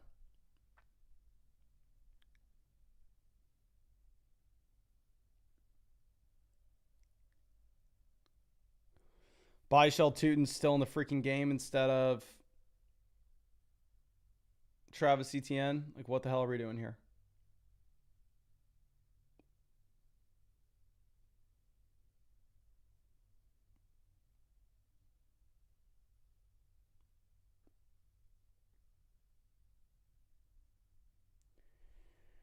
Is Tootin going to end up playing more snaps in this game than Etienne has?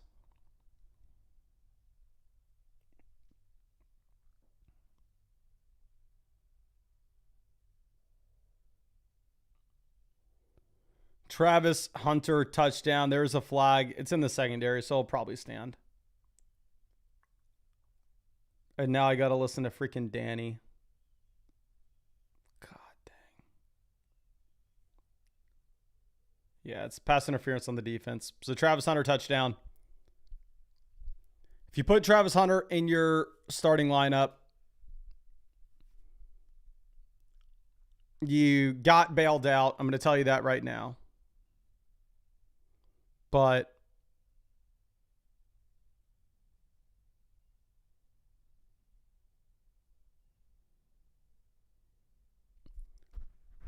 how many points does Brian Thomas Jr. have?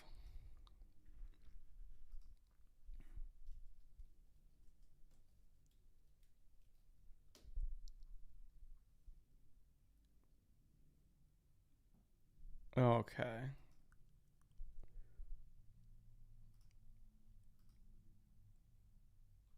Brian Thomas Jr. 6.1 points.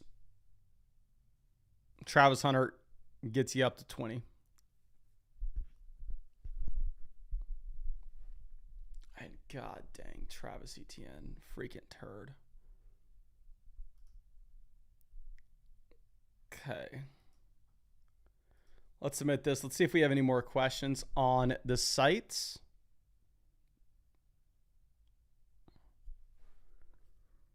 Yeah, we got Skull Vikings coming through. Running back, I would plan on Jacobs. Then in the flex, I'd plan on Matthew Golden. Obviously, if we had a time machine, we would go through and we'd play Travis Hunter, but I wouldn't have planned. I mean, I think you made the right call benching him. It just turned out to be unlucky. But yeah. And then you can pivot over to Michael Carter since he's in the same game as Jacobs if Jacobs doesn't play. Now, A-Rod here for the flex. It's really Shaheed or Charbonnet. Full PPR format. It's close. Can y'all spam the chat? Who would y'all rather play? Would y'all rather play Shaheed or Zach Charbonnet? Shaheed so far this season's averaging 11.68 fantasy points per game. Charbonnet's averaging 8.12. Shaheed, the target volume hasn't been consistent, but you've seen the big plays.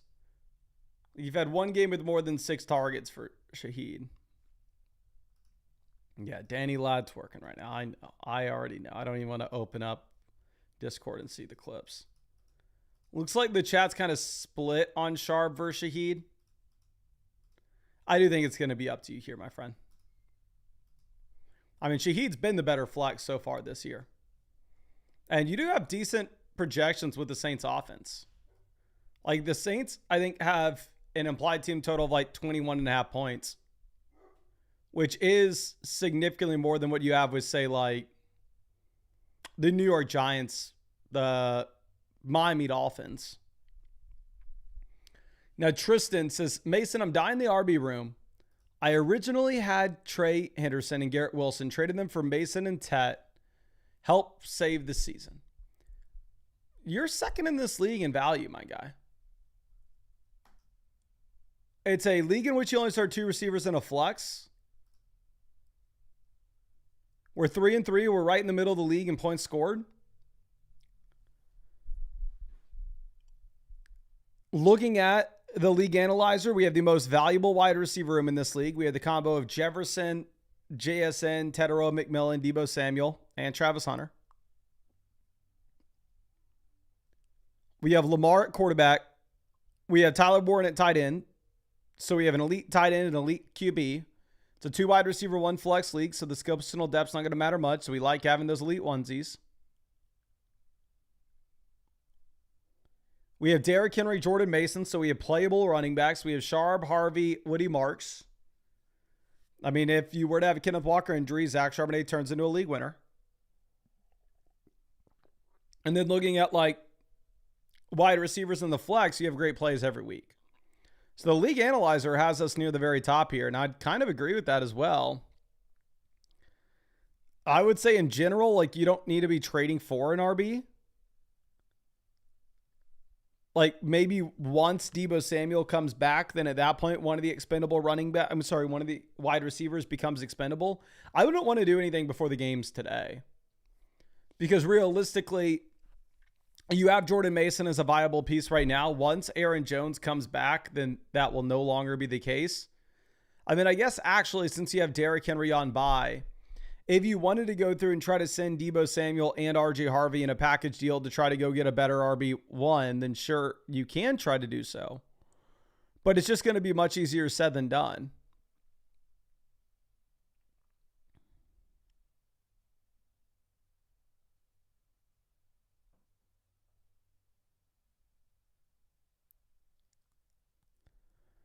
And then I know that people may say like, oh, sell high on Travis Hunter, but realistically, I don't know who's paying for Travis Hunter even after this game.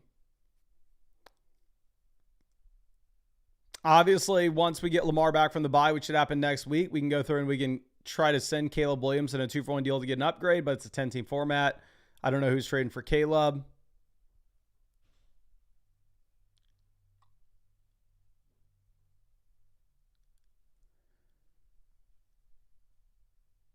So looking at this all in all, I like your team a lot. I think it's fine. I agree running back needs some help, but we're going to have a better wide receiver 1 than anybody in this league, a better QB 1 than almost anybody in this league, a better tight end 1 than almost anybody in this league, a better wide receiver 2 than anybody in this league, a strong flex. So, I mean, you can be a little bit weaker at running back and get by if we are extremely strong at every other position. Again, if you wanted to try to send like Deebo and Charbonnet, Deebo and RJ Deebo and Woody Marks in a 2-for-1 deal to go get a viable running back, we're not going to fault you for it. But that would really be the only thing to look at. And I don't know if people are going to be super excited to trade for Deebo Samuel with the injury. So let me go ahead and send you over some free questions. Really appreciate you hanging out with us on this live stream, of course, my friend. I wish I had more for you here. If you're in the chat, Tristan, can you let me know if you have any specific like trades or any questions that you have with this league?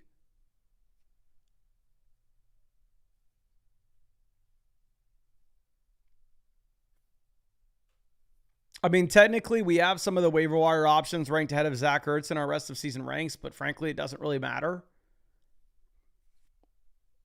Like, again, you would always be able to go to the waiver wire and pick up somebody that's interesting because it's a 10-team, 2 wide receiver, 1 flex.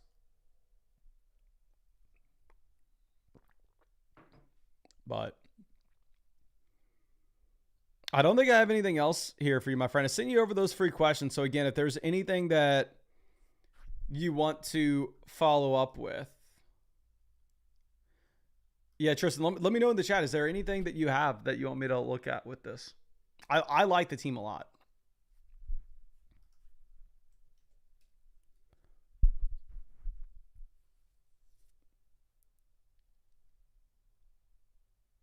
Okay. It is funny. Devontae Adams, 34 receiving yards, but still just absolutely crushes because of the touchdowns. Stafford, 4 passing touchdowns with no Puka.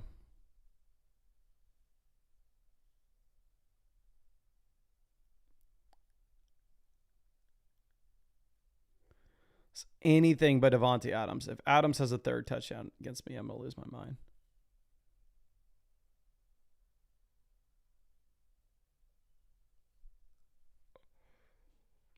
Okay, I don't see anything from Tristan in the chat, so we're going to move on. Again, appreciate you, my friend. I did send you over those free questions on the site just in case you have anything else that you want us to take a look at. Yeah, don't be panicking at running back. I mean, again, I think if you make it, if you can make a trade where you win value-wise, come on, you can come in here. We will, but like it's not to a position in which you just absolutely have to make a trade. Now, Ginger Baby, wide receiver, you play Chris Olave, Xavier Worthy, Stephon Diggs. Tight end, we're going to take Kyle Pitts now that it seems like the wide receivers will be good in Tampa over Cade Otton. And then we're going to go Matthew Golden in the flex spot. But let me go ahead and send out some free questions in the chat. If you want to win free questions, it's stupid simple. All you got to do is to qualify, drop a like on the live stream, and then drop your flockfantasy.com username in the chat.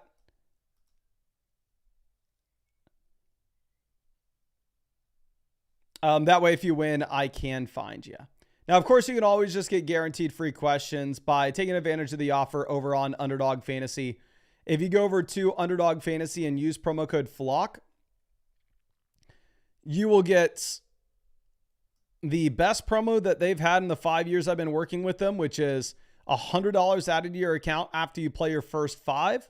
On top of that, you'll get a free Michael Penix selection, higher, lower, half a total yard for today's game. And you'll get free questions for these live streams. And we're streaming every single day, answering those free questions until Christmas. Underdog Fantasy is the #1 sports app in the App Store. The reason being, 1, it's an incredible app. 2, they're available in almost every state. And 3, on top of that, they have the best promos in the business right now.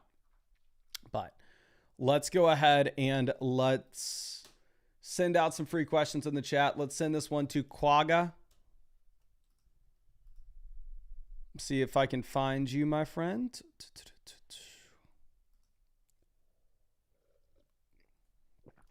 Okay. Just found you and just sent you over a free start set question. Really appreciate you hanging out with us. Now let's send this other one over to Foster Boss.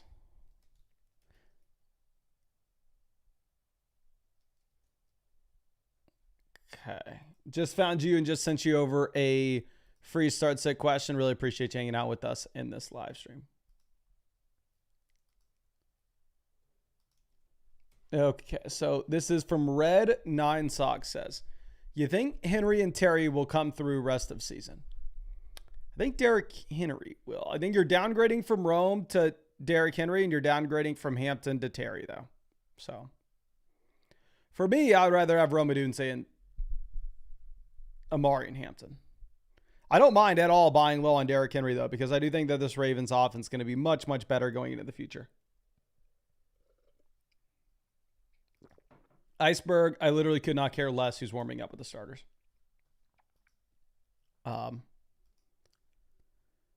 T-Land, quarterback, you're going to have to stream somebody. I had Josh Allen as well, and I ended up streaming Rodgers this week. I can't see your waiver wire, so I don't know who you can stream. And then in terms of the best option on the bench to get in your lineup, it would be Kenneth Walker. But assuming Jacobs plays, we're not wanting to play Kenneth Walker over any of these names. Oh, is this supposed to be a super flex spot and you streamed Kyler? And yeah, okay, so I'm assuming this is a super flex between Josh Allen and Kyler Murray. So we need a flex. So we would put Kenneth Walker in that super flex spot, if that's what you're asking. Now, Tay with our next one. Quarterback, I'm going to go Caleb over Dart. And then in the flex, Judkins is just simply an auto start. Last I checked, look at this.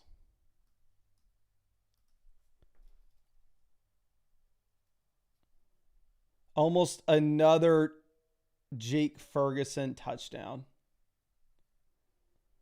Last I checked, Quinshon Judkins in the projections at the moment, higher, lower, 104.5 total yards. Look at some other players like Jahmyr Gibbs. Judkins is 104.5 total yards. Gibbs is 90.5.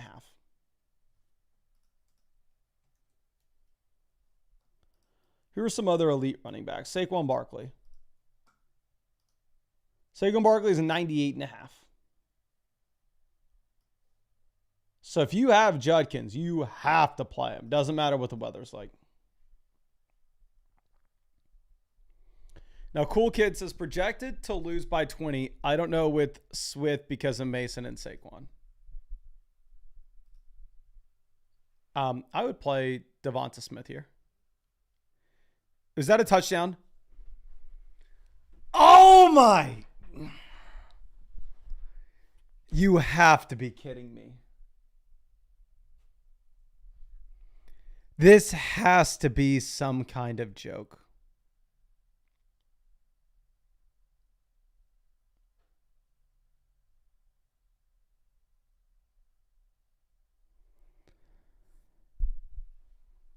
Oh my gosh.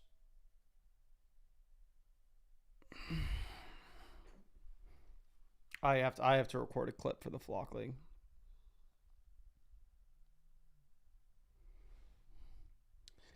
Well, it looks like Badaki is going to get his first win of the season.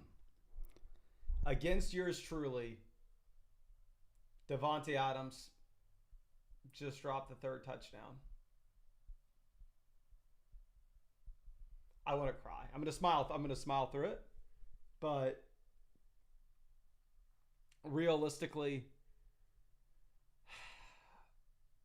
3 touchdowns in with Devontae Adams. Travis Etienne scored 3 points.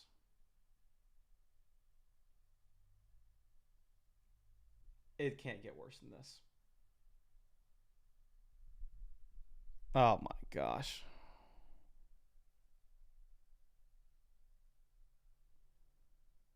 This is literal hell. I had, according to the projections coming in,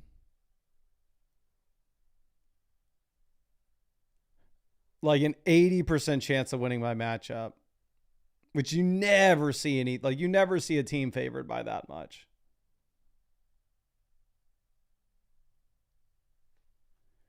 And now, what?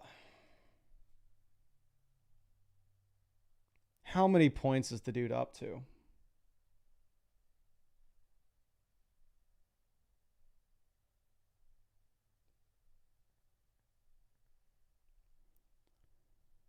Adams, 26 points. I still have a 72% chance to win, but it's also because Badaki still has Sterling Shepard and Tez Johnson in his lineup. But imagine he's eventually taking these guys out. If I lose, it's GG's.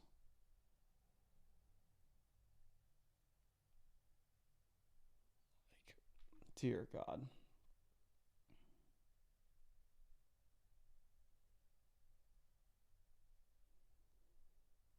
And now I'm going to freaking have to stress about this all Sunday. I thought I got the bye week this week. Okay. All right. Let's move over to our next one. Gloomshy says, another Brian Thomas Jr. dud. Yes, sir. Another Brian Thomas Jr. dud. God, this game was just freaking awful. Unless you're a Rams fan. Then sure. Having fun. Running back, you go Jordan Mason. Widers, in the flex spots, we're going to take Kamani Vidal, and if we had the dud from Brian Thomas and you want to chase the ceiling, you can go Mike Evans. If you want to play it safe, you're going to go Marv. Now, Tex Raider, here at running back, we're going to play it on Jacobs. If he doesn't play, you can pivot to Emmanuel Wilson. And in the flex, I'm going to play Rico Dowdle. Like, in general, I would say if you're looking at Igbuka, if you have a decent option, I wouldn't play him. I think Evans is more likely to play than Igbuka is. Phil says, I'd like Etienne to salvage his day. I would as well, but I don't even know. Is he on the field? Is Etienne? When's the last time Travis Etienne's been on the field? Oh, he's out there. Thank God. Now he's out there. And now they're giving him carries. Thank you. Finally. Ryan Jink. You're going to play Rico Dowdle and Kamani Vidal. Actually, no, you're just going to go Rico Dowdle. Then wide receiver, we play Tedero and McMillan. And then if you're the favorite in your matchup, you probably play it safe with Kamani Vidal. If you need the ceiling, you probably go Mike Evans. Seems like Evans will play. At least that's what we're being told right now.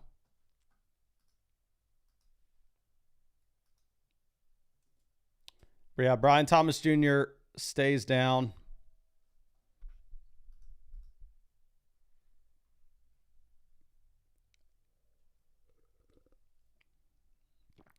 God, Lawrence took a shot too.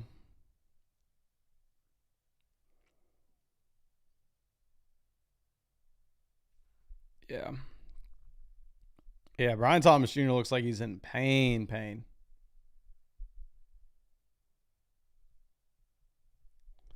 It looks like if Brian Thomas Jr. misses,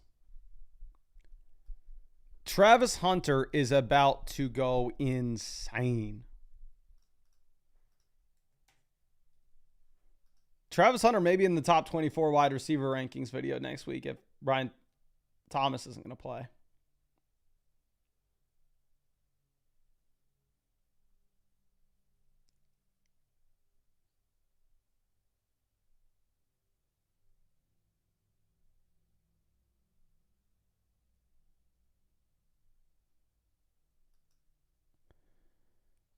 Yeah, he's off. I'd be surprised if you see him on the field again this week.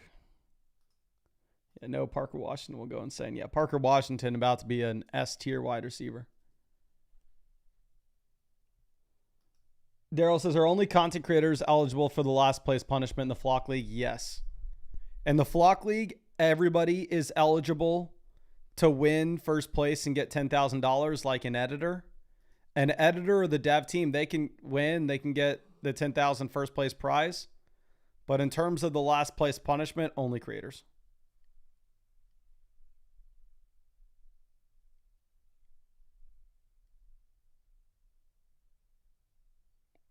Is that Travis Etienne with another rush? Keep feeding Etienne. Come on. Keep giving me these meaningless points. What are we up to? 6.5 points for Etienne now. Much, much better than it was. Thank God. Thank God.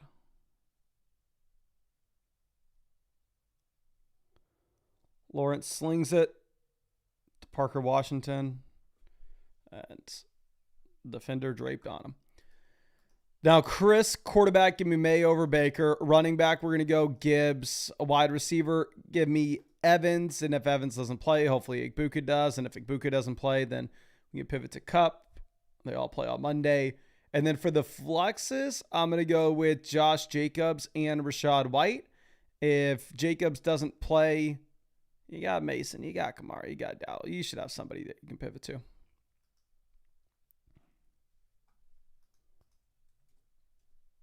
Okay, just give the ball to Travis Etienne again.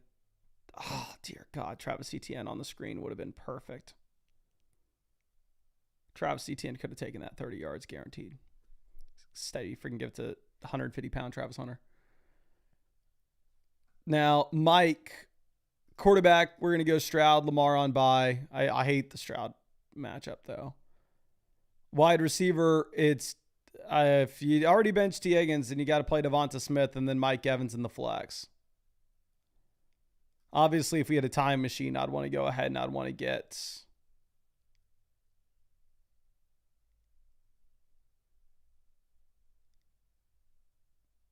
T. Higgins into the starting lineup.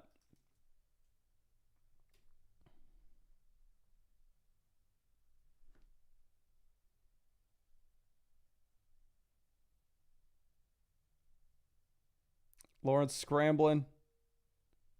Slings it. Not bad, Lawrence. You almost got it to your guy. Almost. The Knicks picks wide receiver. You go Michael Pittman Jr. over Evans. With Evans, you're not 100% guaranteed that he's going to play.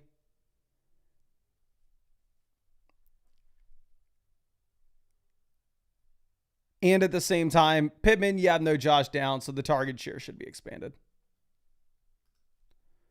Travis Hunter racking up points.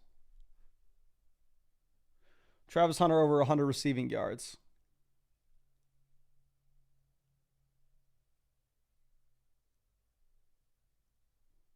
Dimey Brown's back in the game. All right, come on. Can we please get Travis Etienne on the field? I know he wasn't out there on the last play. I don't know what running back was, but can we get him in on this one?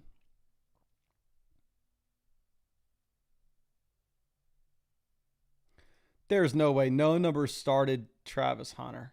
You lucky son of a gun.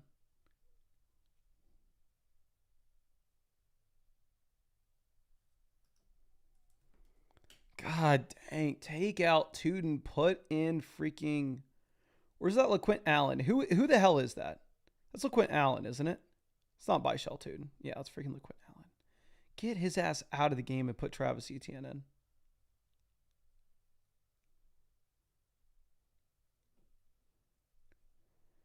Come on, take this down to the 2-minute drill that way, hopefully. They make the change.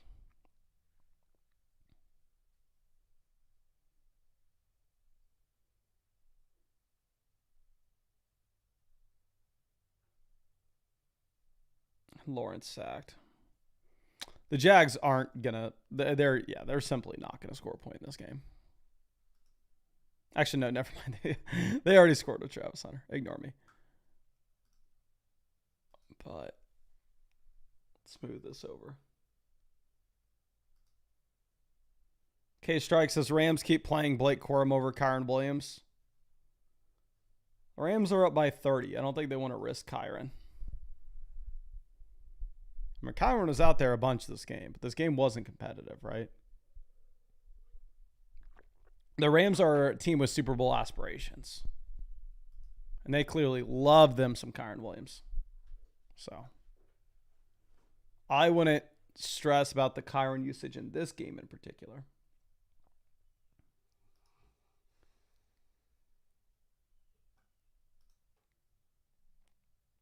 I feel like the Rams, I need to talk. We're going to talk with the commissioner in the Flock League next year.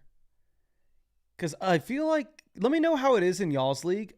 I know maybe default is you get 1 point per sack. But it seems like the Rams defense should have way more than 12 points in this game. Like, feels like you start the Rams defense, you should be getting 20. Allow them to score the ball one time. Have 7 sacks and a forced fumble.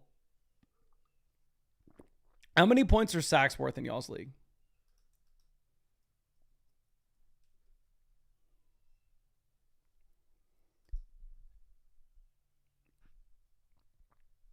Yeah. Avery's still favored in there over Sal. Everybody's saying 1. Okay. Only a quarter a point. If it's only a quarter a point, what's even the point of having it?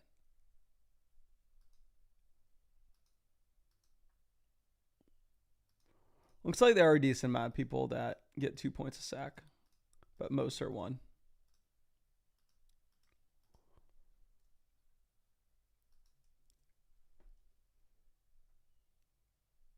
Okay. Bush got 1 point out of the Steelers DST. He looks like he's probably going to lose. Avery's favored in his. Nathan's a heavy favorite in his.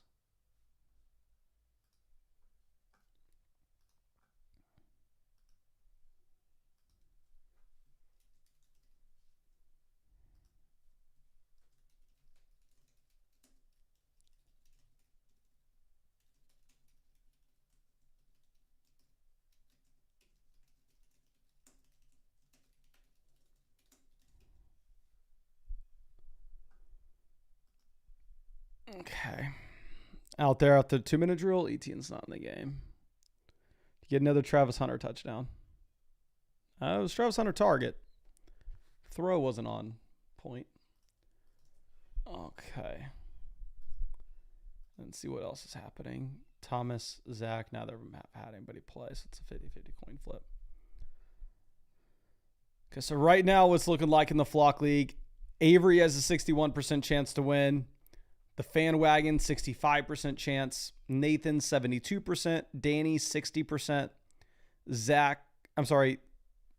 Thomas, the editor, 51% over Zach. And then I have a 74% chance to win. But that percent should be a lot higher if it wasn't for Davante Adams' 3 touchdowns. Okay.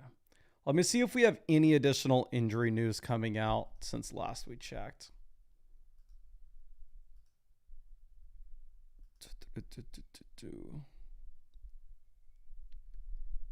For this game to be such a blowout, it's taking forever. Like, the Rams aren't really churning the clock. The Rams are just going down there and scoring.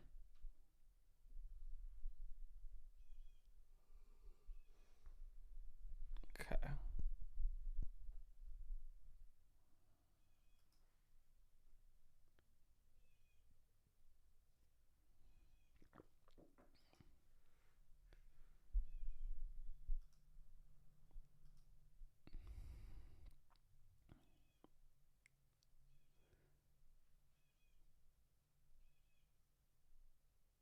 You almost had a touchdown to Diami Brown.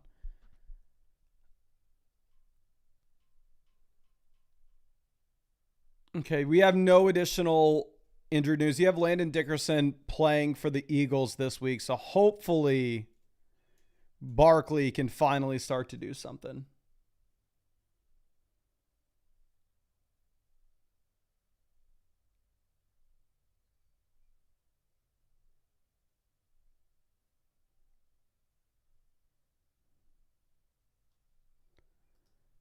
And then let me go ahead and refresh this. I'm going to have to back in. Yeah, no update with the Jacobs injury. Nothing else new. The last we heard with the Buccaneers wide receivers is that Evans is likely to play and Igbuka has a real shot to play. Jimmy Garoppolo, now the quarterback for the Rams. I'm assuming this means we have no Davante Adams, so thank God. Let this game freaking end. Now, Beto 99, a running back. We're going to play Gibbs and probably Trevion Henderson. Wide receiver, Lamb, Rome. Tight end, Tyler Warren. And then in the flexes, you very easily play Quentin Johnson and Xavier Worthy. The running backs are horrible. Now, Sard Fidel, we're going to go with Mahomes at quarterback. Running back, Kamani. Actually, no, you got to go Scat and Ja'Cory Krosky-Merritt. We already played Chase. Wide receiver, you play it safe with London. Tight end, we go Kittle. And then in the flex, full BBR format, I would go with Quentin Johnston. But obviously, you're in a phenomenal spot if you already played Jamar Chase. But game is officially over. And of course, oh God. At least we got a few points from Travis Etienne there at the end. Wasn't the worst thing in the world. I just picked up my phone, got a message. Shoes have been delivered. Got some new running shoes. So let me fill y'all in on a little something about me. I am one of the cheapest people that you've ever met in your entire life. I'm a lot better about it now. Obviously, it helps that I make a lot more money now than I used to. But I need to start letting myself enjoy things and getting myself treats. So I decided something new that I'm going to start letting myself do is, if I want to try a pair of running shoes, I'm just going to order said pair of running shoes, and I'm not going to stress about it. Okay. So for Carter, we need a second flex. Right now, our best wide receivers, probably, I can't even imagine who we would play. Josh Reynolds. And our best running back is Tony Pollard. So he played Tony Pollard. Okay. Now, here, Young Theta trading Judkins and Igbuka for Jamar Chase. 2 wide receiver, 1 flex league. Left over, you'd have CMC, Kamara, Jalen Warren. So you have running back depth. Yes, you can make this deal. Barack says, is it one of the new ASICS ones? Let me show y'all. Okay, I just ordered some race shoes. So I know this is maybe not the best time to do it, but I got to show y'all this. If anybody is into running, like really into running, which I'm just kind of getting there. My brothers and I are actually doing Ironman Texas in April. I didn't do an Ironman last year. Last year I did the 100-mile ultra marathon, but I'm going to try to actually get fast this year and try to run a really fast marathon. By really fast, I mean, probably my goal is going to be like 2:45-ish. But I'm running a 50-mile race November 1st in Austin. And so I ordered me some fast new shoes, and it's probably a reckless thing for me to do. But I'm going to wear carbons for the 50-mile race. And I ordered these shoes, and I wore them for like a little 3-mile run. Earlier this week. This is the shoe that the winner of the Boston Marathon was wearing. These things, I was flying. I am so damn excited about these. These are the Meta Speed Sky Tokyo. They're like race shoes, super expensive. So obviously I'd only get them if I was really, really into running. Not recommend that as like a regular shoe. Y'all just go ahead and run around in normally, but I'm super excited about those. I'm going to try to wear those for like the 50-mile race I'm doing is like a 10-mile loop. So I'm just going to run the like first 3 miles probably in those, and I'm sure my feet will be killing me, but I'm going to try to do the first 30 miles as fast as I can. And then for the last 20 miles, I'll switch to like some more comfortable shoes. But let me see if we have any more questions on the site. We don't. We can answer some questions in the chat. Of course, I want to remind y'all, if y'all wanted to get free questions for these live streams or just have some fun in some of the games today, you can always take advantage of the offer over on Underdog Fantasy. If you go over to Underdog Fantasy and use promo code FLOCK, 1, you will help me buy some new shoes, which would be nice. And 2, on top of that, I'll help you out by getting you set up with the best promos in the industry, where Underdog is actually the #1 sports app in the App Store. For the reason being is they have the best promos by far right now. First thing is you have a free $100 added to your account after you play your first $5 with code FLOCK. And then also you'll get a gimme pick, Michael Penix, higher, lower, half a total yard for the game today with code FLOCK. Again, Underdog Fantasy is the #1 sports app in the App Store. 1, they're an incredible app. 2, they're available in almost every state. And 3, they have the best promos in the biz right now. So code FLOCK will get you those promos, and it'll get you free questions for all these streams. Phil says, you already told me to start Rice, but thoughts on Hall and Rachaad White in their matchups? I mean, I think both running backs are set up in great spots. If you are looking at the over-under of that Tampa game, it's like 52.5 points. Obviously, you'd assume that you are just going to have Rachaad White involved, given all the injuries that the Bucs are dealing with. And if you go over and you look at what we have with Breece Hall, you have a phenomenal matchup against the Panthers. Let me go ahead and show this. One thing that was really surprising with looking at the projections on Underdog is the projection that they had for Breece Hall. Like, they have Breece Hall at, let me see if I can find this. Those are pass catchers. Give me to the rushers. They had Breece Hall higher, lower 101.5 total yards. Higher, lower 14.65 fantasy points. Again, you use Jahmyr Gibbs as a reference here. Jahmyr Gibbs is higher, lower 90.5 total yards. I would still rather have Gibbs because I think you have much more touchdown upside based off the offense he's playing in. But in general, Breece Hall is a running back that you want to start for most teams. And it is a great matchup going up against Carolina. Okay. Let's see. We got Bam Knight, Woody Marks, or Zach Charbonnet. I have no idea. Good luck. Good luck. James says, is Jacobs going to play? I have Josh Jacobs on my team. I'm not panicking. Here's what I would recommend, and make sure everybody here does. If you have one of these options that we don't know if they're going to play, whether that is Josh Jacobs, Mike Evans, Egbuka, and you are planning on playing them, make sure they are in your flex and not in a dedicated positional slot. So as an example, I had Josh Jacobs in at running back. What I did was I moved him to my flex, and I moved like Cam Scatterbo into my RB slot. That way, if Josh Jacobs is out, I'm going to have more options to pivot to with the waiver wire, including wide receivers. So again, if you have one of these players that will be at risk to miss, I would recommend making sure that they are in the flex spot and not your actual roster. Ben says start Travis Kelce or Tucker Kraft. I would go Tucker Kraft. I'm less excited about Travis Kelce now that you have Rashee Rice back in. Okay. We got, if Jacobs is out, do we like Emmanuel Wilson or J.K. Dobbins? I'd probably go Dobbins. Here's the thing with Emmanuel Wilson is it could be a running back by committee. We have no idea. So like if like your option, so like for me, right, Jacobs is out. I mean, somebody in my league already picked up Emmanuel Wilson. I'm not going to be able to get him. But if Jacobs is out, like the best options I'll have on the waiver wire would be like Chris Moore at wide receiver. Where if your call is like, hey, Luke McCaffrey or Chris Moore,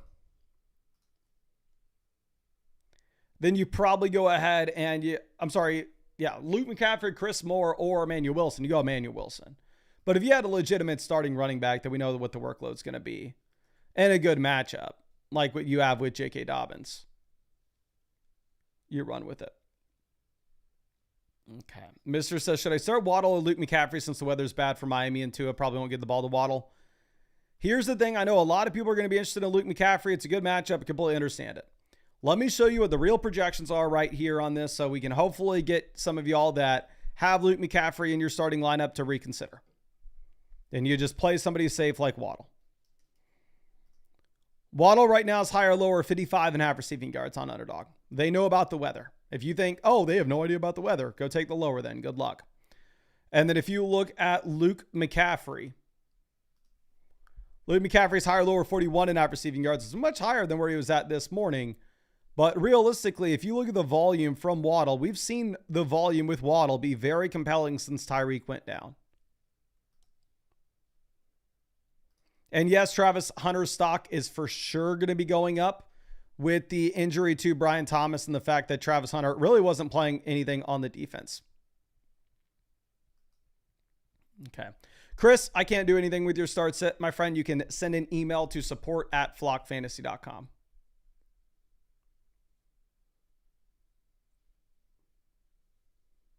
Okay. Let's see. Mason says Mike Evans, Chris Olave, or Marvin Harrison. I'd probably play it safe with Olave. Unless you had a solid pivot option that you could have if Mike Evans doesn't play. Even if they're telling us Mike Evans is likely to go. But I think that's all I got for y'all with this stream. Again, really appreciate y'all hanging out with us. I will be live, or I'll be making a video tonight for after everything that happens, blah, blah, blah, recapping everything. Really hope I get to see you there. And yeah, really wishing you the best of luck this week. And fingers crossed, when you see me tonight, I am 6-1.